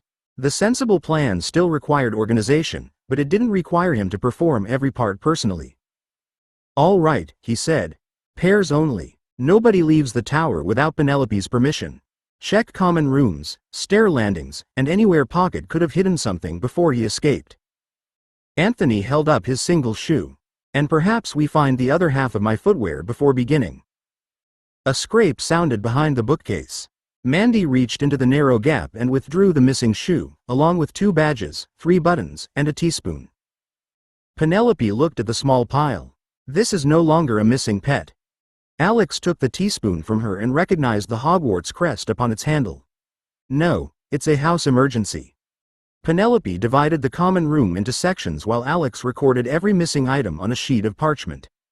The list grew faster than the search. 2 badges, Padma's silver fastener, Mandy's hair clip, Anthony's other shoe, 3 quills with metal nibs, a watch chain, and 6 buttons had disappeared before anyone noticed Pocket was gone. Terry returned from the window alcove carrying a velvet ribbon and 2 nuts. These were beneath the cushions. I don't think the coins belong to anyone here. They do now, Anthony said. We can use them to finance the investigation. No, Alex said as he added them to the recovered column. Everything goes back to its owner, including objects nobody remembers losing. Padma placed a wooden sewing box on the table. Then we need somewhere to keep them. Pocket will steal the same things again if we leave them in a pile. Alex inspected the simple brass clasp and shook his head. That won't hold him. Mandy returned with an empty biscuit tin from the common room cupboard. This has no hinges on the outside, and the lid needs thumbs. Anthony tested it. Pocket has determination instead.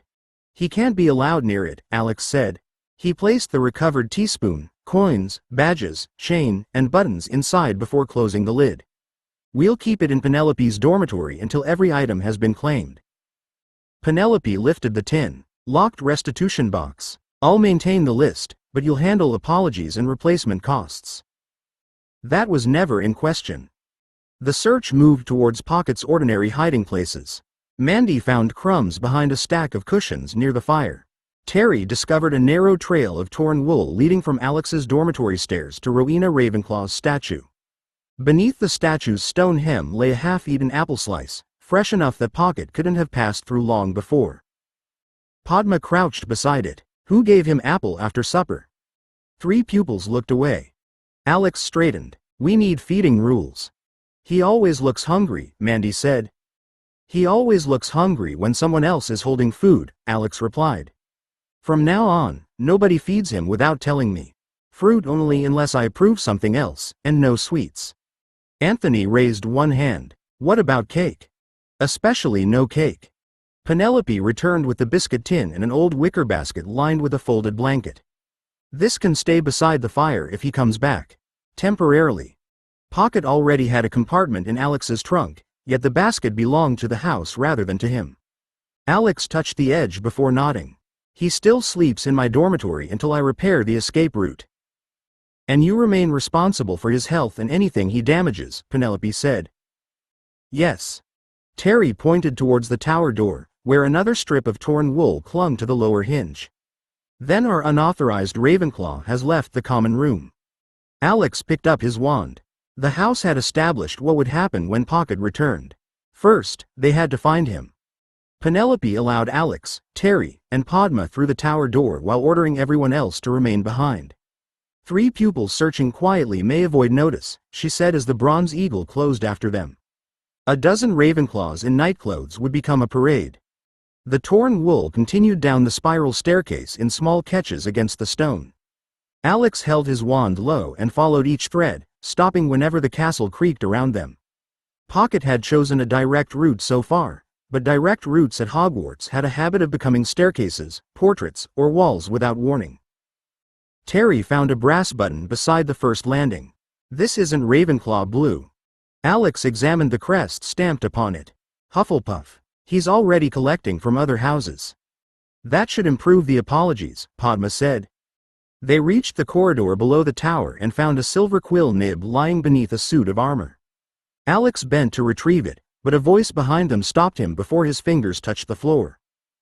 Mr. Fairfax. Professor Flitwick stood at the turn of the corridor in a dark dressing gown, his wand casting a steady light above his head. His gaze moved from Alex to Terry's slippers, Padma's unfastened robe, and the trail of recovered metal in Alex's hand. Penelope had warned them what to say if a professor appeared. Alex discovered that the prepared explanation sounded much worse with his head of house waiting for it. My Niffler escaped from Ravenclaw Tower, Alex said. We're trying to recover him before he damages property or enters somewhere dangerous. Flitwick's eyebrows rose. Your Niffler? Yes, Professor. The creature not listed among approved Hogwarts pets. Yes, Professor. Terry shifted beside him. He's very small. Flitwick looked at Terry. So are several first years. The school nevertheless prefers to know where they are. Alex kept his wand lowered. The fault is mine. Ravenclaw has already made a missing property list, a restitution box, and feeding rules. I'll pay for damage and return every object. That addresses theft after it occurs, Flitwick said. It doesn't address feeding, illness, escape, frightened pupils, injured creatures, or the liability created when an unauthorized animal enters a classroom, dormitory, or dangerous corridor. Padma folded her robe across the missing fastener. Leaving him loose makes all of those problems worse. Flitwick regarded her for a moment, then turned back to Alex. Quite. You will continue the immediate search. You will not separate, enter locked rooms, or pursue him onto an unsafe staircase.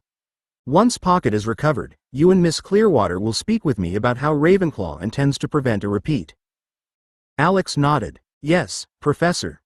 Flitwick stepped aside, though his expression made clear that permission to continue wasn't permission to keep Pocket. Proceed, Mr. Fairfax. Your unauthorized resident appears to be heading down. The trail descended another 2 floors before the scraps of wool disappeared beside an empty classroom. Flitwick remained with them, his wand light moving across doorways, armor, and the edges of the floor. Alex listened for claws, but the castle offered only distant pipes and the soft movement of portraits pretending to sleep. Padma stopped beside a stone arch. Something moved. A pair of pale eyes appeared beyond the next corner. Mrs. Norris stepped into the corridor without hurry, her tail raised and her narrow face fixed upon them. She ignored Flitwick, Terry, and Padma. Her attention settled on Alex's sleeve, where Pocket's fur still clung from the journey back from the kitchens. Terry lowered his voice. Does she report directly to Filch? Usually, Flitwick said, her methods are not recorded in the staff handbook. Mrs. Norris approached Alex and sniffed the hem of his dressing gown. Her whiskers moved once before she turned towards the classroom door. She examined the stone beside its lowest hinge, then followed an invisible line across the corridor to a suit of armor. Alex watched her pause beneath the breastplate.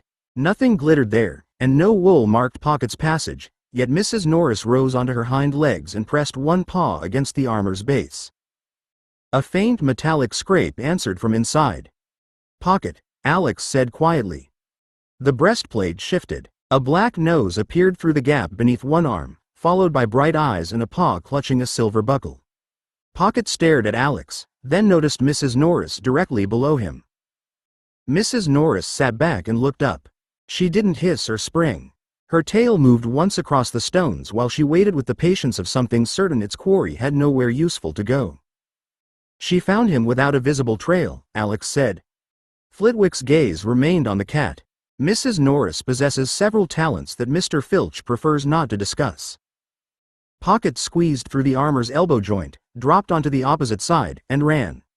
Mrs. Norris turned before he landed and followed at a measured pace, allowing him several yards before quickening. Pocket, stop. Alex hurried after them, but the Niffler ignored him and vanished around the next corner. A crash sounded deeper in the castle, followed by Pocket's startled squeal and the rapid strike of claws against stone. Padma raised her wand. That didn't sound playful. Alex broke into a run, with Terry and Padma beside him and Flitwick close behind. Mrs. Norris had found Pocket, but she hadn't brought him back. She had driven him farther from Ravenclaw Tower, and the task remained fixed across Alex's vision while the chase moved into the dark corridors below. 20. No one touches my tail. The squeal came again before Alex reached the next turning. He rounded the corner with Terry and Padma close behind, then slowed when the corridor divided around a broad stone pillar. Pocket's claws clicked somewhere to the left. Mrs. Norris moved through the shadows to the right, her tail held high as she followed a route that would bring her ahead of him. She's cutting him off, Alex said. He shifted his wand light towards the left passage and caught a brief glimpse of Pocket disappearing beneath the hanging tapestry. Pocket, come back. Professor Flitwick reached the junction and studied the cat's path. She appears to understand the castle better than your Niffler does. That isn't difficult tonight, Padma said as another metallic clatter sounded beyond the tapestry. Two red-haired heads appeared from behind a suit of armor farther down the corridor. Fred and George Weasley stepped out together, fully dressed and carrying the expressions of boys who had expected trouble but discovered better trouble than planned. George looked from Alex to Mrs. Norris. You're following Filch's cat. She's following Pocket, Alex said. Why are you out after curfew? Fred tucked a folded piece of parchment behind his back. We were asking ourselves the same question about you.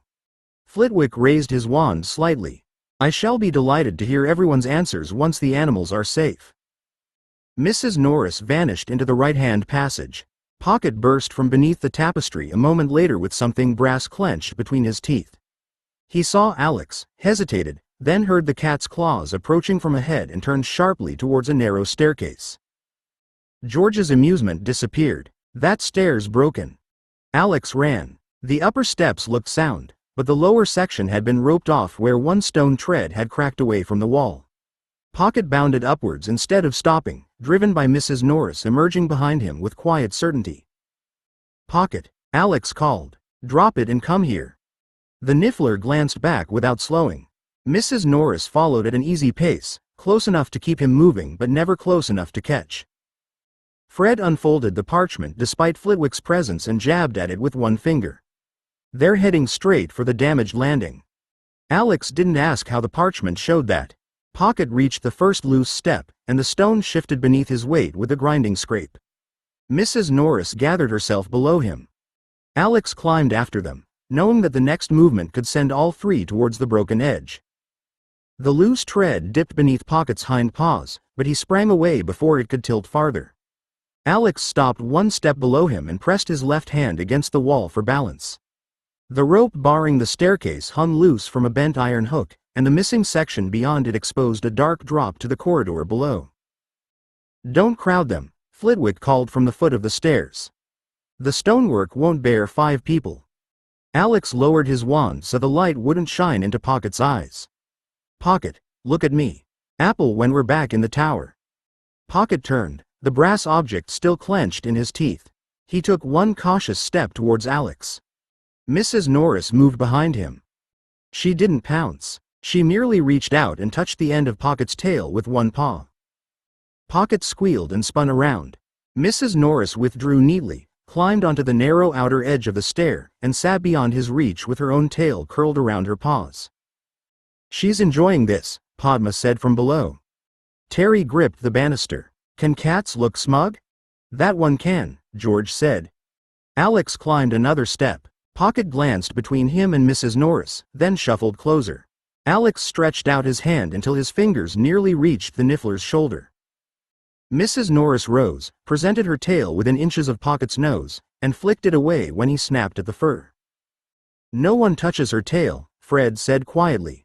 She appears to have strong views. Pocket lunged after it. His paws skidded on the sloping tread, and the brass piece dropped from his mouth. It struck the stone with a bright note and spun against Alex's shoe. He caught it before it slipped through the broken edge. It was a small engraved tag attached to a short length of torn chain. Alex looked at Mrs. Norris's collar. One side hung open where the tag had been pulled free. Pocket, he said, you stole from the cat chasing you. Pocket chirruped with satisfaction and darted between Alex's feet. Mrs. Norris sprang after him. She passed close enough for Alex's fingers to brush the end of her tail, then twisted aside with insulting ease. Pocket raced up the staircase towards the damaged landing, where several stones had separated from the wall. Alex pushed the tag into his pocket and followed. Behind him, Flitwick ordered everyone else to remain below, but the stone beneath Pocket shifted again, sending Grid rattling into the open space. The damaged stair lurched beneath Pocket. Stone scraped against stone, and the outer edge dropped several inches before catching against the wall. Pocket lost his footing. He slid sideways, claws raking pale lines across the tread, while Mrs. Norris sprang towards the narrow landing above him. Her front paws reached safety, but the stone beneath her hind legs cracked and began to turn. "Don't move," Flitwick called from below. His wand rose, but Alex stood directly between him and the animals. "Alex, come down. I can secure the stair once you're clear." There wasn't time. Pocket scrabbled towards Alex, then slipped again as broken mortar scattered through the open gap. Mrs. Norris twisted to climb, but the stone supporting her pulled farther away from the wall. Alex thrust his wand into his pocket and climbed. The possibility that Mrs. Norris might be a Kneazle vanished from his thoughts. So did the months he'd imagined trying to touch her. Pocket was falling because Alex had brought him into Hogwarts, and Mrs. Norris was in danger because she'd chased a thief wearing part of her collar. "Stay there," Alex said, though neither animal obeyed him. He planted one foot against the inner edge and reached for Pocket. The Niffler lunged towards his hand just as the tread beneath them gave a hard downward jerk. Alex caught Pocket around the middle with his left arm.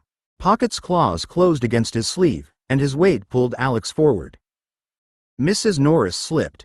Her hindquarters dropped into the gap while her front claws clung to the broken landing. She made no sound, but her body stretched under her own weight, and one paw began sliding towards the edge. Alex grabbed for the nearest part of her he could reach. His right hand closed around her chest behind the front legs. Mrs. Norris twisted instantly, claws catching his cuff, but Alex held on as the loosened stair turned beneath his feet. "Professor!" Padma shouted from below. "I have you," Flitwick said. A charm struck the back of Alex's robes and tightened like a firm hand between his shoulders. The stair dropped away. Alex swung against the wall with Pocket crushed to his left side and Mrs. Norris rigid beneath his right arm. Flitwick's spell held his upper body while his shoes searched for purchase on the remaining stone. Mrs. Norris's fur pressed warm against his palm. A block of text appeared across Alex's vision. "Stable magical ancestry recognized. Kneazle fusion available. Cost: 100 integration points." "Accept fusion?" Alex didn't hesitate. "Accept." Warmth spread from the hand holding Mrs. Norris, raced through his arms, and settled behind his eyes.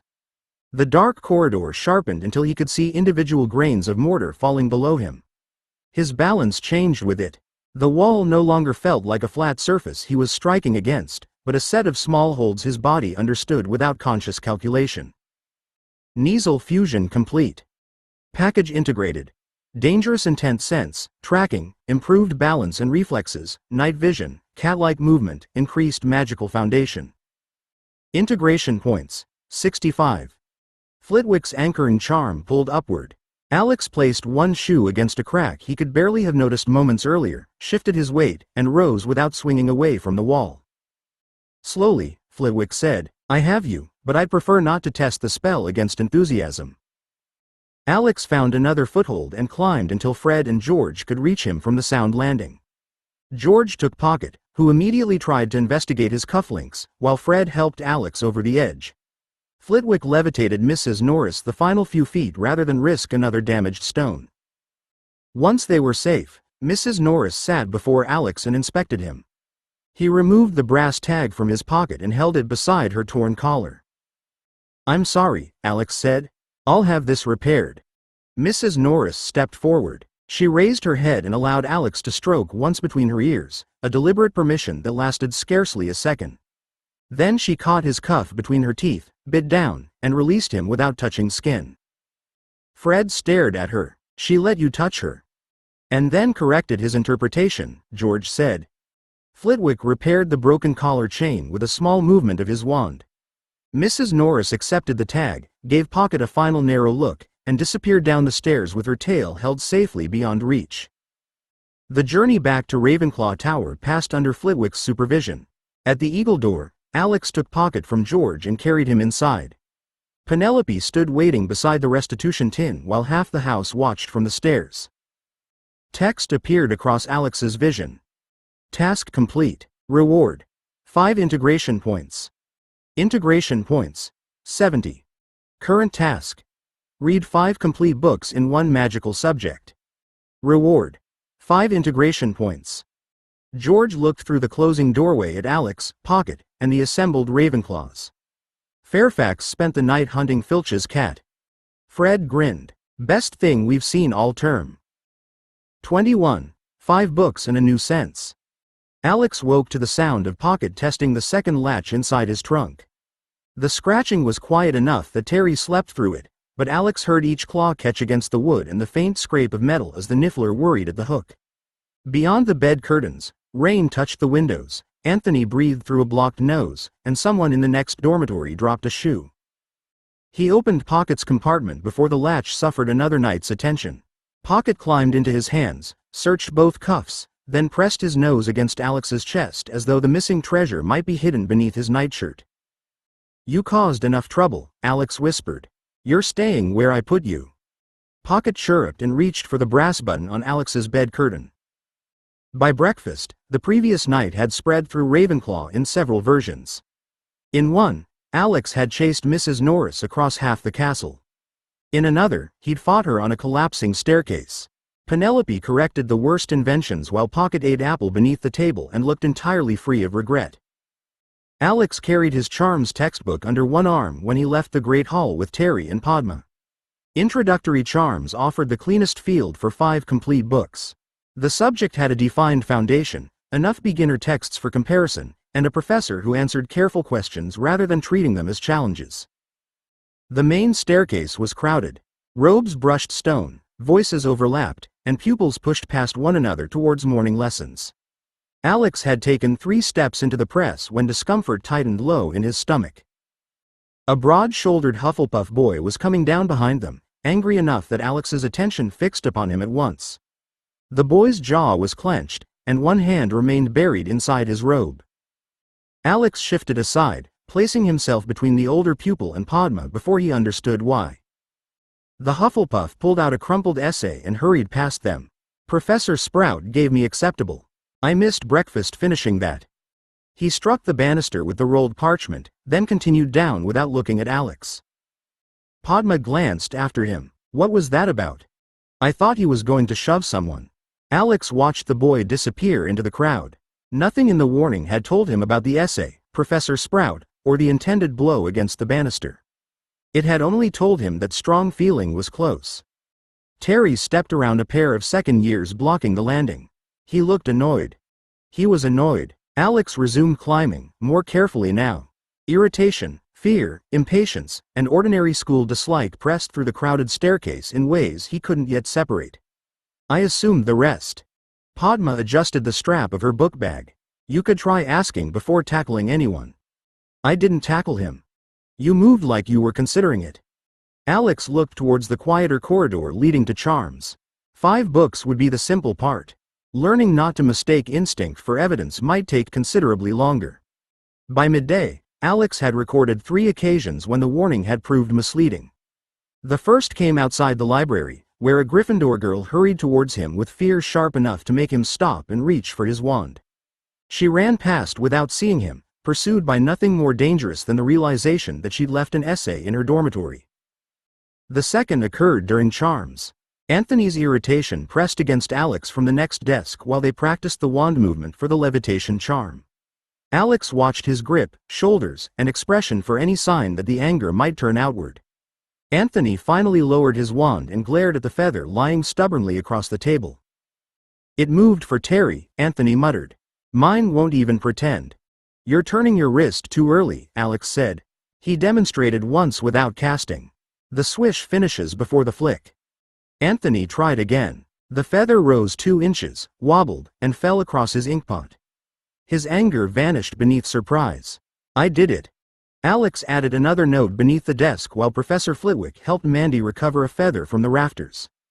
Strong feeling could arrive without harmful intent, and its cause might have nothing to do with Alex. The third mistake followed them into the corridor. A Slytherin boy watched Padma with open dislike, and the warning returned hard enough that Alex slowed.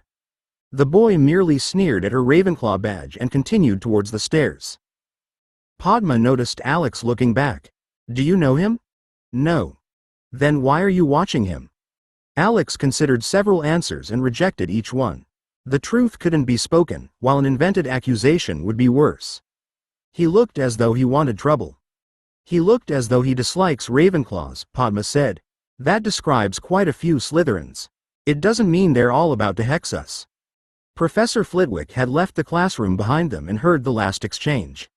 He stopped beside Alex, his expression mild. "Miss Pottle has identified an important distinction. Suspicion may tell you where to look, but it cannot decide what you've seen." Alex kept his face still. "So you'd wait for evidence?" "I would observe before acting," Flitwick said. "Instinct is valuable when it sharpens attention. It becomes dangerous when treated as proof." Padma adjusted the books against her chest. "That's what I said, only longer." Flitwick smiled. "A common hazard among professors." Alex followed them towards lunch, fixing the wording in memory. He could trust the warning enough to look. Anything beyond that still had to be earned by what people actually did. 5 evenings later, Alex carried his notes to the Charms classroom after supper. The 5 books sat in a canvas bag against his leg, each marked with slips of parchment but otherwise treated more carefully than several library copies had been before he borrowed them. Professor Flitwick waited behind his desk while Terry and Padma occupied the front bench, having refused to let Alex describe an oral explanation as a private matter. Flitwick opened Alex's comparison table. All 5 authors agree that intention matters, yet they don't agree on what intention means. "Explain." Alex placed the first 2 books side by side. Miranda Goshawk treats intention as a clear desired result. Wilbert Wimple says the caster must also expect the result to occur. Those aren't identical claims. A pupil can know what a charm should do while still expecting to fail. Terry leaned towards Padma. "That explains most of my first attempts." Padma kept her eyes on Alex's notes. "It explains yours. Mine fail for more varied reasons." Flitwick turned another page. "And wand movement?" 3 books present the prescribed movement as fixed. Alex drew a finger beneath the relevant passages. The other 2 call it a teaching pattern that helps beginners shape the spell consistently. One author even records experienced casters using smaller movements without weakening the charm. "So which is correct?" Flitwick asked. "I don't know yet." Alex resisted the urge to choose the explanation he preferred. The disagreement could come from different teaching methods, different wandwoods, or authors describing separate stages of competence. "I'd need controlled tests and more advanced sources." Flitwick's expression brightened. "Good. Continue." The last disagreement concerned failed charms. 2 authors blamed weak concentration, one blamed poor timing, and another warned that excessive force could disrupt the spell. The 5th offered no single cause and required the caster to examine pronunciation, movement, intention, wand response, and environment separately. "That one is the most useful," Alex said. "Not because it supplies the answer, but because it prevents every failure from being given the same explanation." Padma reached for the nearest volume. "So after 5 books, you've learned that magical authors contradict one another." "I've learned where they contradict one another," Alex said. "That's more useful." Flitwick closed the notebook and returned it. "It's also the beginning of research. Books preserve knowledge, Mr. Fairfax. They don't relieve the reader of judgment." Text appeared across Alex's vision. "Task complete. Reward. 5 integration points." Integration points. 75. Alex kept his attention on Flitwick as the notice faded. The 5 books had given him fewer certainties than one might have managed, but far better questions. New text replaced the completion notice as Alex returned the volumes to his canvas bag. Current task. Explore every publicly accessible part of Hogwarts Castle. Reward. 10 integration points. The wording held his attention longer than the reward. Publicly accessible was a boundary, not an invitation to defeat every lock in the building. Hogwarts contained staff offices, private rooms, restricted corridors, and 4 houses with their own spaces. Exploring the castle didn't require trespass merely because a door existed. Terry leaned across the desk. You've got that look again. What look? Alex asked as he fastened the bag. The one you had before deciding 5 books needed comparison tables. Padma gathered the loose slips of parchment Alex had left beside her. He's planning something. His eyebrows stop moving when he plans. Alex took a clean sheet from his notebook and drew the outline of Ravenclaw Tower at the top. I want to map the parts of Hogwarts pupils are permitted to use. Terry glanced towards Professor Flitwick. Is that permitted? Making a map is permitted, Flitwick said as he climbed down from the books behind his desk. How Mr. Fairfax obtains the information may alter my answer. Alex wrote public corridors beneath the title, followed by classrooms, courtyards, library, great hall, hospital wing, and grounds. He drew a line below them before adding locked offices, staff rooms, private dormitories, and forbidden areas in a separate section. Those are excluded, he said. If a door is locked, marked private, or belongs to another house, it isn't part of the search. Padma pointed to the final entry. What about corridors we've been told not to enter? Also excluded. Terry looked disappointed. That removes most of the interesting ones. It removes the ones where being caught would invalidate the excuse that we were lost. Alex folded the sheet into his notebook. I'm mapping Hogwarts, not proving that every warning sign was personally addressed to me. Flitwick's expression warmed with restrained approval. A useful distinction. You should also remember that moving staircases makes certainty temporary. That means routes need times as well as locations, Alex said. Padma sighed. You've made the map more complicated before leaving the room. They began with the corridor outside Charms. Alex marked the classroom, the nearest staircase, 2 window alcoves, and a passage that returned them to the same landing after bending around a row of portraits. When Terry reached for a narrow door beside an armor display, Alex caught his sleeve before he touched the handle. A small brass plate read staff storage. Terry lowered his hand. You really are excluding it? Yes. Padma looked at the first clean section of the map. This may be the strangest evidence of self-control I've seen from you. Alex added the locked door to the page only as a boundary. Hogwarts still offered miles of lawful mystery. He didn't need to begin by stealing what hadn't been offered. 22. A castle with opinions.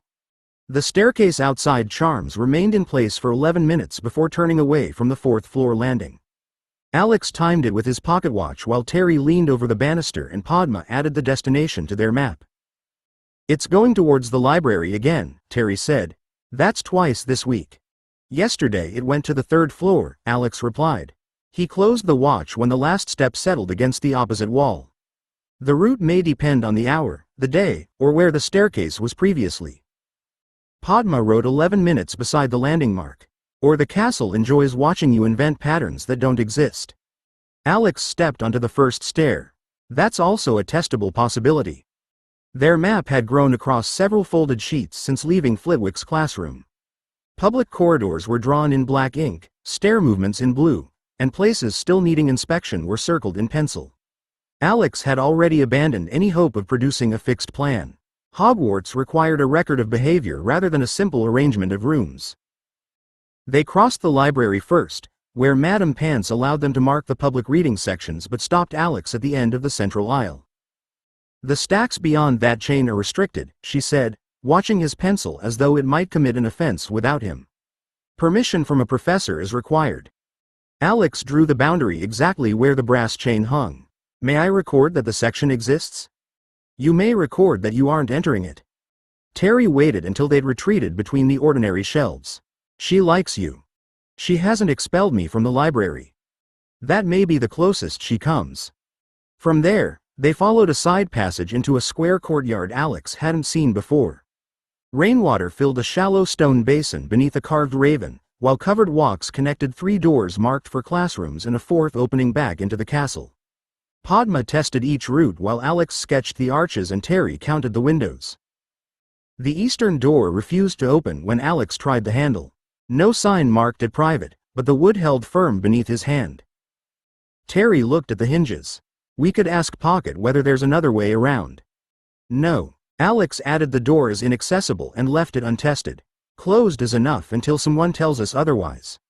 As he spoke, the handle turned by itself. The door opened onto the same corridor they'd used 10 minutes earlier, though it should have faced the opposite side of the courtyard. Padma stared through it, then looked at Alex's map. What are you going to call that? Alex crossed out the line he'd just drawn and began again. An opinion. The impossible doorway returned them to Ravenclaw Tower shortly before supper, though Alex couldn't determine whether the castle had shortened the route or merely concealed the distance. He checked 3 landmarks against the map before accepting that the corridor now ended beside Rowena Ravenclaw's statue. Terry peered back through the arch. We should go through again. And arrive in the kitchens, the owlery, or wall, Padma said. She took the map from Alex before he could turn around. We've recorded what happened. That doesn't require repeating it until the castle becomes annoyed. Alex glanced towards the doorway. Its view now showed an ordinary stretch of corridor rather than the courtyard. I don't know whether it can become annoyed. That isn't a refusal, Terry said. A pale figure drifted from behind Rowena's statue before Alex could answer. The gray lady passed through the stone pedestal without disturbing it, her long dress trailing above the floor. She regarded the 3 pupils with distant interest, though her eyes settled longest on Alex's unfolded map. You won't fix Hogwarts on parchment, she said. Alex lowered the pencil. I'm not trying to fix it. I'm recording where it permits pupils to go. Today, the gray lady replied. The castle remembers purposes better than routes. Padma folded her arms. Does that mean it sent us here deliberately? The ghost's attention shifted towards her. It means you arrived. Alex recognized the refusal without mistaking it for ignorance. He'd spent years questioning adults who concealed information through politeness, authority, or uncertainty. Helena Ravenclaw had been dead for centuries. Direct pressure was unlikely to improve her patience. He looked towards Rowena's carved likeness. Do pupils still know why your mother chose a diadem as her symbol? The gray lady became utterly still. Her face didn't change, but the cold around them sharpened enough that Terry rubbed both hands over his sleeves. You ask questions with answers already prepared, she said. I know stories, Alex replied carefully. Stories contradict one another. Some say the diadem represented wisdom. Others claim it increased the wearer's intelligence. A few insist it was only ceremonial. And which story do you prefer? The one supported by evidence. Her gaze moved over him, measuring something he couldn't see. Preference often decides what people call evidence. Alex wrote the answer beneath 3 earlier accounts, marking it as another claim rather than a conclusion. Then I'll need more than one conversation. For the first time, something near approval touched her expression. Yes. She passed through Rowena's statue and vanished, leaving Alex with no answer about the diadem, one warning about the castle, and a reason not to waste either by chasing her. Pocket discovered the gap behind Rowena Ravenclaw's statue while Alex was still copying the gray lady's warning into his notebook. The Niffler pressed his nose between the plinth and the wall, wriggled forward, and vanished as far as his round middle before Terry caught him around the waist. There's something back there, Terry said, holding Pocket while 4 black paws continued running in the air. A passage, a hole, or treasure. Pocket would consider all 3 equally persuasive, Padma said. Alex knelt and directed his wand light into the opening. The narrow gap widened behind the first stones into a dusty service space crossed by old pipes and dark timber. It was large enough for Pocket, but not for a pupil, and Alex couldn't see where it ended. It may connect to heating flues or maintenance spaces, he said. Padma crouched beside him. Pocket could follow it and come back. No. Alex stood and took the protesting Niffler from Terry. He could also enter bedrooms, offices, or somebody's cupboard without understanding that he wasn't invited. Pocket chirruped and produced a bent brass book clasp from his pouch. Terry accepted it before Pocket reconsidered. That looks harmless. It is harmless. The next thing might be someone's ring. Alex recorded the gap as inaccessible, then carried Pocket into the common room. Several Ravenclaws had gathered around the long table where the castle map lay beneath ink bottles, textbooks, and abandoned homework. Mandy Brocklehurst shifted her essay aside and tapped a corridor Alex had drawn near the library. That turns wrong, she said. It only bends east after lunch. In the morning, it reaches the tapestry of the dancing trolls. Anthony Goldstein leaned over her shoulder. Not on Thursdays. The tapestry corridor connects to the upper Transfiguration stairs before Thursday lunch. Alex looked between them. How often have you checked? Anthony opened his notebook. 4 dates and times had been recorded beside brief route descriptions. 4 times. Padma placed Alex's spare ink bottle beside him. Then add those. Claims require evidence. The map stopped belonging solely to Alex within minutes. Second years corrected classroom entrances. A fourth year marked 2 staircases that changed direction during storms. Penelope added routes used by prefects and crossed out a shortcut that opened behind a staff room door. Pocket moved between laps beneath the table, surrendering a bottle cap, a broken quill nib, and a silver sweet wrapper in exchange for pieces of apple. When Mandy suggested letting him inspect a narrow gap near the girls' staircase, Alex refused before Pocket could mistake her interest for permission. "He isn't surveying private spaces," Alex said. "We're mapping what pupils may enter, not everything he can reach." Penelope examined the growing sheets, then traced one route towards the Great Hall. "Make a clean copy when you're finished. First years get lost often enough without the castle helping." Alex looked around the crowded table. The project had become harder to control, far more accurate, and useful to people who hadn't helped begin it. He handed Anthony a fresh sheet of parchment. "We'll need a corrections ledger." The corrections ledger proved useful the following afternoon when a staircase moved while Alex, Terry, and Padma were returning from the library. The steps swung away from the 5th-floor corridor before they reached the landing, carrying them towards a narrow balcony above the entrance hall. 2 first-year girls stood at the far end of the balcony with identical frightened expressions. One wore Hufflepuff colors, the other Gryffindor, and both held books against their chests as though they'd been stranded for hours rather than minutes. The Hufflepuff girl stepped forward when she saw Alex's map. "Do you know how to reach the greenhouses? We followed the stairs from the 2nd floor, but they brought us here." "We can get you back," Alex said. He opened the corrections ledger against the banister and found Anthony's note concerning afternoon movements near the entrance hall. This staircase should connect to the central landing after the next change. The Gryffindor looked over the edge as the stairs began turning again. "Should?" Terry gripped the rail beside her. "That's the most reliable word anyone can offer at Hogwarts." Alex watched the staircase settle against a corridor marked by 3 arched windows. It wasn't the route Anthony had recorded. The girls' worry sharpened, and the new sense tightened low in Alex's stomach, but nothing in their fear suggested danger beyond being lost and late. Padma compared the windows with their clean copy. "This reaches the courtyard beside the west cloister, which gives us a public route to the ground floor," Alex said. He folded the ledger and stepped off first. "Stay together. Don't take another staircase unless we do." They crossed the cloister, descended a fixed stone stair beside an armor gallery, and emerged near the passage leading towards the greenhouses. The Hufflepuff girl released a breath she'd been holding. "Professor Sprout will be angry," she said. "She'll know the stairs moved," Padma replied. "Tell her where you were stranded." The Gryffindor glanced at Alex's map. "Can other pupils use that?" "A clean copy will be in Ravenclaw Tower tonight," Alex said. "We'll ask the prefects whether copies can go elsewhere." Text appeared across his vision as the girls hurried towards the entrance doors.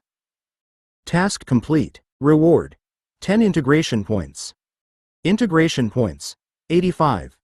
The notice faded beneath the satisfaction of proving the map useful. New words replaced it before Alex could close the notebook.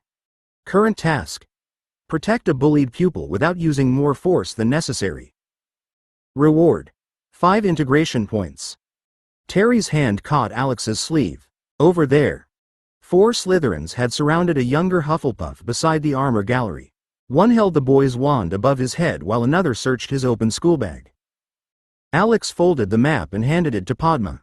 The warning sense tightened again, but this time the evidence stood plainly in front of him. "Stay where people can see," he said, then walked towards them. 23, 4 against 1. Alex crossed the armor gallery without hurrying.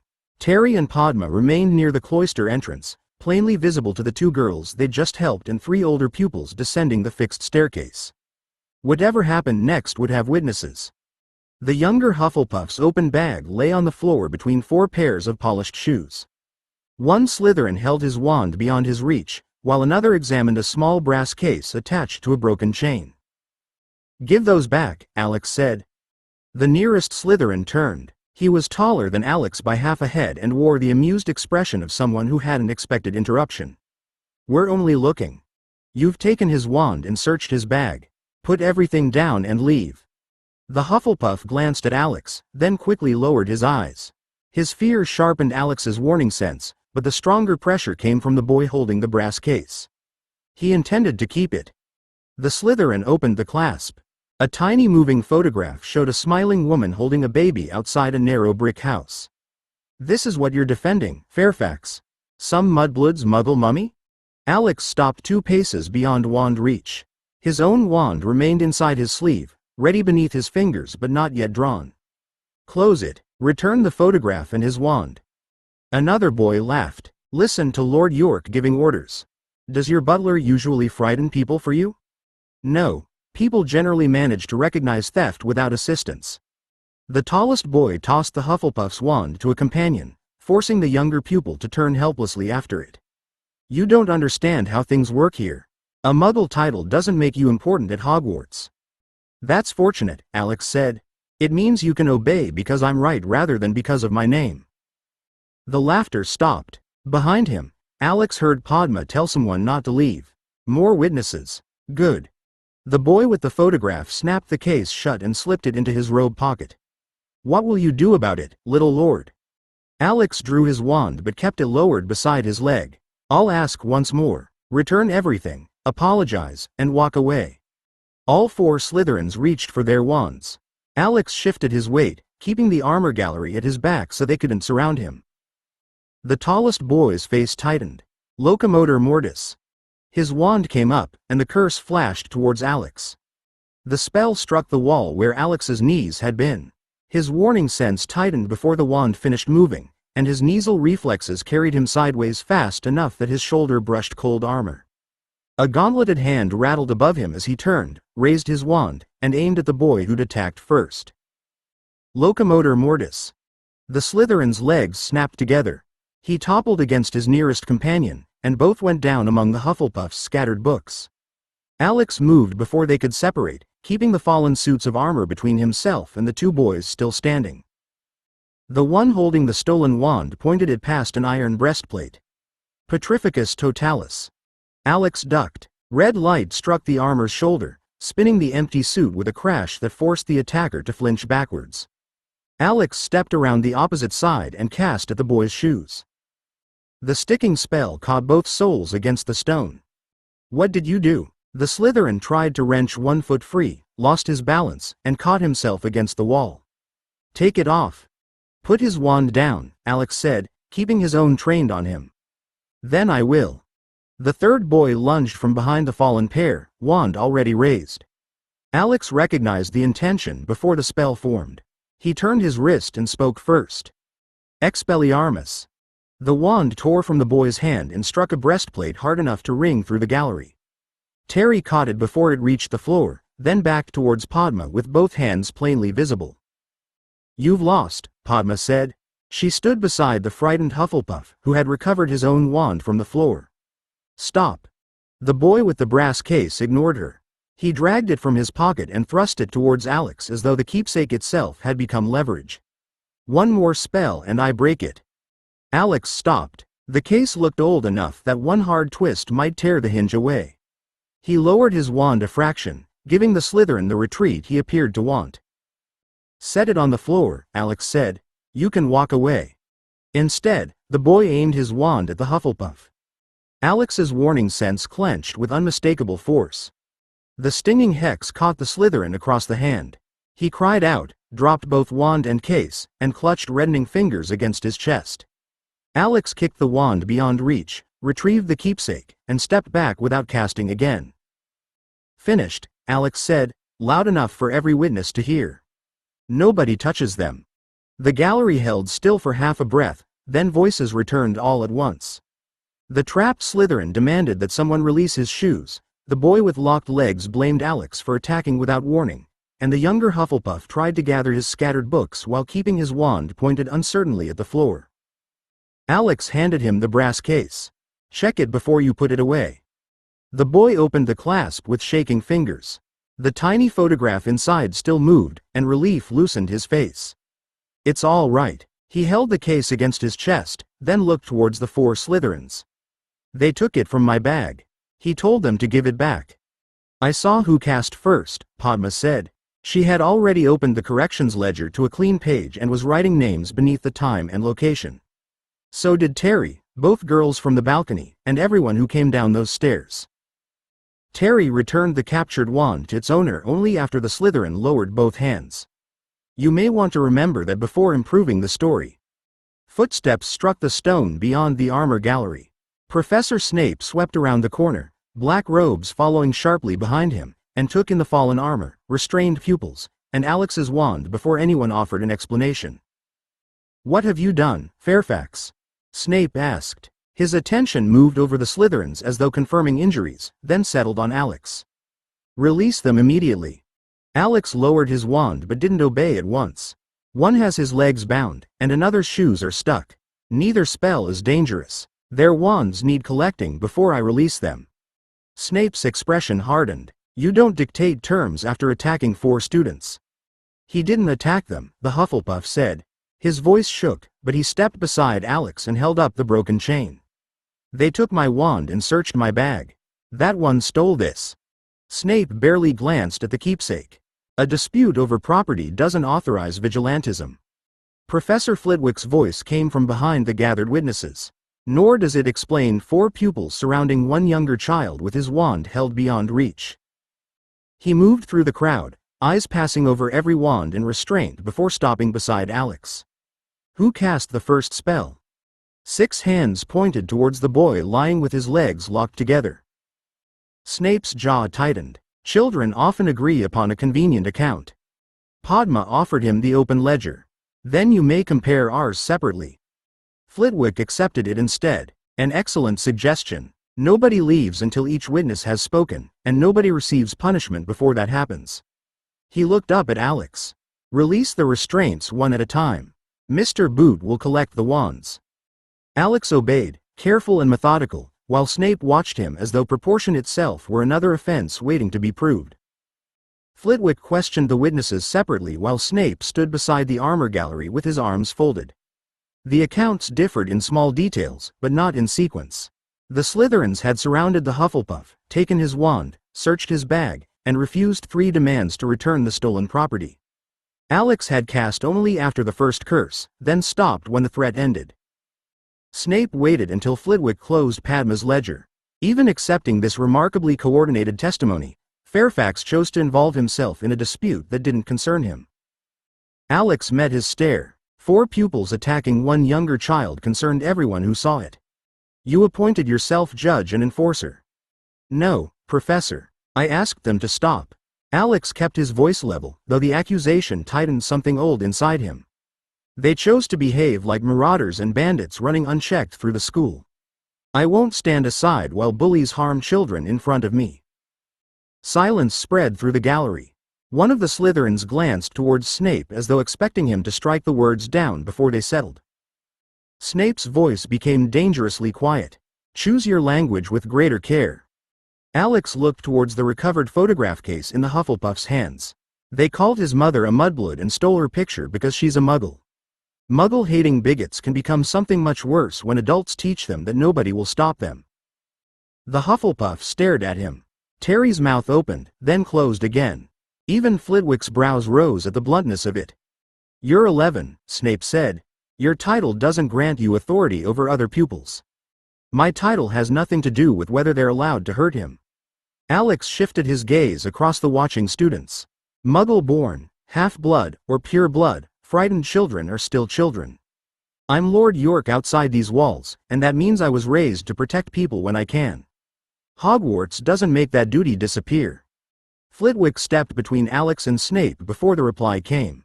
The defense was proportionate, the witnesses agree, and the victim's property has been recovered.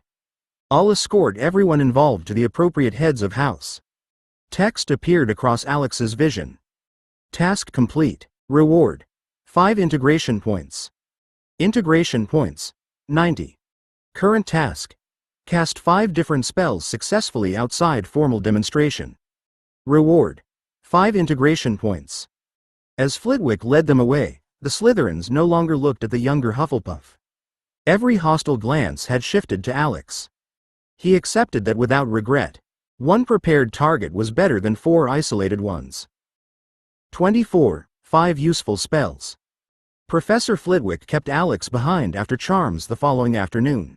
The last pupils filed out beneath drifting feathers, leaving Terry and Padma waiting near the door while Flitwick climbed onto a stack of books beside the practice table. 5 spells, Flitwick said, tapping Alex's written list. All useful, all within a first year's reach, and 3 already employed during yesterday's confrontation. What precisely are you trying to achieve? Alex arranged 5 wooden counters in a row. Reliable responses. Light when visibility fails. Levitation for moving obstacles. Sticking and tripping for restraint. Disarming when someone has a wand. You've described functions. Flitwick folded his hands over the list. I asked what you're trying to achieve. Alex hesitated. 4 older pupils had attacked together, and simple magic had been enough because they'd been careless. The next group might not be. I don't want to discover what I can't do while someone's being hurt. Padma moved away from the doorway. That sounds sensible until he decides every corridor requires a battle plan. It required one yesterday, Terry said. It required witnesses and restraint, Padma replied. The battle plan came afterwards. Flitwick regarded Alex over his clasped hands. Preparation is wise. Training yourself to see every classmate as a future opponent isn't. He pointed towards the first counter. Show me light. Alex raised his wand. Lumos. White light appeared at the tip. He immediately turned towards the dark cupboard beneath the shelves rather than holding the wand up for inspection. The light reached the back wall and revealed a dropped ink bottle behind a crate. Useful context, Flitwick said. Now extinguish it. Nox. They moved through the remaining spells with equally plain purposes. Alex levitated the ink bottle onto the desk without striking the shelves, stuck a loose practice mat to the floor, and used the leg locker curse on a jointed wooden figure. When the dummy toppled, Flitwick made him release it before casting again. Stopping safely is part of successful casting, Flitwick said. A restraint you can't remove is merely another danger. Terry volunteered to hold a padded practice wand for the final spell. Alex aimed, waited until Terry's feet were properly set, and cast. Expelliarmus. The wand flew into Alex's free hand rather than striking the wall. Satisfaction rose, but Flitwick shook his head when Alex reset immediately. Not faster, he said. Again only after Mr. Boot is ready. Control first. Speed may follow once control no longer needs reminding. Alex returned the practice wand and waited for Terry's nod.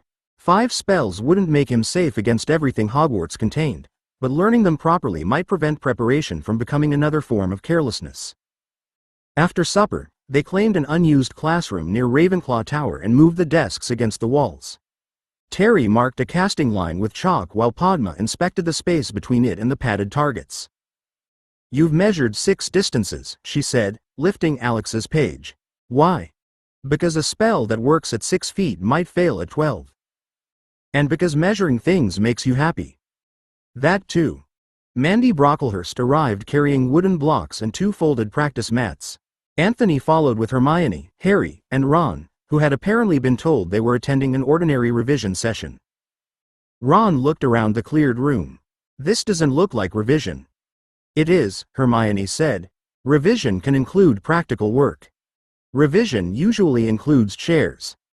Alex handed each pupil a written sequence covering clear space, partner consent, the spell, the release counterspell where necessary, and retrieval of anything sent flying. Harry read the page once. You made rules for picking the wand up? I made a reminder. People watch the spell and forget where the wand lands. That happened yesterday, Terry said. One went beneath a staircase. Padma placed a wooden block in front of Mandy.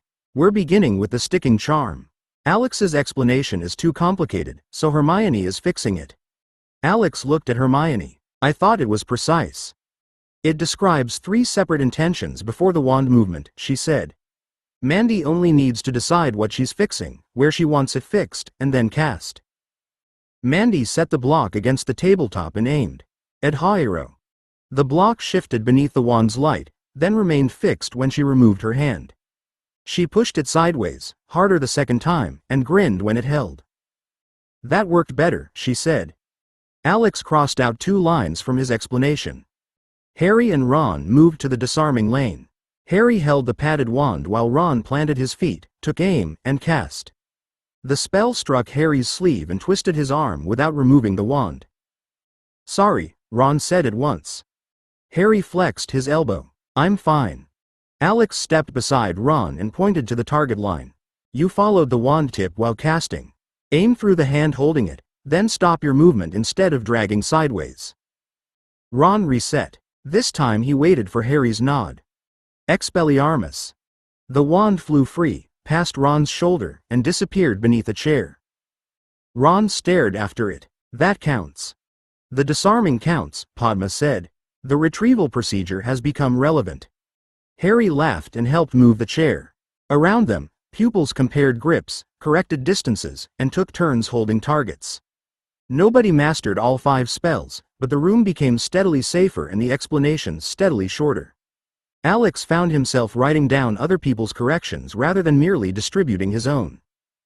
The following day, the dungeon smelled of stewed roots and singed feathers by the time Snape reached Harry's table. Their assignment was a mild swelling solution, with the temperature instructions copied from the board before the ingredients were distributed. Snape lifted Harry's knife between 2 fingers and examined the sliced nettles. "Potter has apparently decided that uniform pieces are beneath him. Perhaps the potion will respect his reputation and heat itself evenly out of admiration." Harry's jaw tightened. "They're within the size written on the board, sir. 3 points from Gryffindor for arguing about what I can see." Across the aisle, Neville drew his cauldron off the flame too quickly. The iron base struck the bench, splashing a little purple liquid across his work cloth. Snape turned towards the sound. "Longbottom, must every lesson become an experiment in how many ways one boy can mishandle a container?" Neville reached for the cloth. His sleeve caught the stirring rod, and Hermione stopped it from rolling with one hand. Alex watched the sequence while crushing his dried beetle eyes. Snape's remarks had nothing to do with correcting the cuts or securing Neville's cauldron. Each one made the next mistake more likely. At the demonstration table, Snape returned his own cauldron to a hard boil before adding the powdered bark. The board instructed them to keep the mixture barely simmering during that stage. Alex checked the wording, then compared the color of Snape's potion with the sample card beside his notes. He raised his hand.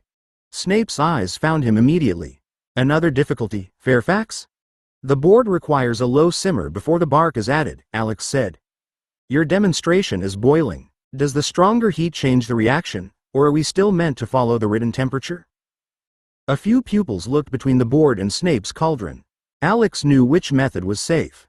What he didn't know was whether the living Snape would offer a sound reason when challenged, or merely behave as the man Alex remembered from another life. Snape approached his bench. "You've been here long enough to understand that a competent brewer adjusts for ingredient quality." "The ingredients came from the same prepared tray," Alex said. "What difference are you compensating for?" Padma stopped stirring beside him.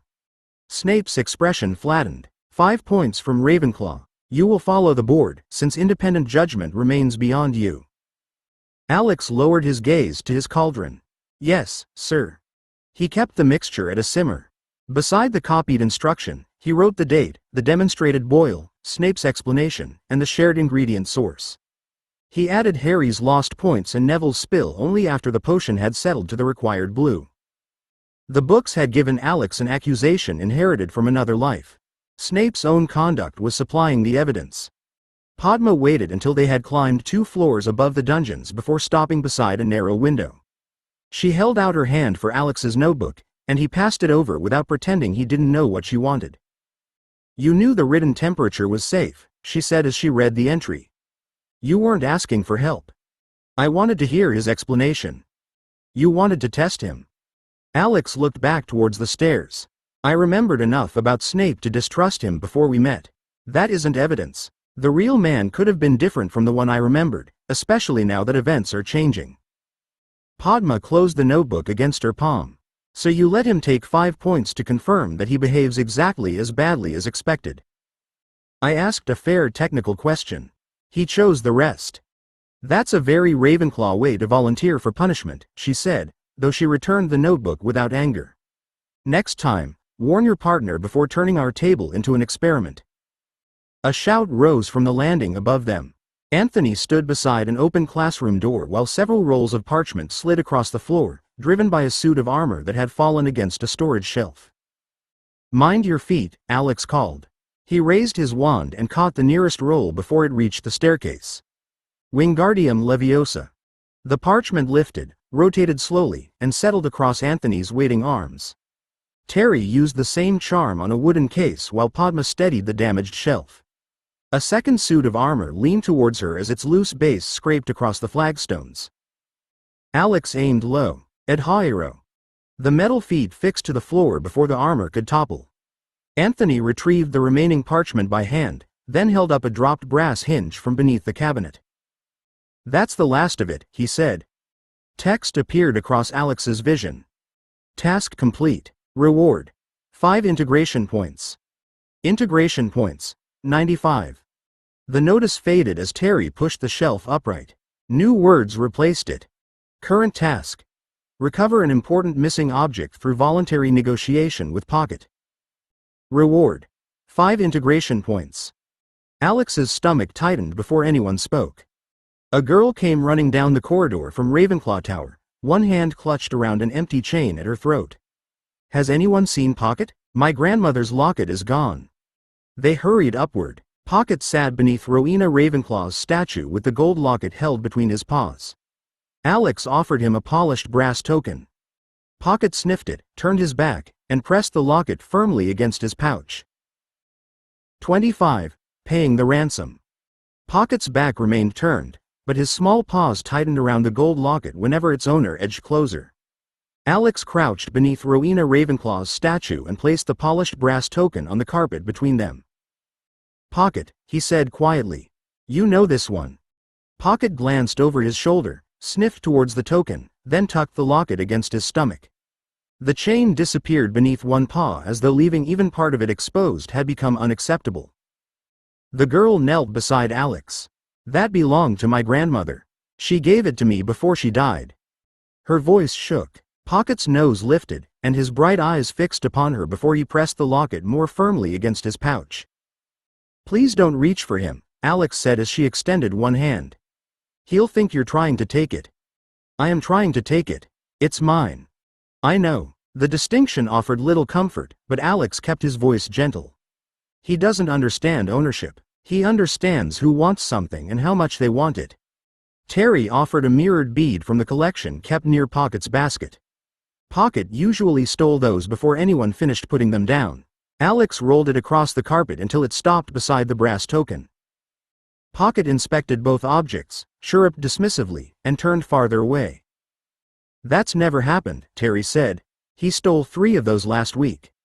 Padma crouched on the girl's other side. She wasn't crying over the beads. Alex looked from Pocket to the girl's clenched hand. Every plea, hurried movement, and frightened glance told the Niffler that the locket mattered more than anything being offered. Pocket's sense for value wasn't limited to gold, weight, or market price. Attention created value. Anxiety sharpened it. "Could you stand back?" Alex asked. The girl stared at him. "You want me to leave him with it?" "Only to the stairs. Keep where you can see us, but try not to watch the locket." "That's impossible." "It may still help." Padma rose beside her. "I'll stay with you." They retreated several yards. The girl folded both arms tightly across herself and fixed her eyes upon Padma instead of Pocket. Alex waited until Pocket's grip loosened, then replaced the token with a silver button, a tiny bell, and a polished brass disc from the practice box. Pocket examined each offering. He touched the bell once but refused to surrender the locket. Terry lowered his voice. "What outranks something priceless to the person who lost it?" Alex gathered the rejected objects without moving towards Pocket. Forcing open the pouch would recover the locket, but it would also damage every exchange that came afterwards. "Something Pocket believes is worth a ransom," Alex said. He rose slowly and looked towards Professor Flitwick's office. "We need help setting the price." Professor Flitwick emerged carrying a small wooden box and listened without interrupting while Alex explained what Pocket had taken, what they'd offered, and how the girl's distress appeared to increase the locket's value. Pocket remained beneath Rowena's statue, watching the adults approach with the wary concentration of a creature guarding a newly discovered fortune. Flitwick opened the box on a nearby table. A Niffler doesn't understand inheritance, but he understands desire remarkably well. We must offer something valuable without teaching him that stealing jewelry earns unlimited gold. The girl looked from the box to Pocket. Can't you summon the locket? I could attempt it, Flitwick said, but dragging an object from his pouch may frighten him, injure him, damage your locket, or achieve all three. Mr. Fairfax is correct to prefer cooperation. Flitwick withdrew a galleon and held it between finger and thumb. Pocket rose at once. His nose worked rapidly, and his paws loosened around the locket as he leaned towards the coin. Alex crouched beside Flitwick. He'll expect to keep it. For several seconds, yes. Flitwick lowered the galleon until Pocket could sniff it, then placed a broad polished token over the coin. The token had been plated to a bright golden finish, though Alex could sense the real galleon beneath it. We shall let scent, sight, and immediate interest begin the negotiation. Then we'll remove the part he mustn't receive. Pocket shuffled closer. Flitwick slid the hidden galleon away while leaving the polished token in place. Pocket's gaze followed the movement, but Alex gently rotated the token so its bright surface caught the torchlight. Lock it first, Alex said, keeping his open hand beside the token. Pocket hesitated, then produced the chain from beneath one paw. The locket emerged next, damp but undamaged, and dropped into Alex's palm. Before Alex could move, Pocket pushed a silver thimble after it, followed by Anthony's brass hinge, 2 buttons, a bent spoon, and a small bronze key nobody recognized. Terry stared at the growing pile. How long has he had the spoon? Padma picked it up by the handle. Long enough to improve its shape. Alex passed the locket to its owner. She opened it with shaking fingers, checked the tiny portrait inside, and pressed it against her chest. Pocket seized the polished token and rolled onto his back to inspect it. Flitwick watched him bite the edge, then looked at Alex. Successful restitution, no frightened Niffler, and 6 additional mysteries. I believe we should discuss preventing the next ransom. Text appeared across Alex's vision as the girl fastened the locket safely around her neck. Task complete. Reward: 5 integration points. Integration points: 100. The notice faded while Flitwick gathered the thimble, buttons, hinge, spoon, and bronze key into his wooden box. New words took its place before Alex had finished checking that Pocket hadn't hidden another object beneath his stomach. Current task: earn 10 house points through useful conduct. Reward: 5 integration points. Pocket rolled upright with the polished token clutched between his paws. He looked pleased with the entire exchange, which made Alex suspect he'd learned the wrong lesson. Flitwick reached into his robes and withdrew his wand. Mr. Fairfax, hold him securely, but don't pin his legs. Alex lifted Pocket onto his lap and supported him beneath the forelegs. Pocket continued chewing the token until Flitwick touched the wand lightly to the fur between his shoulders. Vestigium signatum. A pale blue spark sank through the black coat and vanished. Pocket paused, twisted his head towards the spot, then resumed inspecting his prize. What does that do? Terry asked. Flitwick stepped back and made a small circling motion with his wand. A narrow thread of blue light appeared above the tip, pointing directly towards Pocket. When Flitwick turned away, the thread curved to maintain the direction. It allows me to locate him within Hogwarts, Flitwick said. It doesn't reveal what he's carrying, where an object came from, or whether he ought to have it. This is a precaution against losing the Niffler, not permission for the Niffler to steal. Pocket chirruped and attempted to climb inside Alex's robe. Padma caught the polished token before he dropped it. He may not understand the final part. Then the pupils responsible for him must, Flitwick replied. He closed the wooden box and looked at Alex. From now on, important missing property is reported to a prefect or to me. Nobody chases Pocket, reaches into his pouch, or corners him. An exchange may be attempted with an approved token. A real coin is used only under supervision and isn't surrendered. Terry raised a hand with exaggerated seriousness. What do we call the procedure? Controlled retrieval, Flitwick said. Anthony looked at the bent spoon. That sounds less accurate than paying the ransom. Flitwick's expression remained perfectly composed. You may call it whatever foolish name appeals to you, provided the property is returned and nobody begins leaving jewelry out to entertain him. Alex took the token from Padma and offered it back to Pocket only after the Niffler settled. The tracking charm reduced 1 risk, and the procedure reduced another, but neither removed Alex's responsibility for bringing Pocket into the castle. Flitwick tapped the box containing the unidentified objects. "We'll begin with ownership records. Your thief has just created paperwork."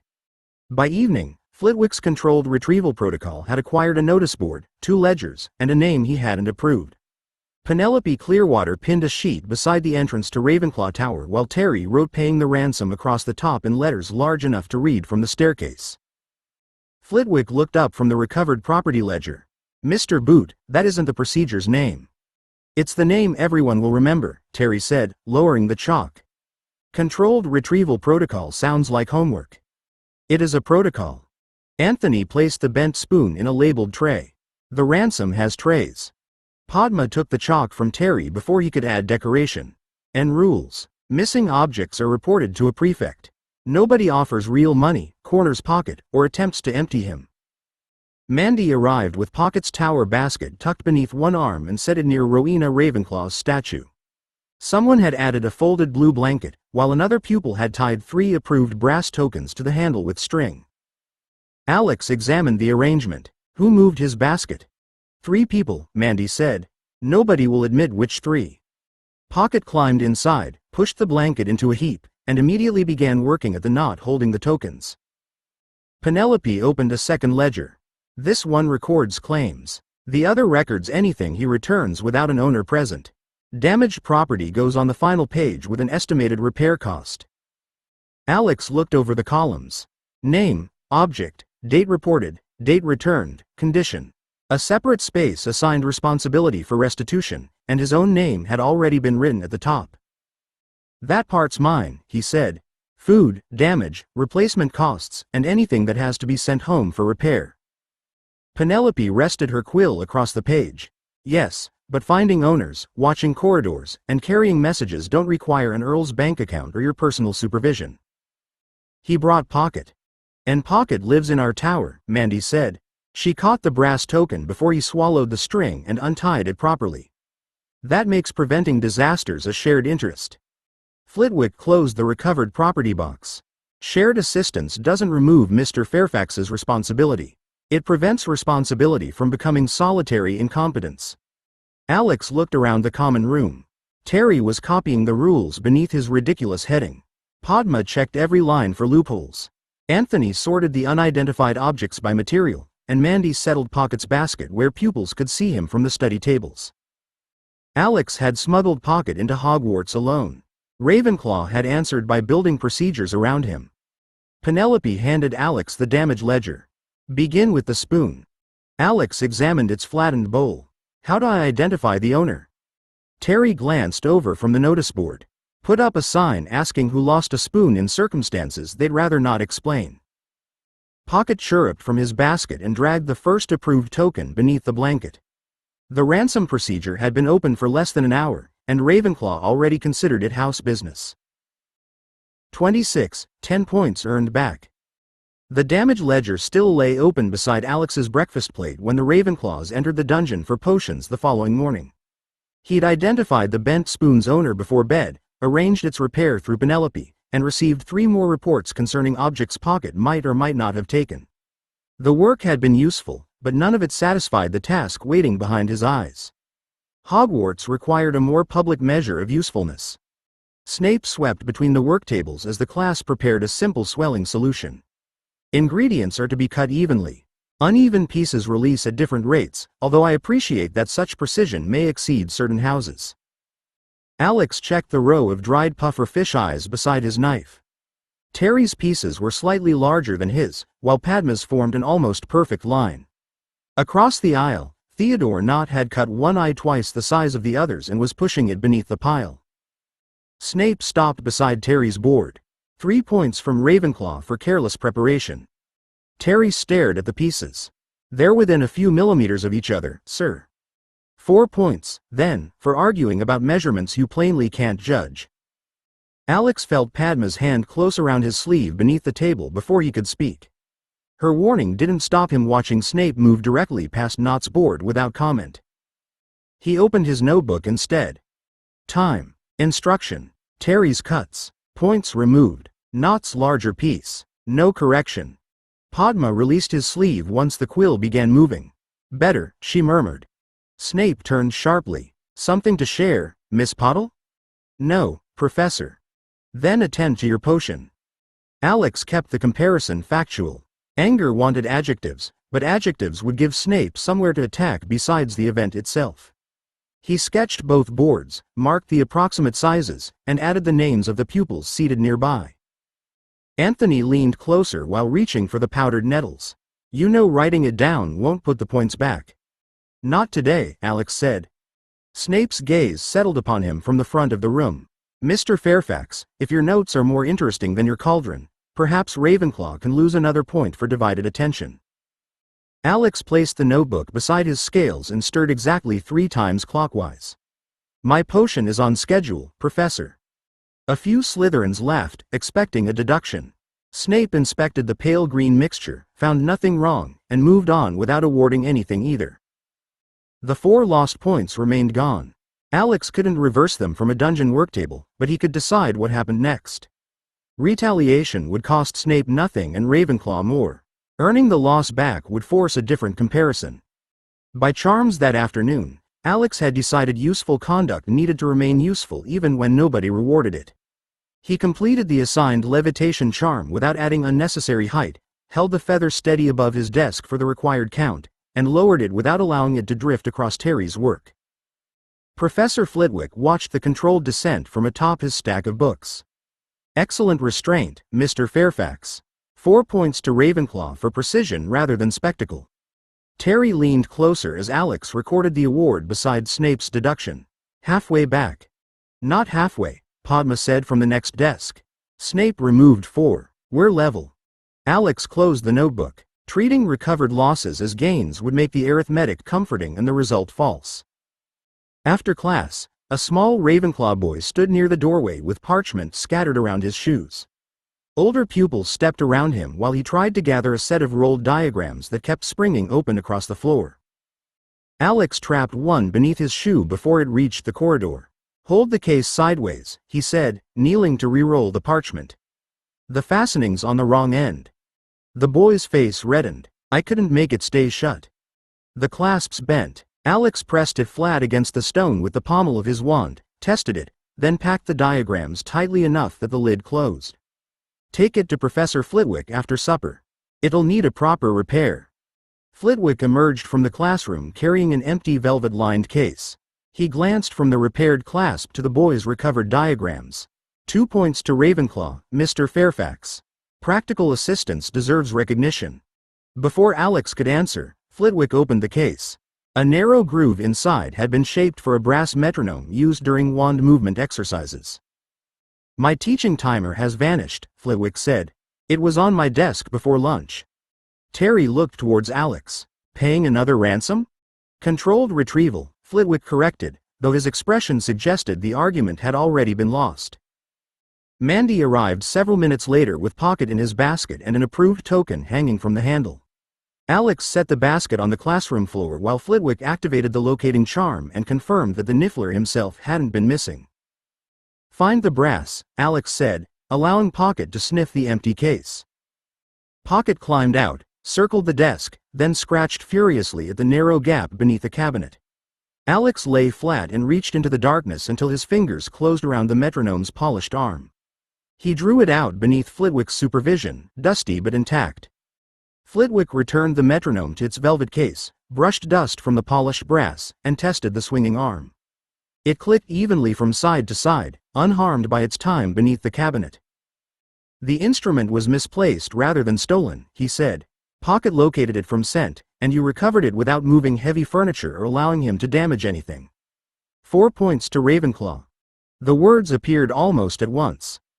Task complete. Reward. 5 integration points. Integration points. 105. Alex kept his attention on Flitwick while the notice faded. The 10 points had come from 3 separate acts, none dramatic enough to attract more than a passing glance. Together, they had replaced what Snape removed and carried Ravenclaw 6 points beyond it. New text settled across his vision. Current task. Create a reliable magical recording prototype. Reward. 10 integration points. Alex read the wording once before dismissing it. Recording magic could wait until he understood what Hogwarts already used and what Crowther's evidence procedures required. Terry counted on his fingers. 4 for the charm, 2 for the parchment case, and 4 for the metronome. 10. Snape took 4, Padma said as she lifted Pocket back into his basket. So Ravenclaw gained 6 overall. Anthony glanced at Alex's notebook. You wrote down the lost points as though they were a debt. They were an imbalance, Alex said. A debt implies Snape intended to repay them. Terry folded his arms. I thought your campaign against him would involve something with a smell.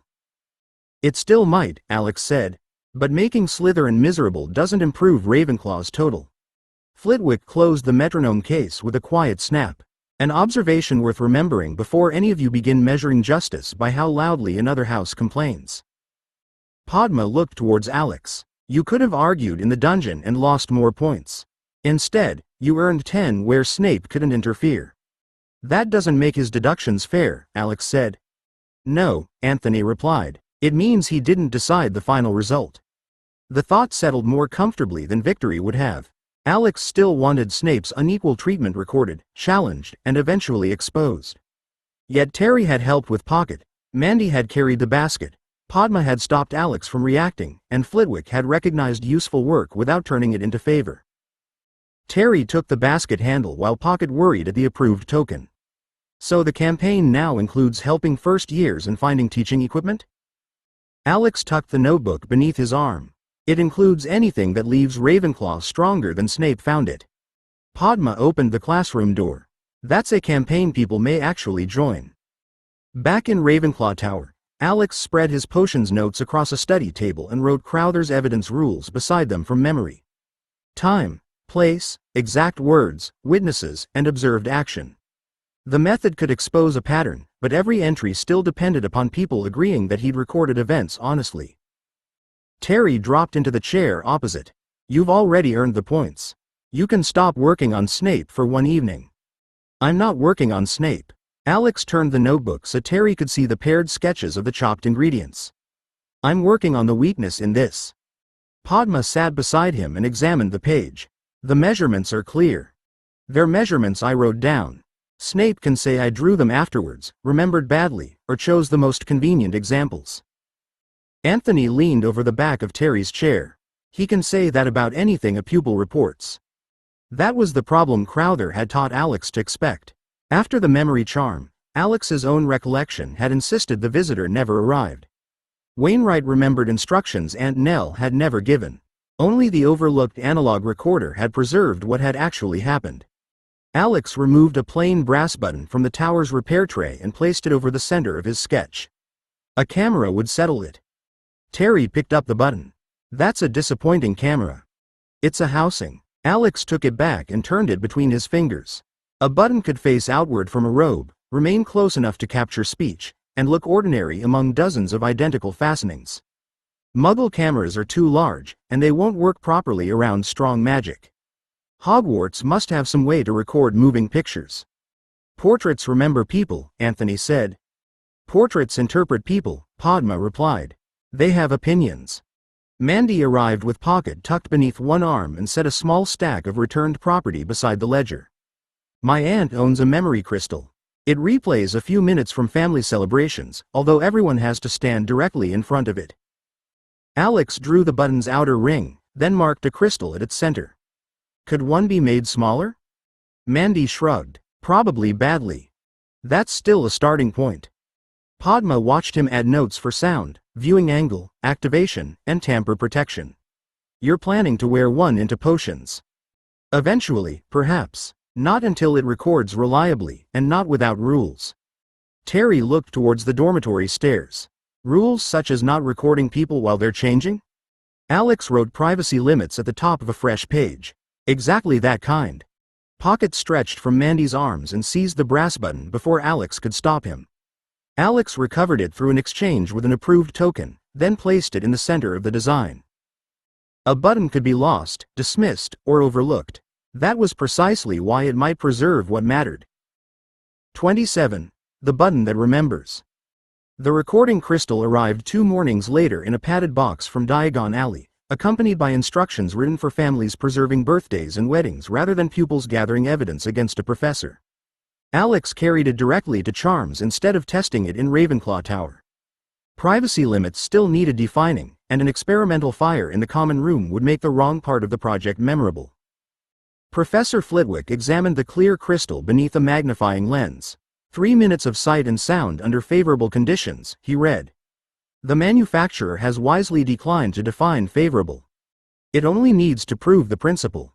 Alex placed the hollow brass housing beside it. He'd removed the shank and lined the inner rim with felt so the crystal wouldn't rattle. Once it works, we can identify what needs improving. Terry lifted the housing between 2 fingers. It's enormous. Anyone wearing this will look as though their robes were fastened with a dinner plate. Padma took it from him and turned it sideways against the blue trim of her robe. Then don't make it a button. Make it a Ravenclaw crest. Alex looked up from the instructions. An eagle with spread wings, Padma continued. The crystal could sit behind the body, and the eyes could serve as the viewing openings. Anthony leaned over the sketching page. It wouldn't look unusual if other Ravenclaws wore ordinary versions. The design settled into place quickly. A blue and bronze eagle would sit naturally upon a school robe. Harmless copies could carry identical enamel eyes, while selected badges concealed a crystal behind the breast. Alex began drawing swept wings around the housing. Flitwick lowered the magnifying lens. Before this becomes a flock of concealed observers, we should establish what the school actually permits. Alex paused with his pencil against the page. Is recording a lesson forbidden? Not at present. Flitwick tapped the crystal with one fingernail. A pupil may take written notes, sketch wand movements, or purchase moving instructional images. A recording intended for private revision is not greatly different in principle. Terry smiled. So we're allowed. You're not prohibited, Flitwick corrected. That is a less comfortable position. He said he would permit recordings of his own demonstrations once the prototype worked and everyone present knew what was happening. Private conversations, dormitories, changing areas, medical treatment, and disciplinary meetings were another matter. Other professors could also forbid recording within their classrooms. If this device is revealed through careless or intrusive use, Flitwick said, the staff or governors may create a rule before you finish the second version. Use it well enough that nobody feels compelled to ban it. Alex added consent, restricted places, and classroom permission to the design page. He didn't write that common ordinary badges would make recording versions difficult to identify. That advantage remained true without becoming Flitwick's responsibility. Flitwick returned the crystal to the padded box. Now, Mr. Fairfax, let us discover whether your eagle can remember anything worth revising.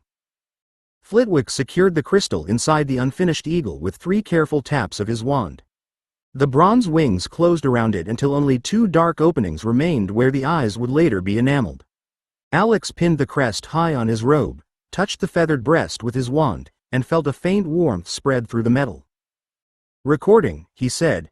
Terry crossed to the far side of the classroom and opened his charms book.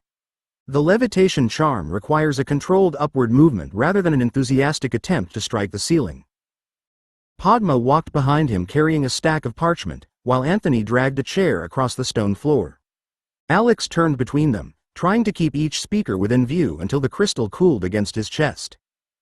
Flitwick released the stored memory over the desk. A narrow image appeared above the eagle, showing Terry's shoulder, Padma's hand, and several impressive seconds of empty wall. Anthony's chair scraped loudly enough to cover half the sentence. Terry studied the image. My shoulder performed very well. The eyes are too close together, Alex said. He unpinned the crest and opened the bronze casing with a fine tool from Flitwick's repair box. And the sound charm is collecting everything equally. Padma pointed towards the eagle's breast. Move the sound opening there. Voices will usually come from in front of the wearer. Unless someone's sneaking up behind him, Terry said. That might be useful to hear too, Anthony replied. Alex widened the gap beneath the eagle's beak, then angled the crystal so the eye openings faced slightly apart. Flitwick supervised the adjustment without taking the tools from him. The second test caught Terry and Padma together, but Alex's breathing sounded like wind across the playback whenever he walked. Mount it farther from the cloth, Flitwick said. Your robe is carrying every movement into the casing. Alex added 2 tiny spacers behind the wings. The third recording remained steady while he crossed the classroom, and Terry's voice emerged clearly until Padma stepped between them. Her back filled the image, but the sound continued without interruption. Flitwick ended the playback and tapped the eagle's wing. That is useful. It is also limited. It records what faces you, not everything that happens. And only for 3 minutes, Alex said, writing down the result. Good, Flitwick replied. Keep those weaknesses visible. A recorder that appears more complete than it is can mislead as easily as a faulty memory. Alex looked at the improved crest. It couldn't yet preserve a lesson reliably, but it had remembered a voice while the view failed. That was enough to prove the sound and image could be improved separately. The improved eagle survived 3 more recordings before one wing loosened and exposed the crystal. Alex caught it against his robe, but the failure left a bright gap where the casing had separated. Terry examined the damaged edge. That's unfortunate. It looked almost respectable. It needs a housing that can be opened for repairs without coming apart during use. Alex returned the crystal to its padded box and gathered the loose pieces. Flitwick had another class arriving, so further testing would have to wait. They found Fred and George outside the Great Hall after supper. The twins had already heard that Alex was building something which remembered conversations, although neither admitted who had told them. George held the bronze eagle beneath a wall torch while Fred tested the loose wing with one fingernail. You've made the important part removable, Fred said. Accidentally, Alex replied. George twisted the eagle's body until the casing opened. Accidents are merely inventions without proper introductions. Padma folded her arms. Can either of you fix it? We can improve it, Fred said. Fixing suggests respect for the original design. They carried the pieces to an unused classroom near the library. Fred transfigured scraps of card into several rough eagle shapes while George made tiny sliding catches from bent brass pins. Alex rejected the first version because the crystal could only be removed by snapping a wing. The second opened too easily. Terry brushed it with his sleeve, and the entire breastplate dropped onto the desk. George caught the crystal before it rolled away. Useful test. Useful warning, Padma corrected. The fourth housing opened only when both wings were pressed inward and the tail was turned. Alex fitted the crystal, closed the casing, and pinned the eagle to Terry's robe. Terry walked, sat, opened a book, and deliberately bumped his shoulder against the wall. The badge remained closed. Anthony studied the catches. Someone who stole it could still open it once they worked out the sequence. Fred drew his wand. Then we give the sequence an opinion. He sealed the joins with a charm that left a narrow blue line beneath the wings. When George opened the casing, the line broke and remained broken after he closed it again. Alex tested the seal twice, then copied the design into 2 more housings. Each held the crystal securely, recorded for 3 minutes, and showed whether anyone had opened it afterward. George arranged the finished eagles across the desk. 3 badges, 1 crystal. Interchangeable housings, Alex said, turning the intact seal towards the light. And visible evidence of tampering. Fred smiled. Now it only needs something worth remembering. Flitwick arranged the final test in the charms classroom the following evening. 1 eagle rested on Alex's robe, a second lay sealed inside its box, and the third remained empty beside Fred and George's notes. Terry, Padma, Anthony, Fred, and George took places around the room while Flitwick set his metronome clicking upon the desk. Begin when you're ready, he said. Alex touched the eagle's breast with his wand. Warmth spread through the bronze, and the dark eyes caught the classroom ahead. Flitwick demonstrated a controlled wand movement. Terry read a prepared sentence from the rear of the room, and Padma crossed between them carrying a stack of books. Anthony then struck the desk twice with his knuckles while George opened and closed the classroom door. When the crystal cooled, Alex removed the badge, checked the blue seal beneath the wings, and fitted the crystal into the viewing stand. The replay showed Flitwick's demonstration from the intended angle. Terry's sentence remained clear despite Padma crossing the image, and Anthony's 2 knocks sounded before the door moved. Fred compared the sequence against his written list. Nothing missing. Nothing added, Padma said. Flitwick replayed the memory a second time, then questioned Terry about the order of the knocks and the door movement. Terry answered incorrectly. The crystal corrected him without hesitation. Text appeared across Alex's vision. Task complete. Reward. 10 integration points. Integration points. 115. Alex kept his attention on the replay as the notice faded. The prototype wasn't complete in any commercial sense.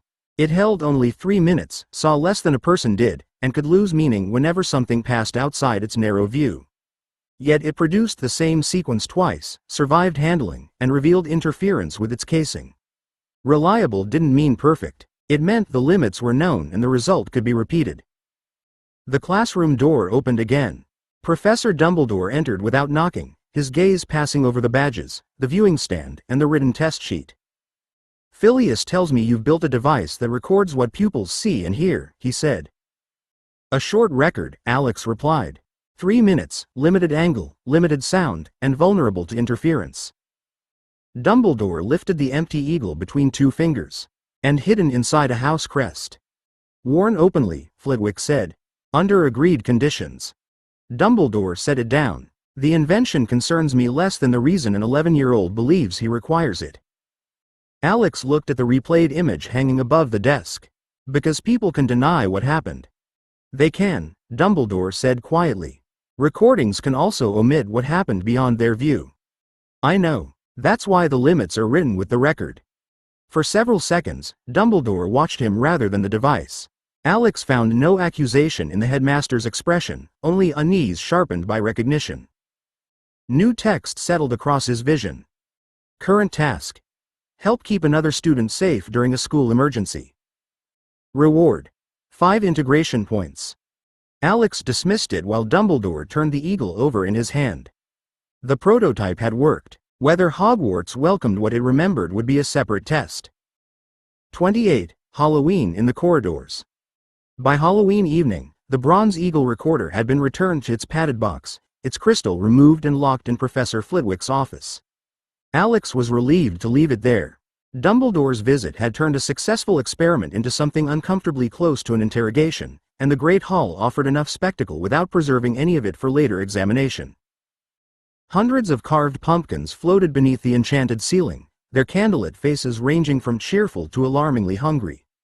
Live bats swept between them while orange streamers twisted around the rafters and rearranged themselves into dancing skeletons. The feast had filled the tables with roast potatoes, glazed carrots, pies, sausages, and dishes Alex couldn't identify before Terry began loading them onto his plate. Padma watched him reach for another sausage. "You're supposed to leave room for pudding." Terry added it to the mound already threatening the edge of his plate. "I'm establishing whether the serving dishes replenish indefinitely." Anthony passed Alex the potatoes. "That isn't research. That's greed with written observations." Alex laughed and shifted Pocket's basket away from the aisle. The Niffler had been allowed to attend only after Alex promised he'd remain inside the lined carrier. Pocket had interpreted this as permission to extend both forepaws through the opening and search any robe or tablecloth passing within reach. A silver spoon disappeared from Mandy Brocklehurst's place. "Pocket," Alex said quietly. The spoon returned between 2 black paws before Mandy noticed. Alex exchanged it for a polished brass token and secured the basket flap properly. Across the hall, Harry and Ron sat together at the Gryffindor table, although Hermione's place remained empty. Alex noticed the gap and remembered another Halloween feast from another version of events. He forced himself to continue eating. Remembered canon wasn't proof. He'd already learned how quickly details changed once real people began making different choices. The doors flew open hard enough to strike the walls. Professor Quirrell stumbled into the hall with his turban crooked and terror plain across his face. Conversation collapsed around him as he hurried between the tables. "Troll," he gasped. "In the dungeons. Thought you ought to know." He collapsed onto the floor. For one suspended moment, nobody moved. Then benches scraped, children shouted, and the hall broke into confusion. Alex's warning sense struck with such force that his shoulders tightened. The threat was real, immediate, and directed at someone nearby or soon to be within reach. He turned his head, searching doors, teachers, and frightened pupils, but the instinct offered no corridor, no distance, and no name. Professor Dumbledore sent sparks cracking above the tables. Silence. The shouting weakened. Alex kept one hand on Pocket's basket and looked towards the empty place at the Gryffindor table. "Prefects will lead their houses back to their dormitories," Dumbledore continued, his amplified voice carrying through the hall. "Teachers will search the castle. No student is to leave their assigned group. Benches shifted again, though this time the movement had direction. Ravenclaw's older pupils gathered the younger years while Professor Flitwick hurried towards the staff table. Alex lifted Pocket's basket and joined Terry, Padma, Anthony, and Mandy beneath the blue and bronze banner. Penelope Clearwater moved to the front of the group. First years together. Stay beside someone you recognize, and don't stop in the corridors. Alex looked once more towards the Gryffindor table. Harry and Ron were moving with their house, but Hermione's place remained empty. Canon memory told him where she was supposed to be. It also claimed the troll had entered through the dungeons, while Quirrell's report might be wrong, manipulated, or already outdated. Terry caught his sleeve as the line began to move. Alex, we're leaving. I'm coming. Alex tightened his hold on the basket and followed them from the Great Hall. The corridor beyond was packed with frightened pupils. Suits of armor rattled as children brushed past them, and portraits shouted contradictory advice from their frames. A small second-year girl ahead of Alex began crying when the procession turned towards the marble staircase. "My dormouse," she said, pulling against the hand of an older Ravenclaw. "I left his cage in the reading alcove." "You can't go back," the older pupil told her, but the girl twisted free and darted towards a side passage. Alex caught her around the shoulders before she'd taken 3 steps. She struggled hard enough to knock Pocket's basket against his knee. "He'll be alone," she said. "I have to get him." "Tell me where the cage is." Alex kept his voice steady while the warning sense pressed behind his ribs. "Exactly which alcove?" "Third floor landing, beside the tapestry with the knights." Penelope had stopped the front of the line and was looking back. Alex raised his voice. "Clearwater, one animal left in a cage on the 3rd floor landing." "All reported to Professor Flitwick," Penelope said. She pointed firmly towards the line. "Neither of you leaves this group." The girl stared towards the passage, breathing too quickly. Alex shifted the basket beneath one arm and took her hand. "Your dormouse is safer inside a cage than you'd be alone in the corridors," he said. "Flitwick can send someone who knows where the troll is." She resisted for another second, then allowed him to guide her back between Padma and Anthony. Ahead, the staircase began to move. Alex followed Penelope's instructions and kept the younger pupils together, even as every remembered detail urged him to turn towards the girls' bathroom. The moving staircase carried the Ravenclaw line towards the 2nd floor, where another procession had stopped at the landing. Gryffindor pupils pressed together beneath Percy Weasley's raised arms while prefects argued over which route remained clear. Alex searched the first years and found neither Harry nor Ron. Parvati Patil stood beside Lavender Brown, her face pale beneath the torchlight. Padma reached across the narrow gap between the groups and caught her sister's hand. "Where's Hermione?" Padma asked. Parvati stared at her. She was crying in the girls' bathroom. "She's been there since before the feast." Alex turned towards Penelope. "Hermione Granger is missing. Parvati last saw her in a bathroom before dinner." Penelope's expression sharpened. She repeated the information to Percy, who sent an older Gryffindor back towards the Great Hall. "Nobody else moves," Penelope ordered. "The teachers need facts, not another group of missing pupils." A deep bellow rolled through the stone beneath their feet. The younger children screamed. Portraits abandoned their frames, and Pocket struck the inside of his basket hard enough to make the lid jump. Alex's warning sense tightened until every muscle wanted movement, but the cry had given them more than fear. It had given them direction. Terry looked towards the adjoining corridor. That came from this floor. A crash followed, then the sharp splintering of wood. Penelope drew her wand and pushed the first years towards the wall. Before she could choose a route, Professor McGonagall swept around the corner with Snape and Quirrell behind her. Penelope stepped forward. "Hermione Granger is missing. Last seen in a girl's bathroom before the feast." McGonagall's face changed. She ordered the prefects to hold the pupils where they were and hurried towards the noise with Snape and Quirrell close behind. Alex remained beside the frightened second year, holding her hand while another tremendous impact shook dust from the ceiling. Then silence fell. A moment later, McGonagall called for assistance. Penelope led the older pupils towards the damaged corridor while ordering the younger years to remain against the wall. The second-year girl refused to release Alex's hand, and Penelope allowed them to follow at the rear rather than leave the child panicking among strangers. They reached a shattered doorway after Harry and Ron had already brought the troll down. Hermione stood against the sinks, shaking but upright. Harry had blood on one sleeve, and Ron's wand remained raised above the troll's head. Broken wood, cracked tiles, and the remains of a cubicle lay scattered across the bathroom. "Don't crowd them," Alex said as pupils pressed towards the doorway. He pointed towards a portrait of a startled wizard hanging opposite the bathroom. "Find Madame Pomfrey and tell her 3 first years may be injured." The painted wizard gathered his robes and ran from his frame. Alex kept everyone else outside, then looked from Harry to Ron and Hermione. One at a time. Who was struck, who fell, and who breathed anything from that club? Harry lowered his wand slowly. Behind him, the troll remained motionless. Professor McGonagall stepped between Alex and the fallen creature before Harry could answer. "Mr. Fairfax, remain outside. Miss Granger, Mr. Potter, Mr. Weasley, are any of you injured?"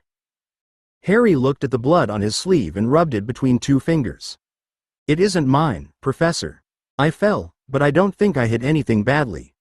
Ron lowered his wand at last. His face had gone pale now that he no longer needed to act. "The club missed us. Mostly." Hermione pushed away from the sinks, one hand gripping the cracked stone behind her. "I'm all right." Her voice shook despite the claim. Madame Pomfrey arrived with Professor Flitwick and cleared the doorway with brisk authority. She examined Harry and Ron first, then wrapped a blanket around Hermione's shoulders and guided her towards the corridor. The pupils waiting outside drew back enough to let them pass. McGonagall's eyes moved between the 3 Gryffindors. "I would like an explanation." Hermione looked at Harry and Ron. Something settled between them before she faced the professor. "I went looking for the troll," Hermione said. "I thought I could deal with it because I'd read about them. Harry and Ron came to find me." Alex heard the lie and understood what it purchased. Parvati's account placed Hermione in the bathroom before the alarm. Hermione was taking responsibility so Harry and Ron wouldn't be punished for leaving their group. Neither boy corrected her. McGonagall removed points from Hermione and awarded points to Harry and Ron for courage. Alex remained silent because exposing the false detail in the corridor wouldn't improve anyone's safety. He could record the conflicting accounts later without turning a frightened child's attempt at loyalty into a public examination. Professor Flitwick approached with the Ravenclaw second year's dormouse cage floating beside him. The girl released Alex's hand and caught the cage against her chest. "He's safe," Flitwick said. His gaze dropped to Alex's fingers, still curled from holding hers. "And so is the pupil who wisely remained with her house." Text appeared across Alex's vision. "Task complete. Reward. 5 integration points. Integration points. 120. The words faded as Hermione passed him beneath Madame Pomfrey's arm. Harry paused long enough to meet Alex's eyes. "Thanks for sending help," Harry said. "You'd already done the difficult part," Alex replied. Ron gave a tired, uncertain smile before following them. They left together, Hermione between the 2 boys, held by something that hadn't existed before the troll entered the bathroom. New text appeared. Current task. Earn the genuine trust of a friend from another house. Reward. 5 integration points. Alex lifted Pocket's basket and returned to the Ravenclaw line. Harry, Ron, and Hermione had become a group tonight. Alex had helped them without becoming part of it. 29. Friends, not followers. The first Quidditch match arrived beneath a cold November sky, with Ravenclaw pupils climbing into the stands beside Hufflepuff while Gryffindor and Slytherin filled the opposite sides in competing walls of color. Alex followed Terry, Padma, Anthony, and Mandy along a narrow wooden row, then secured Pocket's closed basket beneath the bench where the Niffler couldn't investigate anyone's badges, buckles, or loose coins. Terry leaned over the railing as the players rose above the pitch. 10 sickles says Potter catches the snitch. Anthony sat beside him and tucked his scarf more firmly around his neck.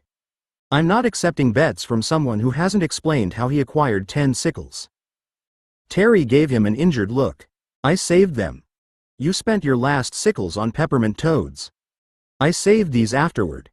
Alex watched Harry climb sharply after the first whistle. Flying suited him in a way that lessons in corridors didn't. On the ground, Harry often seemed to brace himself against attention, as though every stare arrived carrying a demand. In the air, He stopped looking like the famous boy everyone expected to recognize and became an 11-year-old who knew exactly where he wanted to go.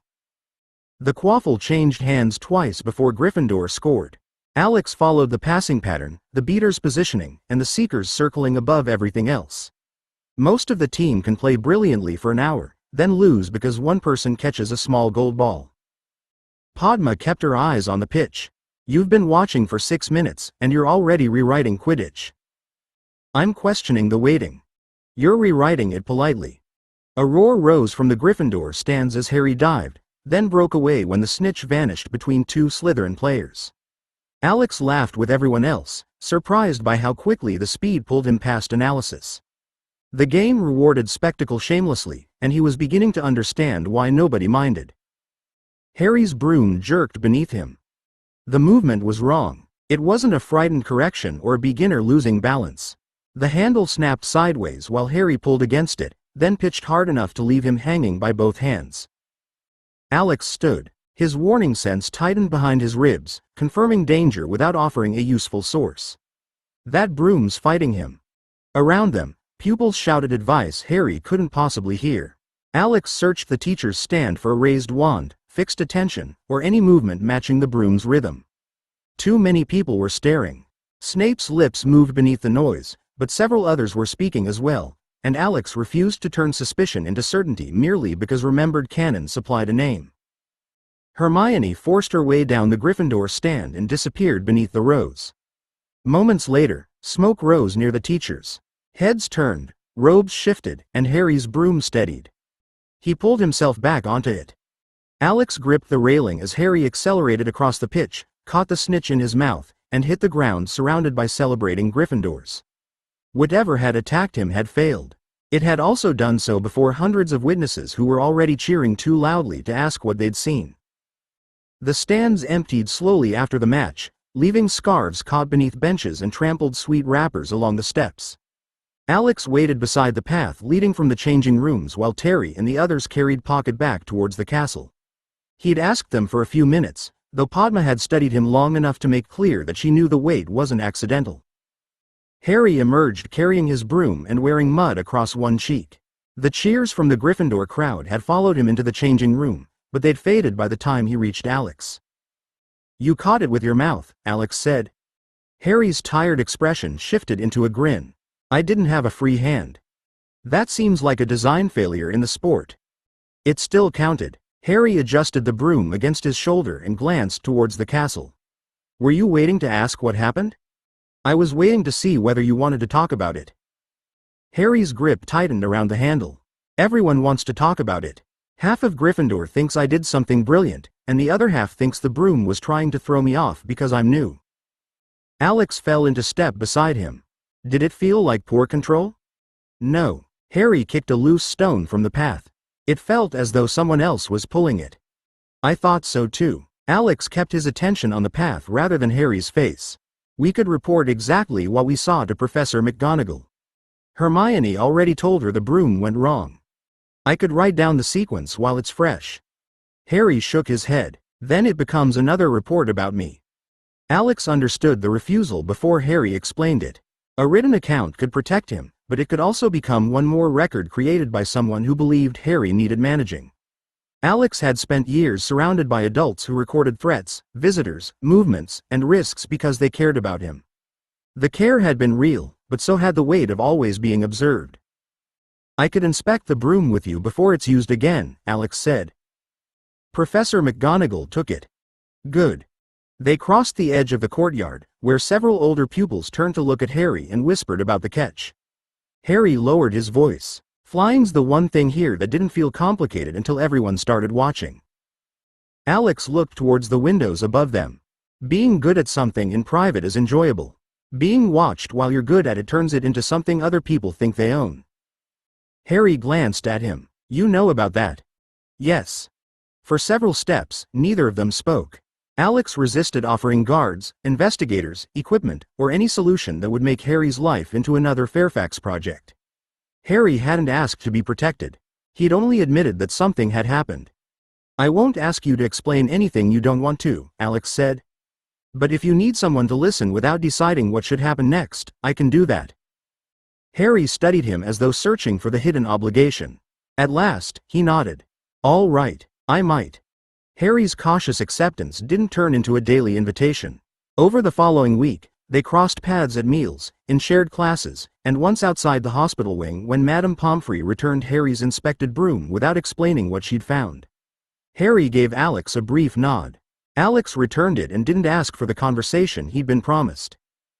The next opening came in the library, where Hermione occupied one end of a table with 3 books on broom construction and a growing list of spells that might disrupt enchanted movement. Ron sat opposite her with a chessboard between his elbows, watching Alex's queen advance across the squares. You've left your bishop open, Ron said. I know. Alex moved the queen into position. I'm testing whether the pressure on your king is worth losing it. Ron captured the bishop at once. That's what people say after they make a mistake. Hermione looked up from protective enchantments for household objects. Could either of you test mistakes more quietly? Harry sat beside Ron, turning a quill between his fingers. He hadn't mentioned the broom since the path from the pitch, but he hadn't left when Alex joined them either. Alex studied the board before moving a pawn. I've been considering a naval game with hidden ship positions. Each player would call out a location and learn whether they'd struck anything. Ron frowned at the chessboard. Without seeing the other pieces? That's the point. That sounds like guessing. It becomes deduction once you know where the misses are. Ron forgot the exposed bishop and leaned closer. Alex drew a rough square grid on spare parchment, adding 5 ships of different lengths. Within minutes, Ron had rejected equal-sized vessels, demanded a rule against placing every ship along the edge, and discovered that Alex's first scoring system rewarded reckless firing too generously. Hermione pulled the parchment towards herself. You also need a fixed way to record previous attempts. Otherwise someone will claim they called a different square. Alex passed her the quill. Exactly. Harry looked between the 3 of them. Do all your ideas become homework? Only the promising ones, Alex said. Ron grinned. He means yes. Madame Pants silenced them from across the room, though her glare weakened when Hermione raised the research books as evidence of respectable purpose. They bent over the parchment again, speaking in whispers while Pocket slept inside his basket beneath Alex's chair. The friendship didn't resemble Ravenclaw Tower or the closeness Harry, Ron, and Hermione had formed after the troll. Ron challenged rules until the game improved. Hermione demanded sources and clear records. Harry sometimes listened without joining in, then offered one observation that changed the whole design. None of them asked Alex to lead, and he found he preferred it that way. Madame Pants dismissed them when Ron's whispered protest became loud enough to disturb the nearest table. Hermione gathered the broom books, Ron folded the unfinished game grid into his pocket, and Harry waited until both had started towards the shelves before touching Alex's sleeve. There's something else, Harry said quietly. You said you'd listen without deciding what I ought to do. Alex closed Pocket's basket and remained beside the table. I meant it. Harry glanced towards Hermione, who was arguing with Ron about whether folded parchment counted as proper record-keeping. There's a corridor on the 3rd floor that students aren't allowed into. Ron, Hermione, and I ended up there by accident. Alex knew which corridor he meant, but kept remembered events out of his face. What did you find? A 3-headed dog. Harry watched him closely, perhaps waiting for disbelief. A huge one. It was standing over a trapdoor. That's a serious concern. I know. Harry lowered his voice further. But the teachers must know it's there. It's too big to hide, and the door was locked until we opened it. Alex could have asked why they'd opened it, what lay beneath the trapdoor, or which adults Harry suspected. Each question might have brought more information, but Harry had offered only one piece and was waiting to see what Alex did with it. Thank you for telling me, Alex said.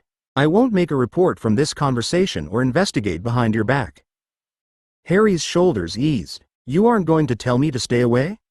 You already know you should stay away from a 3-headed dog. That hasn't stopped Ron being curious. It hasn't stopped me being curious either. Alex lifted Pocket's basket. Curiosity doesn't require immediate trespass.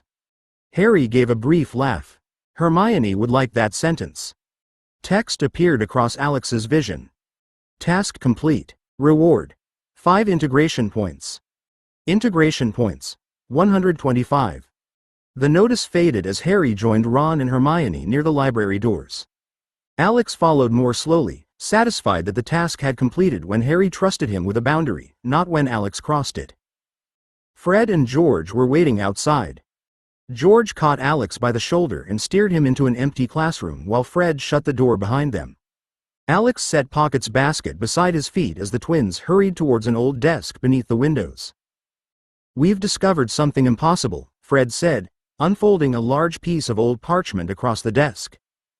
"That usually means you've discovered something you weren't meant to possess," Alex replied. Ink lines spread across the page, forming corridors, rooms, and moving names. One label caught his attention at once. "Pocket Paste along the 7th floor corridor." Alex stared at the tiny name as it crossed the same stretch once, turned, and crossed it again. The basket stood beside his feet, exactly where he'd placed it after leaving the library. "That's impossible," he said. On the third pass, Pocket vanished from the map. Alex dropped to one knee and pulled open the basket. The padded interior was empty. He checked beneath the folded lining, although a niffler couldn't have hidden there.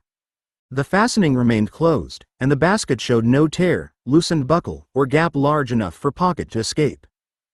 George bent over the desk. "Wasn't he with you?" "He was asleep under my chair less than 5 minutes ago." Alex ran his fingers around the secured flap.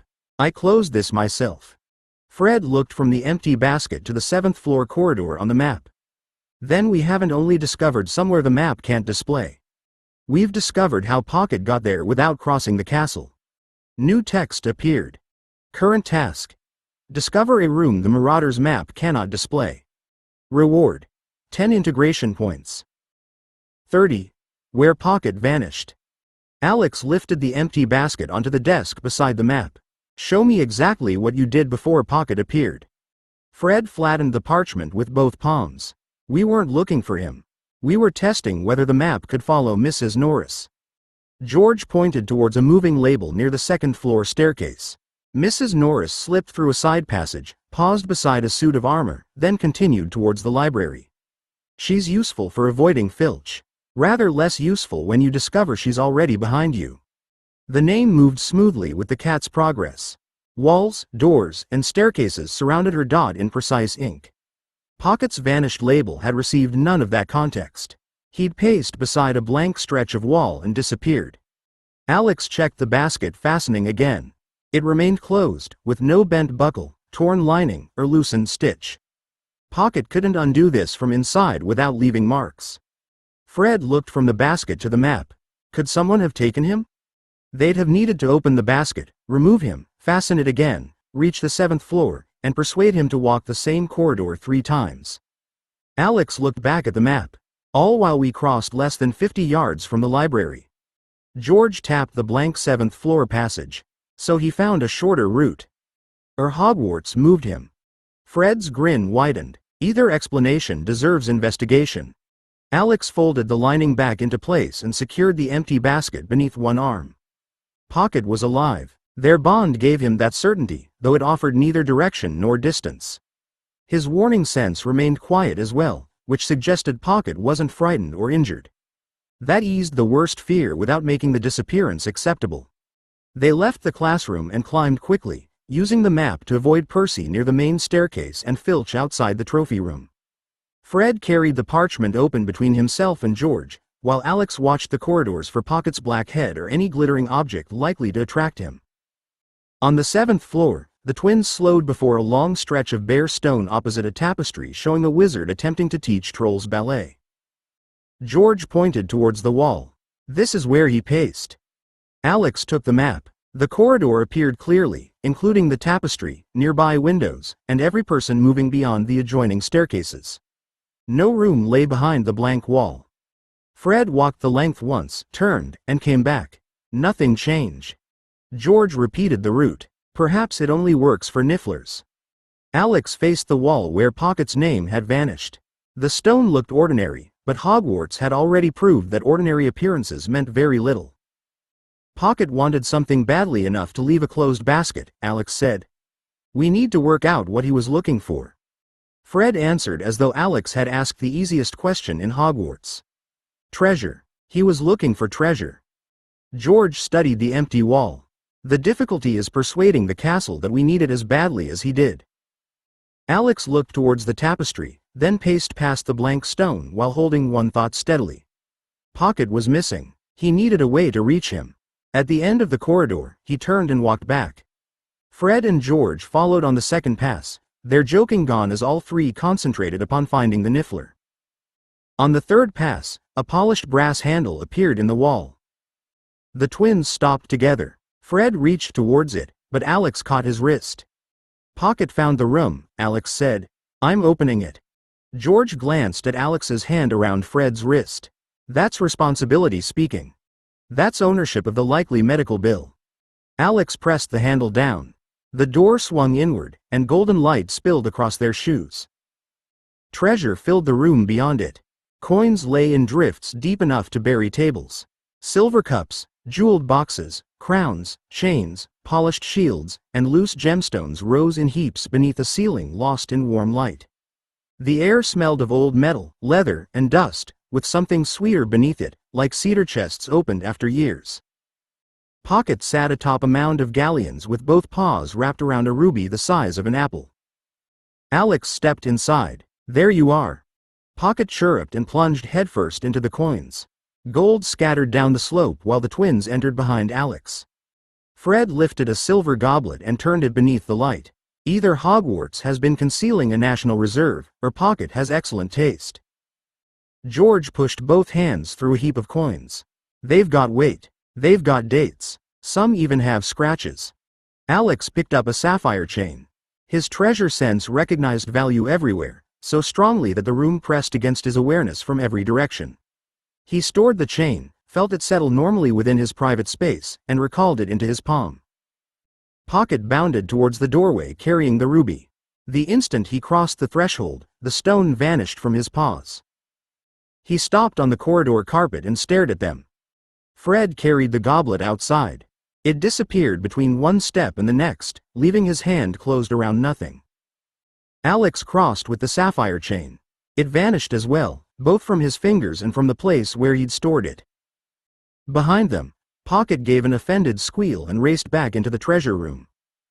By the time Alex followed, the Niffler had recovered the enormous ruby and clutched it against his chest with both paws. George crouched beside Pocket and examined a pale scratch near one edge. The same stone, same mark as before. Fred retrieved another silver goblet from the heap.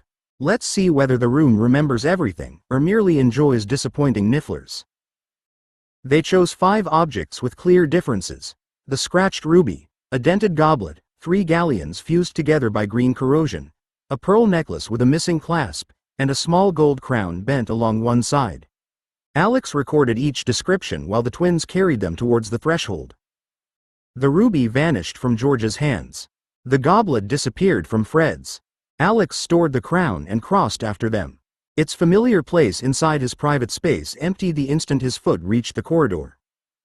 Pocket squealed from behind them.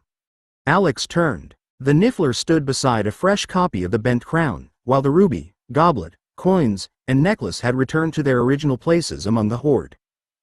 Fred hurried back inside and lifted the dented goblet. It rebuilds the arrangement, not merely the quantity. George rolled the 3 joined galleons across his knuckles. The room knows what Pocket asked for and restores the answer whenever we spoil it. Pocket snatched the coins from him, raced into the corridor, and stopped in outrage when his paws closed around empty air. He spun, ran back through the door, seized the restored cluster, and repeated the attempt. The coins vanished again. Alex caught him before he could make a third furious journey. Pocket wriggled against his arms, reaching towards the treasure with desperate little chirrups. It isn't being stolen from you. It only exists in here. Pocket twisted around and bit the cuff of Alex's robe without breaking the cloth. Fred tapped the wall beside the doorway. The room makes treasure because he needs treasure. George looked across the hoard. Temporary treasure, like scenery you can hold. Alex followed his gaze across the endless gold. His treasure sense insisted that every object possessed value, yet the value ended at the room's boundary. The magic wasn't creating permanent wealth. It was creating the experience Pocket had demanded. He'll keep returning because the hoard comes back, Alex said. Pocket stretched both paws towards the ruby. George's expression brightened. Then we need to ask for something the room can't replace with pretend treasure. Fred nodded towards the corridor. Real treasure. Something already lost in Hogwarts, and something allowed to leave. Alex carried Pocket into the corridor while Fred closed the door on the endless hoard. The brass handle vanished, leaving bare stone beneath George's palm. We need a better request, Alex said. Real treasure that can leave the room, but only things genuinely lost and forgotten within Hogwarts. Fred looked down at Pocket, who twisted in Alex's arms and reached towards the missing doorway. You'll have to explain forgotten. He remembers every coin he's ever seen. George took a sickle from his pocket and held it beneath the Niffler's nose. Something real, small, and abandoned. Like this, except nobody will complain when you steal it. Pocket snatched the coin and tucked it away. Alex lowered him to the floor. That wasn't abandoned. George returned the empty hand to his pocket. It was educational. They began pacing again. Alex kept the request narrow as he crossed the corridor. A little genuine treasure lost long ago, no hidden stores, no objects deliberately secured, and nothing belonging to anyone who might still come looking. Pocket trotted between them, pausing once to sniff George's pocket in case the lesson had a second part. On their third pass, a low wooden door appeared. The room beyond was scarcely larger than a cupboard. A single table stood beneath a hanging lamp, bearing tarnished sickles, worn nuts, loose gems, silver buttons, snapped chains, 2 rings, and a bent brooch shaped like a thistle. Nothing glittered enough to illuminate the ceiling. Nothing rose in glorious heaps. Fred stared at the modest pile. Pocket's going to feel cheated. Pocket scrambled onto the table and plunged both paws into the coins. His delighted chirrup answered for him. Alex picked up a chipped green stone and stored it. He crossed the threshold slowly, expecting the familiar place inside his private space to empty. The stone remained. George carried out an old galleon rubbed nearly smooth. Fred followed with a silver button bearing a tiny engraved badger. Neither object vanished. Pocket bounded after them clutching 4 coins and the bent brooch, then stopped in the corridor as though waiting for the treasure to betray him.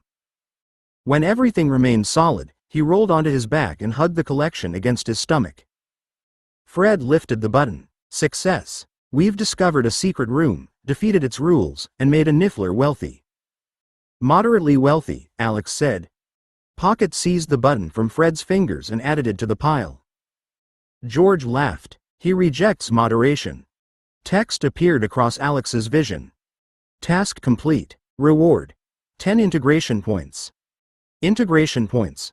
135. Current task. Help remove an illegal magical creature from Hogwarts without abandoning it. Reward. 10 integration points. Alex read the new task while Pocket wriggled happily among his genuine treasure. After the afternoon's discovery, an illegal creature somewhere in Hogwarts sounded less like a warning and more like an appointment.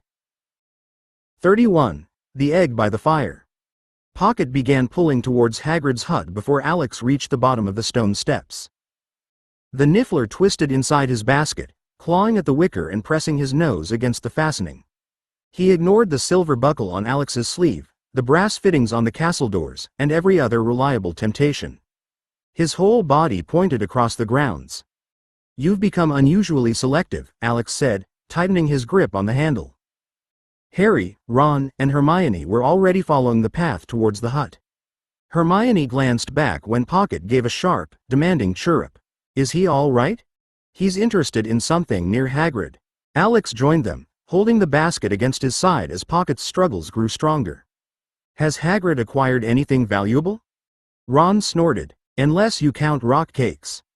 Harry looked towards the hut's smoking chimney. He's been keeping the curtains shut. He nearly pushed us outside when we visited yesterday. Hermione lowered her voice. He also borrowed books about dragons from the library. The new task returned with unpleasant clarity. Help remove an illegal magical creature from Hogwarts without abandoning it. Alex had expected Norbert eventually, but remembered canon no longer guaranteed timing or detail. Pocket's reaction supplied evidence that memory alone couldn't. They crossed the trampled ground around the hut. Heat reached them before Harry knocked, strange against the winter air. Hagrid opened the door a narrow distance and filled the gap with beard, coat, and immediate suspicion. Can't have visitors, he said. Got work to do. Pocket forced both paws through the basket opening and squealed towards the room behind him. Hagrid looked down. What's got into him? That's what I came to ask you, Alex said. He's ignored every piece of metal between the castle and your door. A heavy scrape sounded inside the hut, followed by the clink of iron against stone. Hagrid shifted to block more of the opening, but Harry had already noticed the fierce glow behind him. Hagrid, Harry said, what have you put in the fire? Hagrid's expression answered before he did. He stepped back with visible reluctance and let them enter. The hut was stifling. Flames crowded the hearth, licking around a large black cauldron set among the coals. Inside it lay a huge dark egg, its rough shell reflecting dull red light from the fire. Pocket went still in Alex's arms, then reached towards it with both paws. Alex stared at the egg. It wasn't treasure, and it wasn't yet the illegal creature named by his task. It was alive, waiting, and already being treated as something Hagrid loved. Where did you get a dragon egg? Hermione asked. Hagrid drew himself up beside the hearth. Won it off a stranger down the pub. Perfectly fair game of cards. Hermione stared at the black egg resting inside the cauldron. Dragon breeding was outlawed in Britain. Only if ye call this breeding, Hagrid said. He reached into a sack beside the chair and scattered another handful of dry material around the egg. I'm only hatchin' one. Ron edged closer to the fire, then retreated when the heat struck his face. That doesn't make it better. Hagrid's hand settled on the cauldron rim. His expression held such open pride that Alex understood why Harry hadn't already gone to McGonagall. Hagrid didn't see a smuggled predator growing beside a wooden wall. He saw a creature that would wake knowing his voice. Alex set Pocket's basket on the table and kept one hand over the fastening. What are you using for heat control? Fire. I can see that. Hagrid frowned towards the hearth. Dragons need heat. They need the correct heat. Alex moved nearer without touching the cauldron. The iron radiated strongly enough to sting his knuckles. Damp had gathered around the windows, while the table held bowls of brandy, raw chicken blood, and several books opened beneath grease marks. How often are you turning the egg? Every few hours. Hermione picked up one of the books.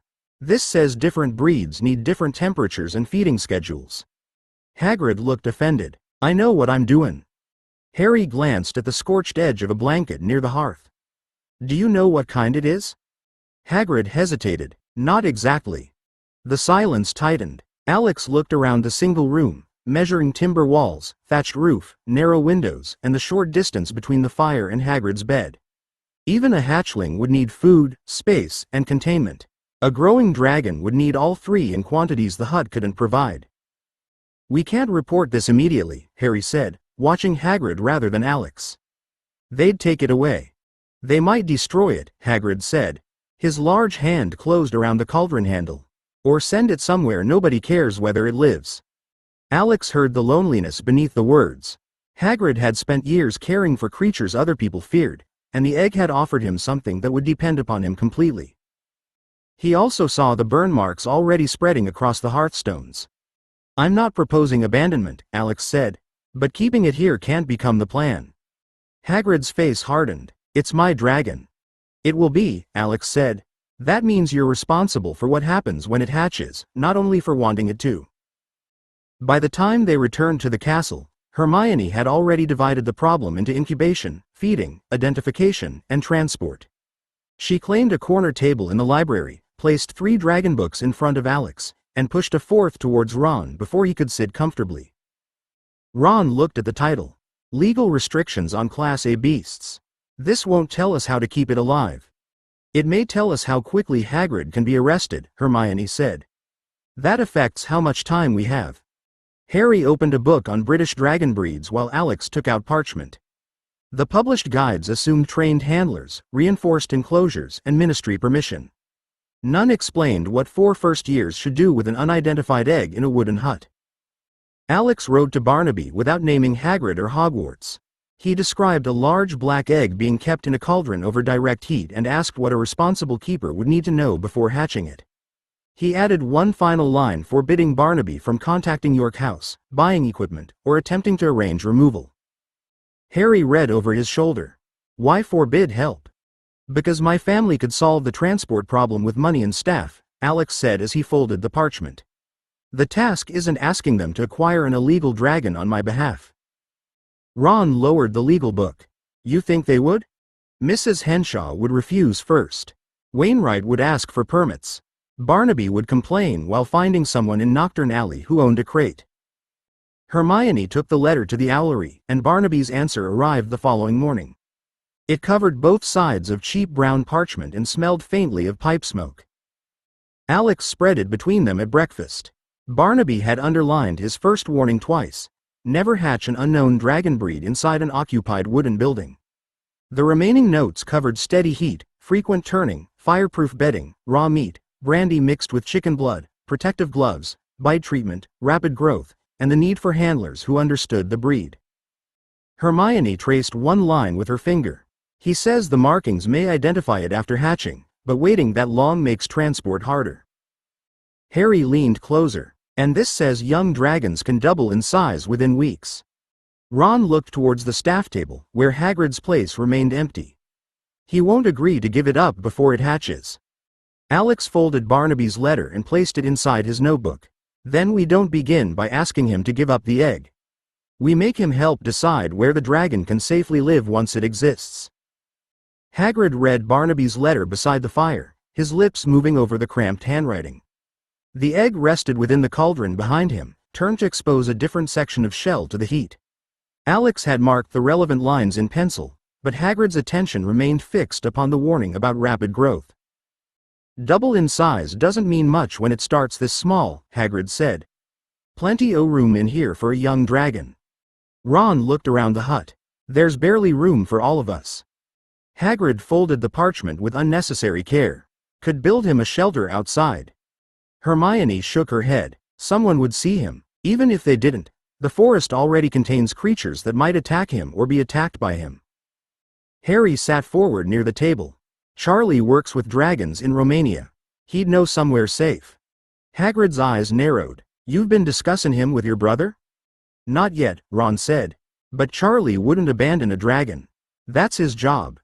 The objection in Hagrid's face weakened without disappearing. Alex placed Barnaby's letter beside the dragon books and opened his notebook to the care requirements they'd copied. Charlie's contacts offer trained handlers, proper enclosures, food, and other dragons. We can ask without naming you or the school until we know they'll help. Hagrid stared into the cauldron. A faint scraping sound came from within the shell, so soft that everyone stopped speaking. He reached down and laid one broad hand against the iron rim. What if he knows me when he hatches? Hagrid asked. Can't send him off straight away like I never wanted him. Harry answered before Alex could. Then you keep him safe while Ron contacts Charlie. You'll still be the person who hatched him. Hagrid rubbed his beard, considering the promise rather than the loss. Might need somewhere else for a few nights if anyone comes snoopin'. You can't put him in Ravenclaw Tower, Alex said.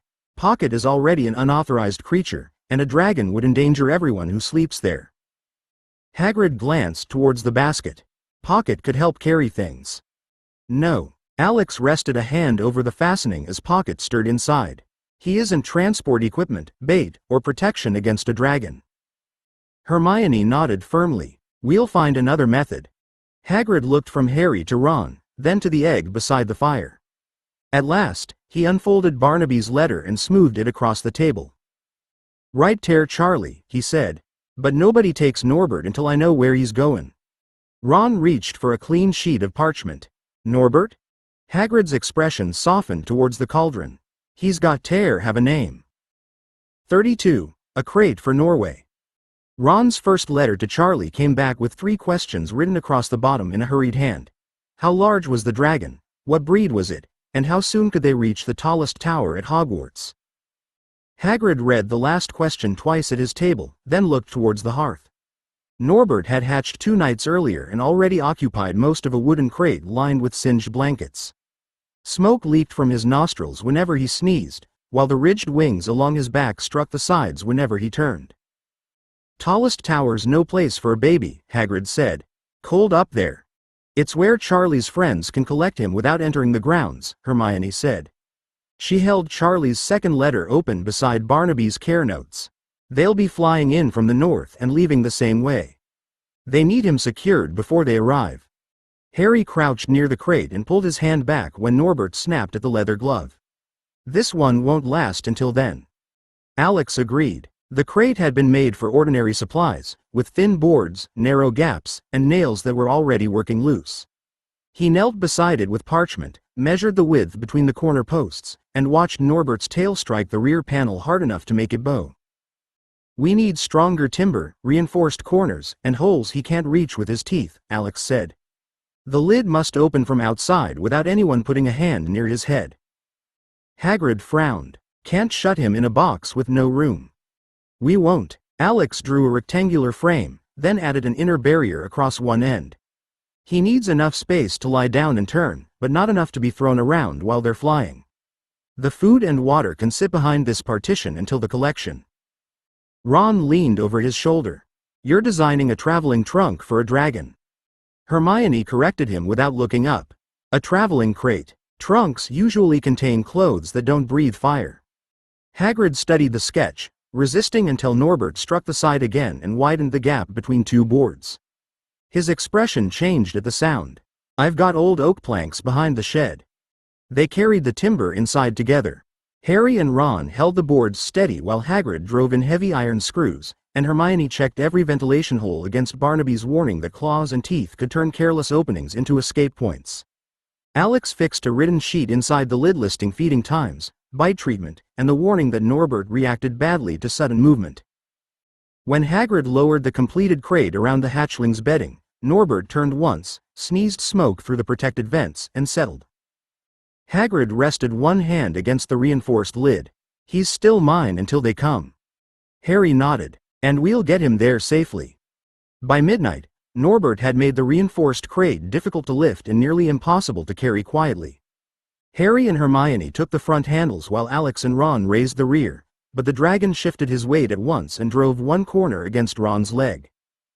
Ron bit back a cry and lowered his side. The bandage around his right hand had darkened where Norbert's bite had swollen beneath it. I can manage. You can barely close your fingers, Hermione said. She caught the handle before it struck the floor. Go to Madame Pomfrey before your hand becomes permanently interesting. Hagrid hovered beside the crate with a sack of meat, a water bottle, and 3 blankets they'd already rejected as unnecessary. Could send him tomorrow night. Charlie's friends will be over the tower at midnight, Harry said. They can't remain near Hogwarts while we rearrange things. Alex looked at Ron's stiffened hand, then at the route sketched inside his notebook. 4 carriers had allowed them to trade positions and manage the stairs. With 3, every delay increased the chance of discovery. Fred and George are waiting inside the entrance hall. They'll take Ron's place and check the route. Hagrid's attention fixed upon the crate. Norbert scratched against the timber from inside, and Hagrid pressed his broad fingers to one of the protected vents. Keep his face away from the wind. We will, Harry promised. He pulled the invisibility cloak over the crate, and the 3 children gathered around it. The cloth covered Norbert and most of their bodies, although their shoes remained dangerously close to the edge whenever they moved. Fred and George met them beyond the doors with the Marauder's map open between them. George touched his wand to a cluster of labeled dots near the ground floor corridor. Filch is in the West Passage, Mrs. Norris is heading for the main stairs, and Percy is patrolling 2 floors above us. Fred traced an alternate route with one finger. This staircase reaches the East Gallery. From there, you can cross behind the tapestry and climb towards the astronomy tower. Hermione adjusted her grip beneath the cloak. You said the corridor was clear. It was, George replied. His expression sharpened as a new dot moved from the direction of the dungeons. Malfoy wasn't there a moment ago. Alex leaned closer. Draco Malfoy's name advanced towards the entrance hall, then stopped as though listening. The map could reveal his position, but it couldn't explain what he'd heard or whom he intended to tell. We take the east route now, Alex said. Fred, draw him away. George, guide us until we're above Percy. Norbert struck the crate hard enough to rattle every fitting. Mrs. Norris's dot changed direction at once. George folded the map. She heard that.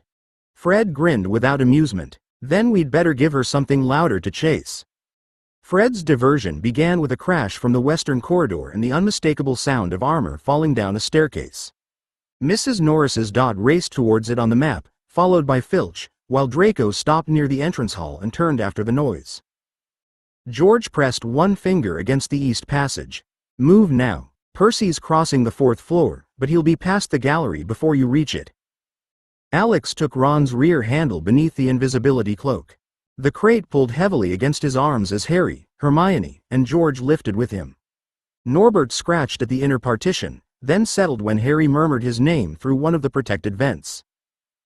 They climbed in uneven steps, stopping whenever the castle shifted a staircase or the map showed someone approaching.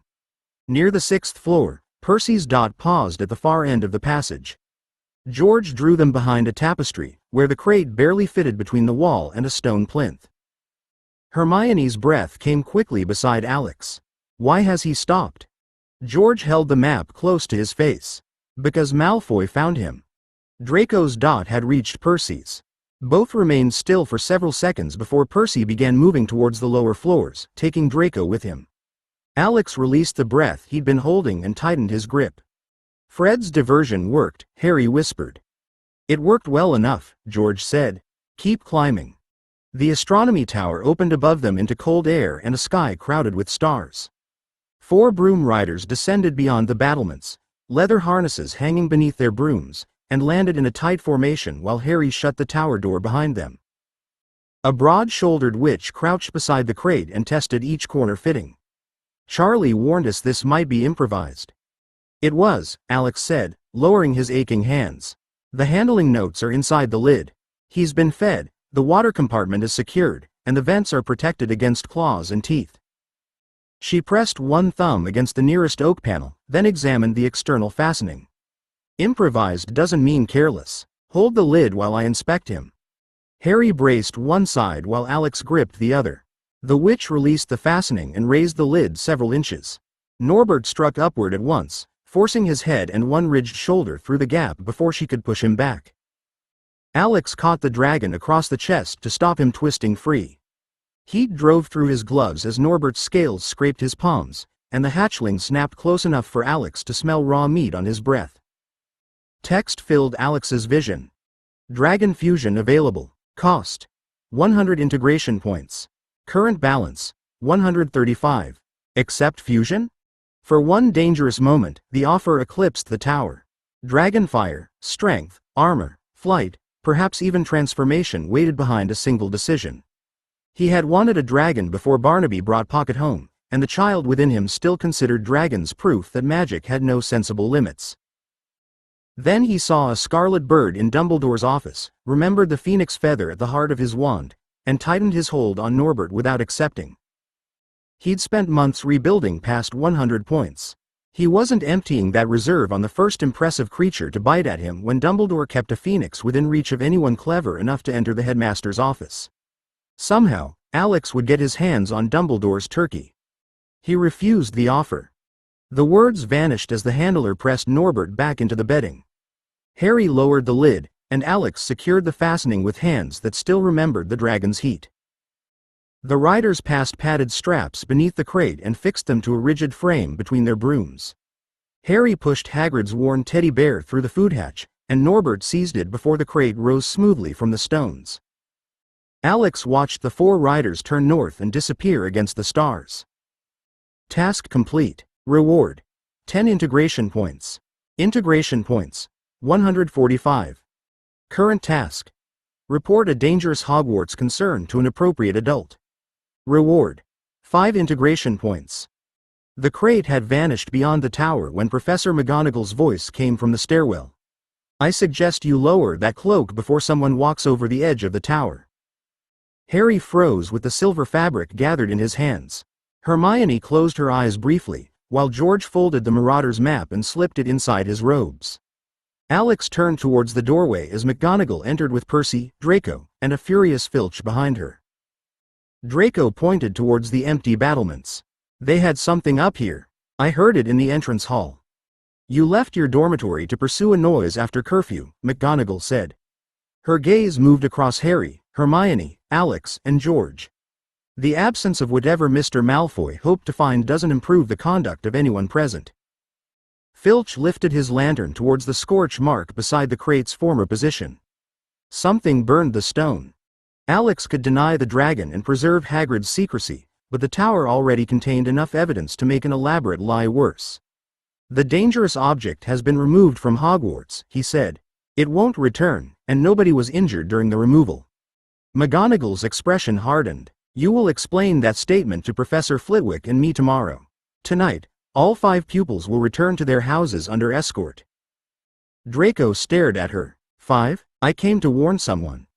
You came to confirm a rule-breaking expedition of your own, McGonagall replied. 20 points from Slytherin. She deducted points from Gryffindor and Ravenclaw as well, enough to make Hermione pale and Harry stare at the floor. George accepted Ravenclaw's loss with a tight jaw, though Alex knew Fred's diversion would also earn consequences once Filch identified the ruined armor. On the staircase below the tower, Percy kept Draco ahead of him while McGonagall walked behind the others. Harry waited until the professor had paused to speak with Filch before leaning towards Alex. Hogwarts can hide a dragon in a hut for weeks, Harry whispered. It can keep a 3-headed dog behind an ordinary door, and nobody stops students reaching either one until after something goes wrong. Alex thought of the task waiting behind his eyes. Report a dangerous Hogwarts concern to an appropriate adult. The wording allowed no reward for another private investigation, another midnight route, or another plan shared only among children. The dragon's gone, Alex said quietly. The 3rd floor danger isn't. Tomorrow, we tell someone who's responsible for the school. Harry's relief lasted less than a second. And if they already know? Alex looked back towards McGonagall as she descended beneath the lantern light. Then we find out what they believe knowing has solved. 33. The door on the 3rd floor. Harry found Alex in an unused classroom before breakfast, still wearing the clothes he'd taken into the Forbidden Forest. Mud streaked his robe to the knees, and one sleeve bore a dark smear he hadn't noticed. He closed the door behind him, then stood with his back against it as though the stone corridor outside were less secure than the room. Alex lowered the list he'd begun after leaving the astronomy tower. What happened?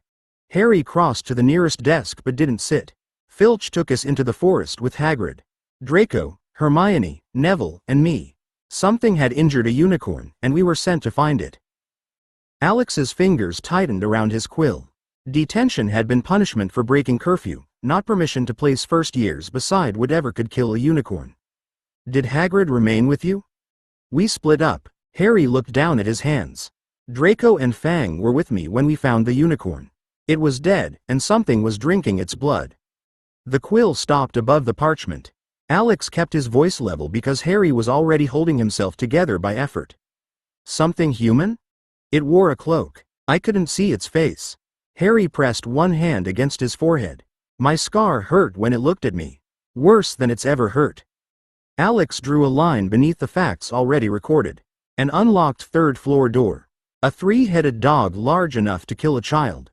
A trapdoor beneath it. Harry, Ron, and Hermione investigating what the dog guarded. Now a dead unicorn and a concealed figure close enough to Hogwarts to be encountered during a pupil detention. You don't need to decide what it was yet, Alex said. Tell me what you saw, then we'll mark everything else separately. Harry finally sat. The blood was silver. It covered its mouth, and it came towards me after Draco ran. A centaur drove it away. Alex wrote only what Harry gave him, leaving space beside every uncertain point. Did the centaur say why anyone would drink unicorn blood? He did, but I need to tell Ron and Hermione with you. Harry's eyes lifted to the page. You're still reporting the corridor? Yes. Alex turned the parchment so Harry could see the headings. The dog is fact. The door is accessible. Several pupils have reached it. You 3 are investigating what's beneath it, and last night proved that pupils can move through the castle after curfew when they're determined enough. Harry stared at the final blank section. And the forest? That belongs to you. Alex set the quill down. I'll record what you personally tell me, but I won't turn your fear into my evidence without your agreement. Harry's shoulders eased, though his face remained pale. Get Ron and Hermione. You need to hear what Firenze said before we speak to the professors. Ron and Hermione arrived carrying breakfast wrapped in napkins, though neither touched it once Harry described the dead unicorn.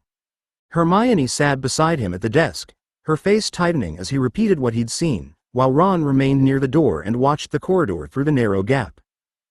Harry rubbed his scar with 2 fingers. Firenze said unicorn blood keeps you alive even when you're an inch from death, but the life is cursed from the moment it touches your lips. Then he asked what Voldemort would want if he could come back properly. Hermione's breath caught. The Philosopher's Stone. That's what he meant. Harry looked towards Alex's notes.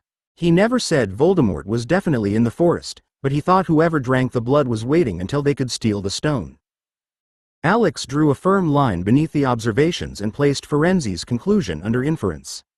We report the corridor, the dog, and the possibility that pupils are trying to reach whatever's beneath the trapdoor.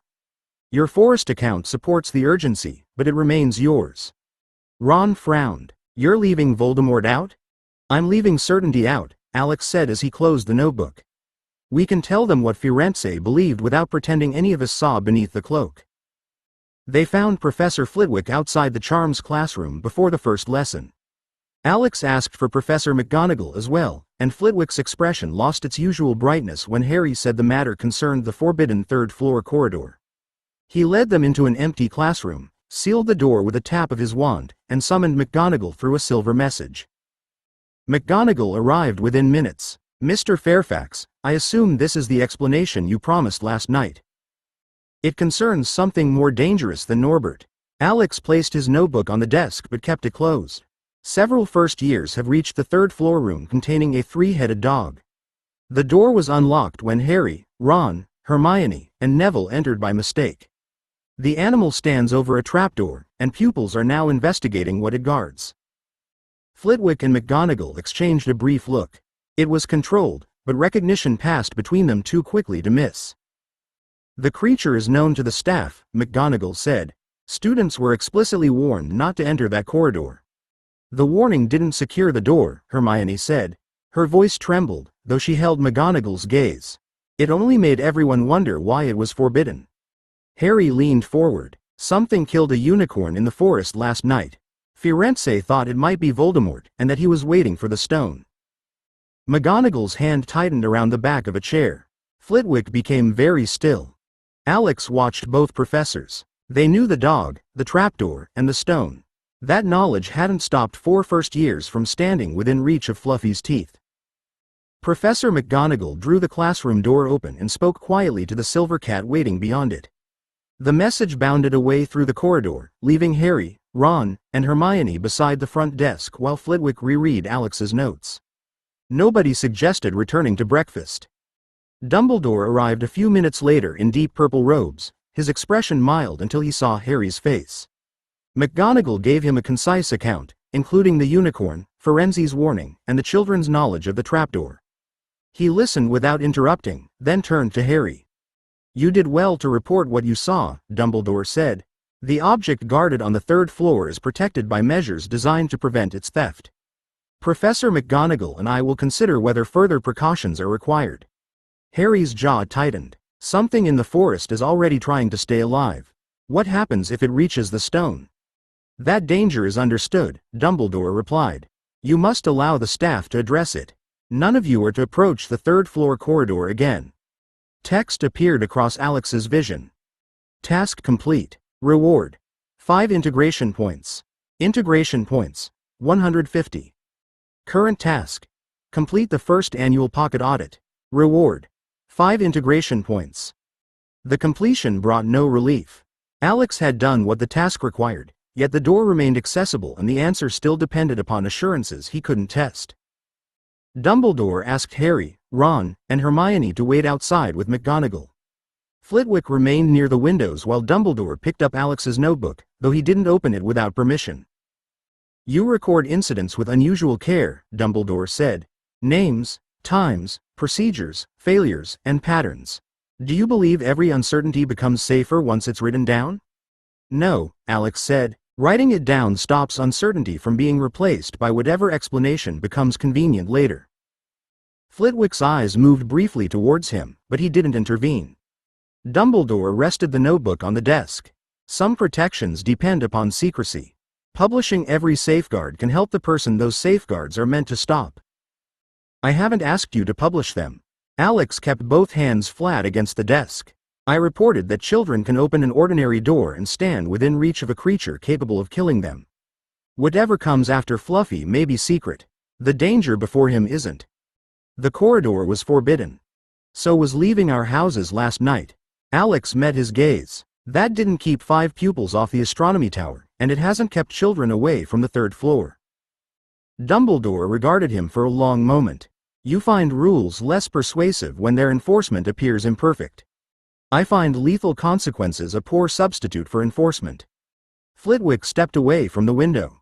Headmaster, Mr. Fairfax has fulfilled his responsibility by bringing the concern to us. The remaining responsibility is ours. Dumbledore inclined his head and returned the notebook. Then I suggest we make certain the pupils have no further reason to believe otherwise. By evening, Alex had reduced the morning's meeting to 4 pages and a covering note. He worked at a corner table in Ravenclaw Tower while the common room filled around him, keeping Harry's account separate from facts he'd witnessed and marking Ferenzi's conclusions as second-hand interpretation.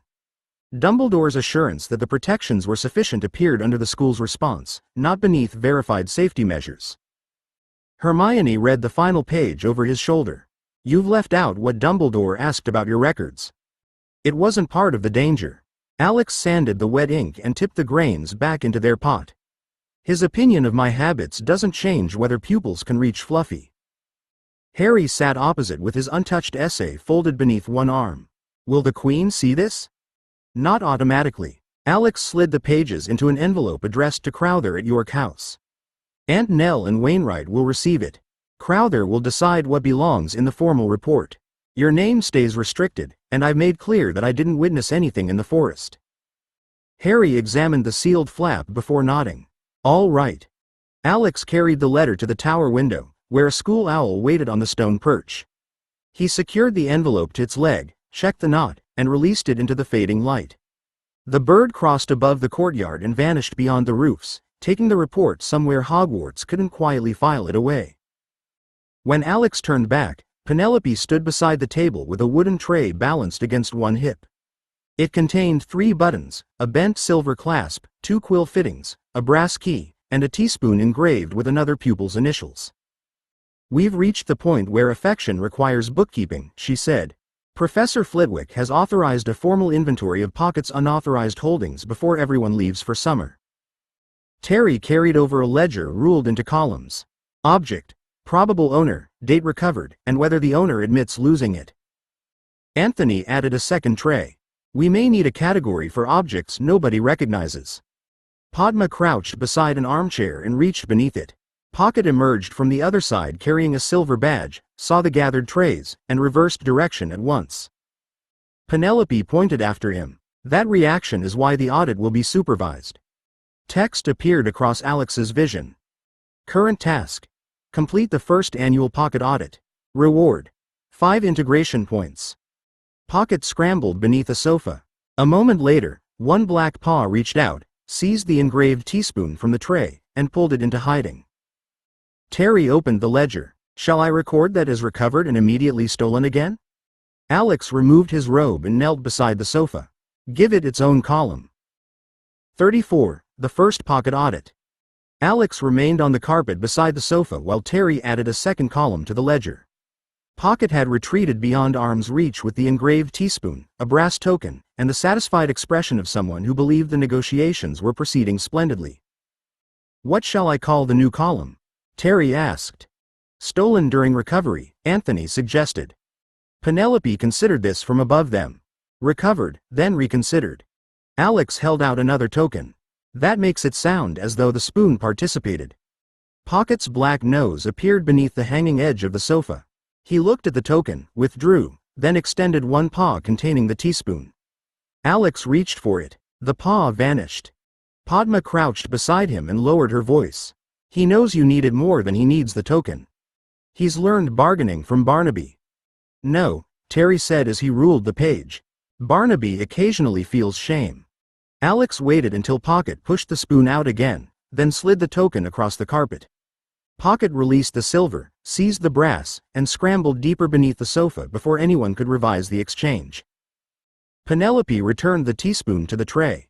One object restored. Only the rest of Ravenclaw's movable property remains. The following evening, the common room had been rearranged around a long table covered in blue cloth. Terry brought the ledger. Anthony carried 3 wooden trays. Padma arrived with labels, string, and a packet of biscuits she claimed were for the auditors rather than the accused. Several older pupils contributed lists of predictions, while one fifth-year had opened a book on whether Pocket would produce more buttons than coins. Professor Flitwick climbed onto a cushioned chair at the head of the table and surveyed the arrangements with unreasonable dignity. Beside him rested a polished galleon beneath an upturned glass bowl. Alex set Pocket on the cloth. The Niffler ignored the trays, the labels, and the gathering crowd. His entire attention fixed upon the ceremonial coin. Flitwick placed both hands behind his back. The galleon marks the formal opening of the annual inventory and restitution of unauthorized Ravenclaw holdings. Pocket rose onto his hind legs. It isn't available for acquisition, Flitwick continued. Pocket placed both paws against the glass. A ripple of laughter moved through the room. Flitwick waited until it settled, though his mouth had begun to twitch. Mr. Fairfax, kindly explain to your associate that attempting to steal the symbol of the audit during the opening remarks creates an unfortunate impression. Alex lifted Pocket away from the bowl. He believes it demonstrates the need for the audit. Pocket twisted in his hands and reached for the coin again. Penelope opened the ledger. That may be the strongest argument presented all evening. Alex placed Pocket in the center of the blue cloth and opened the first pouch beneath his forelegs. 3 nuts rolled into the coin tray, followed by a brass button, a silver quill fitting, and a blue glass bead that Mandy immediately claimed. That bead vanished from my bracelet in October, she said, picking it up between 2 fingers. I was sitting beside Padma when it disappeared. Padma consulted Terry's ledger. That makes you the earliest confirmed victim. I prefer founding contributor. Pocket thrust both paws into the pouch again and produced a second brass button. Anthony held it beside the first, frowned, then examined his own cuffs. They're mine, he admitted. Both of them. Penelope looked from the matching buttons to the single empty cuff on Anthony's sleeve. How did you fail to notice losing the same button twice? I noticed the first time. My mother sewed it back on during Christmas. Terry dipped his quill. Most frequently stolen possession has an early leader. Anthony reclaimed both buttons before Pocket could improve the record. Alex reached beneath the Niffler's left foreleg and loosened the second pouch. Its contents arrived in a bright tumble of badges, clasps, chain links, quill nibs, and one tiny silver bell that rang as it bounced beneath Flitwick's chair. A third-year girl leaned over the table. That's from my cat's collar. Was your cat in Ravenclaw Tower? Penelope asked. No. Everyone looked at Pocket. Pocket sat upright and cleaned one paw. Flitwick retrieved the bell with a summoning charm and placed it in the unidentified tray. We'll record that as ownership probable, method of acquisition deeply suspicious. The next object was a polished door hinge no larger than Alex's thumb. Nobody recognized it. Neither did anyone claim the bent teaspoon handle, the single cufflink shaped like a cabbage, or a bronze plaque engraved with the words "Please do not remove." Padma lifted the plaque. Surely this wins least sensible object left unattended. It wasn't unattended, a 6th year said from the back. It was fixed to the trophy cabinet. Terry stopped writing. Should I record the cabinet as the location or the victim? The cabinet didn't report the loss, Anthony said. It may have been embarrassed. Pocket chirruped and reached for the plaque. Padma held it above his head while Penelope placed a card beside the tray. Current award leader, she announced. An object specifically labeled against removal, removed anyway. Alex slipped one hand beneath Pocket before he could climb Padma's sleeve. The remaining pouch still bulged against his stomach, and several objects shifted inside with a promising clink. Flitwick glanced at Terry's already crowded first page. I believe we underestimated the length of this ceremony. Pocket produced another button. Anthony checked both cuffs. That one isn't mine. The final button belonged to a 2nd year who claimed he'd given it to Pocket deliberately. Terry recorded that explanation beneath a heading marked disputed donations, then turned the ledger around until the boy admitted he'd only noticed the gap in his waistcoat that morning. By the time Alex checked Pocket's last pouch, Every object had either returned to an owner or received a numbered card in the unidentified tray. Penelope counted the cards while Padma tied matching labels around the stranger items. Anthony carried the recovered plaque back towards the trophy cabinet, watched closely by 3 pupils who suspected Pocket might follow him. Flitwick inspected Terry's final page with solemn care. Coins accounted for, known property returned, unidentified holdings recorded, and future claims permitted upon reasonable proof. I believe that completes the first annual Pocket audit. Text appeared across Alex's vision. Task complete. Reward: 5 integration points. Integration points: 155. Current task: submit a complete factual first-year welfare report through Home. Reward: 5 integration points. Alex read the new task once before Pocket climbed onto the ledger and sat across the totals. Terry eased the book from beneath him while Penelope produced a small blue box. "We have one final presentation," she said. Professor Flitwick insisted that communal service deserved recognition. The box contained a round brass medal hanging from a blue ribbon. One side bore a tiny engraved niffler. The other read Ravenclaw Assistant Curator, though Alex suspected the title described Pocket's opinion of his duties more accurately than anyone else's. Flitwick lifted the ribbon. "For energetic acquisition, selective preservation, and the eventual return of a meaningful percentage of Ravenclaw property."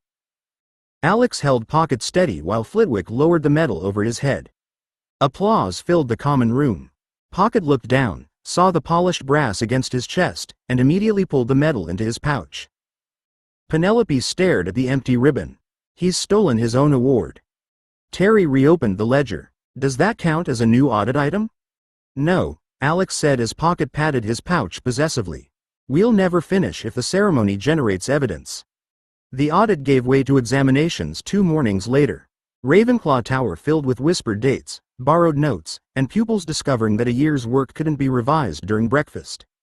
Alex completed each paper, checked every answer, and tried not to watch the Gryffindor table for someone who wasn't there. Harry remained in the hospital wing. Ron and Hermione had returned to meals, pale and unusually quiet, but neither offered more than the assurance that Harry was recovering. When Terry complained that waiting for results was worse than taking the examinations, Alex looked towards Harry's empty place. "Not quite," he said. Harry returned from the hospital wing on the evening of the leaving feast, thinner than Alex remembered and embarrassed by the applause that followed him between the tables. Ron and Hermione made room at once. Alex caught Harry's eye across the hall, received a small nod, and let the crowd settle before deciding that questions could wait. The great hall had been dressed in Slytherin colors. Green and silver banners hung above the tables, and the serpent behind the staff dais gleamed beneath hundreds of candles. Terry looked towards the decorations with resigned disappointment. "We came second," he said. "That's respectable." Anthony adjusted his sleeves, now secured with 2 mismatched buttons. "You only say that because Pocket prevented us presenting a properly dressed delegation." At the staff table, Dumbledore rose and praised the year's work before announcing that recent events required several last-minute awards. The hall changed with each name. Ron received points for a chess match beneath the 3rd floor. Hermione gained more for reasoning under danger. Harry's award drew the loudest reaction, while Neville's courage in opposing his friends finally carried Gryffindor beyond Slytherin. The green banners rippled and changed to scarlet and gold. Cheers broke from the Gryffindor table, benches scraped, and hats flew into the air. Around Alex, Ravenclaws applauded with varying degrees of grace. Padma leaned close enough to be heard. "I'd be happier if anyone explained what they actually did." "So would I," Alex said. The account spreading through the hall contained only pieces. There had been protections beneath the trapdoor, a confrontation, and some attempt upon the stone. Quirrell wouldn't be returning. Dumbledore had been absent, then returned in time to reach Harry. Each statement raised more questions than it answered. Harry found Alex beside the doors after the feast. "I'll tell you what I can on the train," he said. "Not tonight." Alex looked at the healing skin beneath Harry's sleeve and nodded. "Tonight you eat whatever Ron hasn't already taken." The following morning, the Hogwarts Express carried them south through bright June countryside. Pocket slept beneath the compartment seat with his medal hidden safely in his pouch, while Terry and Anthony argued over summer correspondence and Padma made everyone promise to write. As the castle disappeared behind the hills, Alex rested one hand on his packed report notes. Harry had gone beneath the trapdoor because the danger had remained real after the adults said it was contained. Alex couldn't call that sensible, but he understood it. Ravenclaw Tower had become a home. That made its failures harder to dismiss, not easier. 35. The report that went upstairs. The Hogwarts Express entered King's Cross beneath a cloud of steam and carried Alex back into the noise of ordinary Britain. He stepped down with Pocket secured beneath one arm, his report notes inside his case, and enough weariness in his legs to make the crowded platform feel twice its proper length. Aunt Nell found him before Wainwright reached the luggage. She crossed the last few yards quickly, gathered him against her, and held on until Pocket protested from between them. "You're thinner," she said, drawing back to inspect him.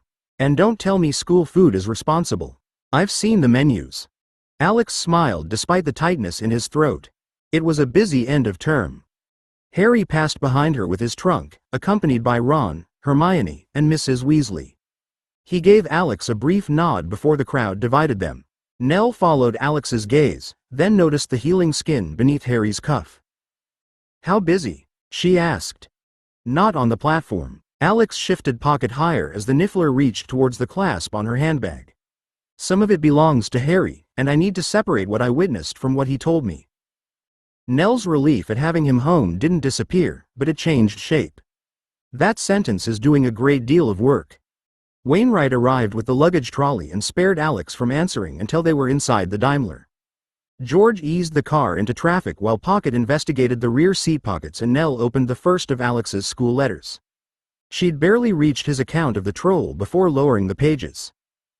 A teacher left children in a dungeon while a troll was loose?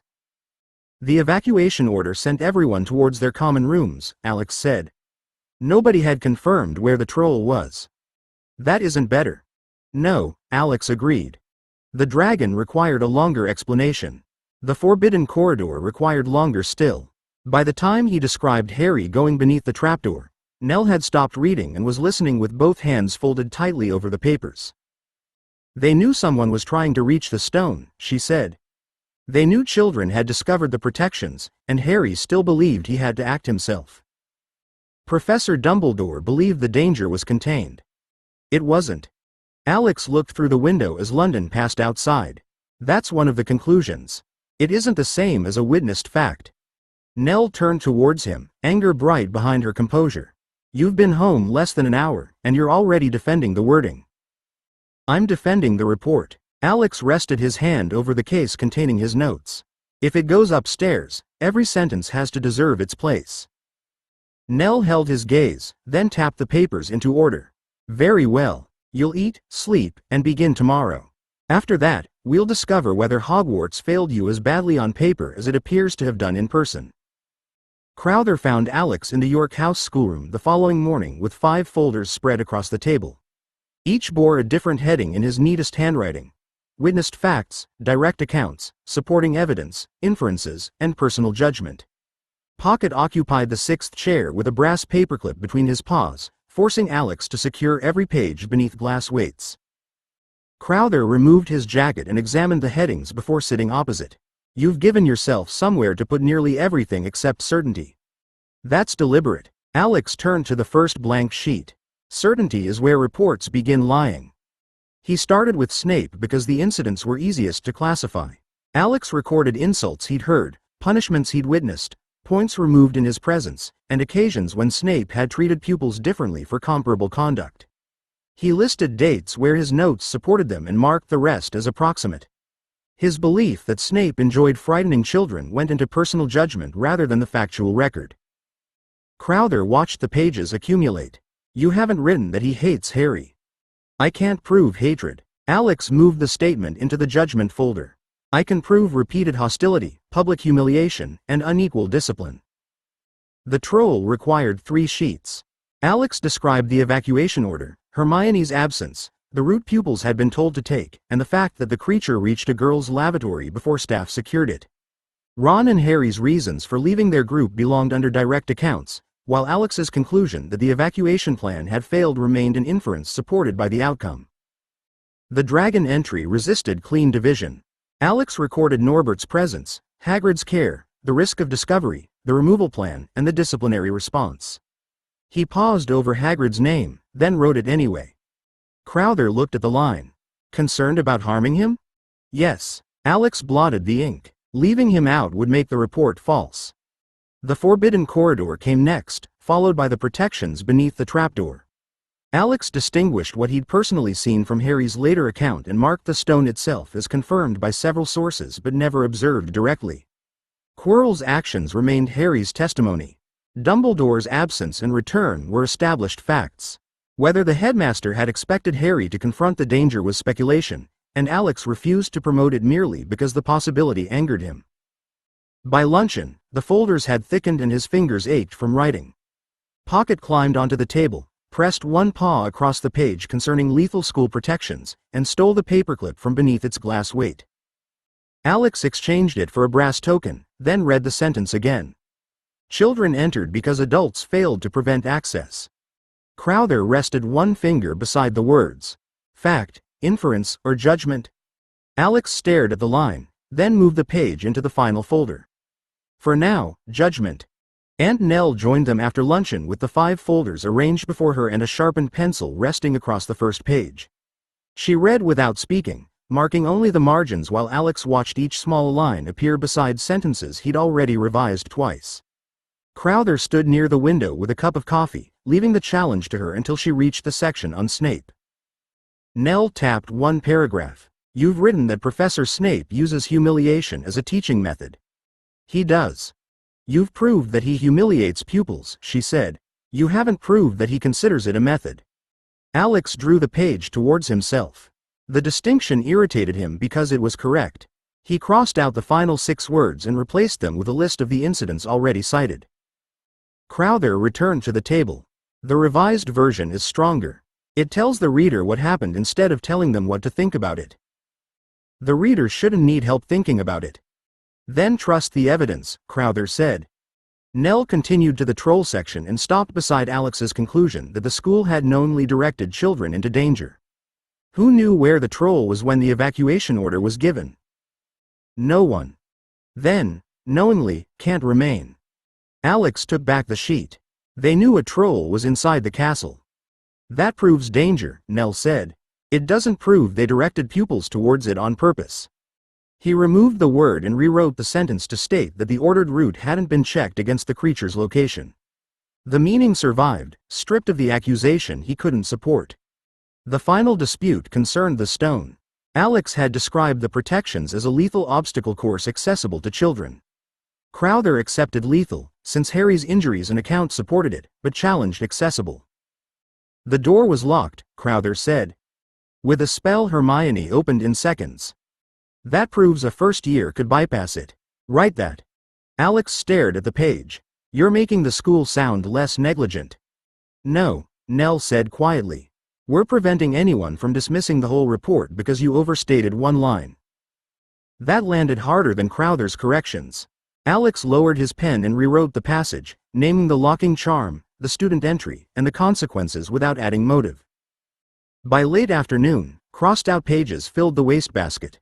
Nell read the clean copy from beginning to end while Crowther checked every attachment against its reference number. Pocket slept beneath the table with his medal pressed against his stomach. Nell closed the final folder. I'm still angry. So am I, Alex said. Good. Anger told you where to look. She placed her hand over the cover. Evidence is what allows this to travel farther than the room. Crowther added the transmission sheet, signed beneath Alex's name, and turned the folder back towards him. Revise the final 2 lines, initial every correction, and I'll accept it for secure delivery. Alex picked up his pen. This time, he didn't argue. Alex initialed the final correction, signed the transmission sheet, and passed the completed folder to Crowther. Wainwright brought a locked red case from the sideboard, checked its numbered seal against a card, then held it open while Crowther placed the report inside. The folder settled among 2 earlier memoranda, thickening a file that had begun with a missing 40 minutes and now reached into Hogwarts. Aunt Nell watched Wainwright turn the key. What happens when it arrives? Her Majesty's private secretary will record receipt, Crowther said. Relevant questions may be raised through existing channels, but nobody will send inspectors through the school gates or challenge the statute because of one pupil's report. Alex looked at the closed case. Then what changes? The Crown knows more than it did yesterday. Crowther handed the key to Wainwright and retained the seal card. Patterns require records. You've supplied one. Text appeared across Alex's vision before Wainwright reached the door. Task complete. Reward. 5 integration points. Integration points. 160.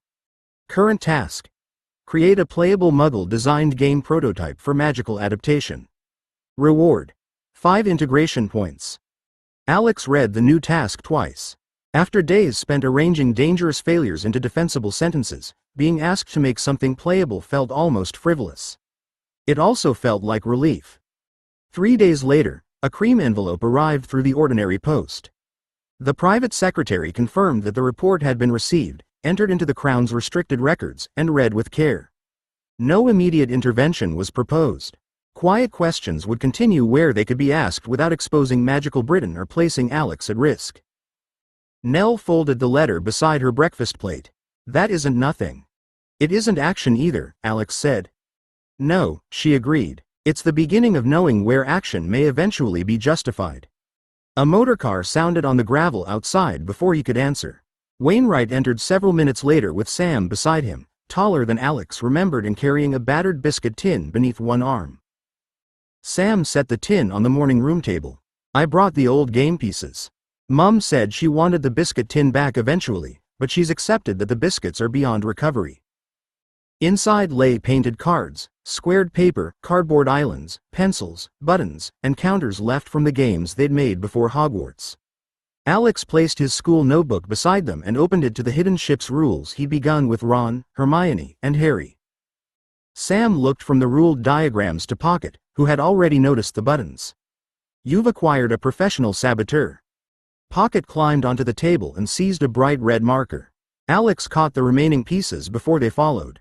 The report upstairs would grow slowly, one accurate record at a time. The game in front of him offered a problem they could solve today. He pushed the squared paper towards Sam. Show me where the rules stop being fun.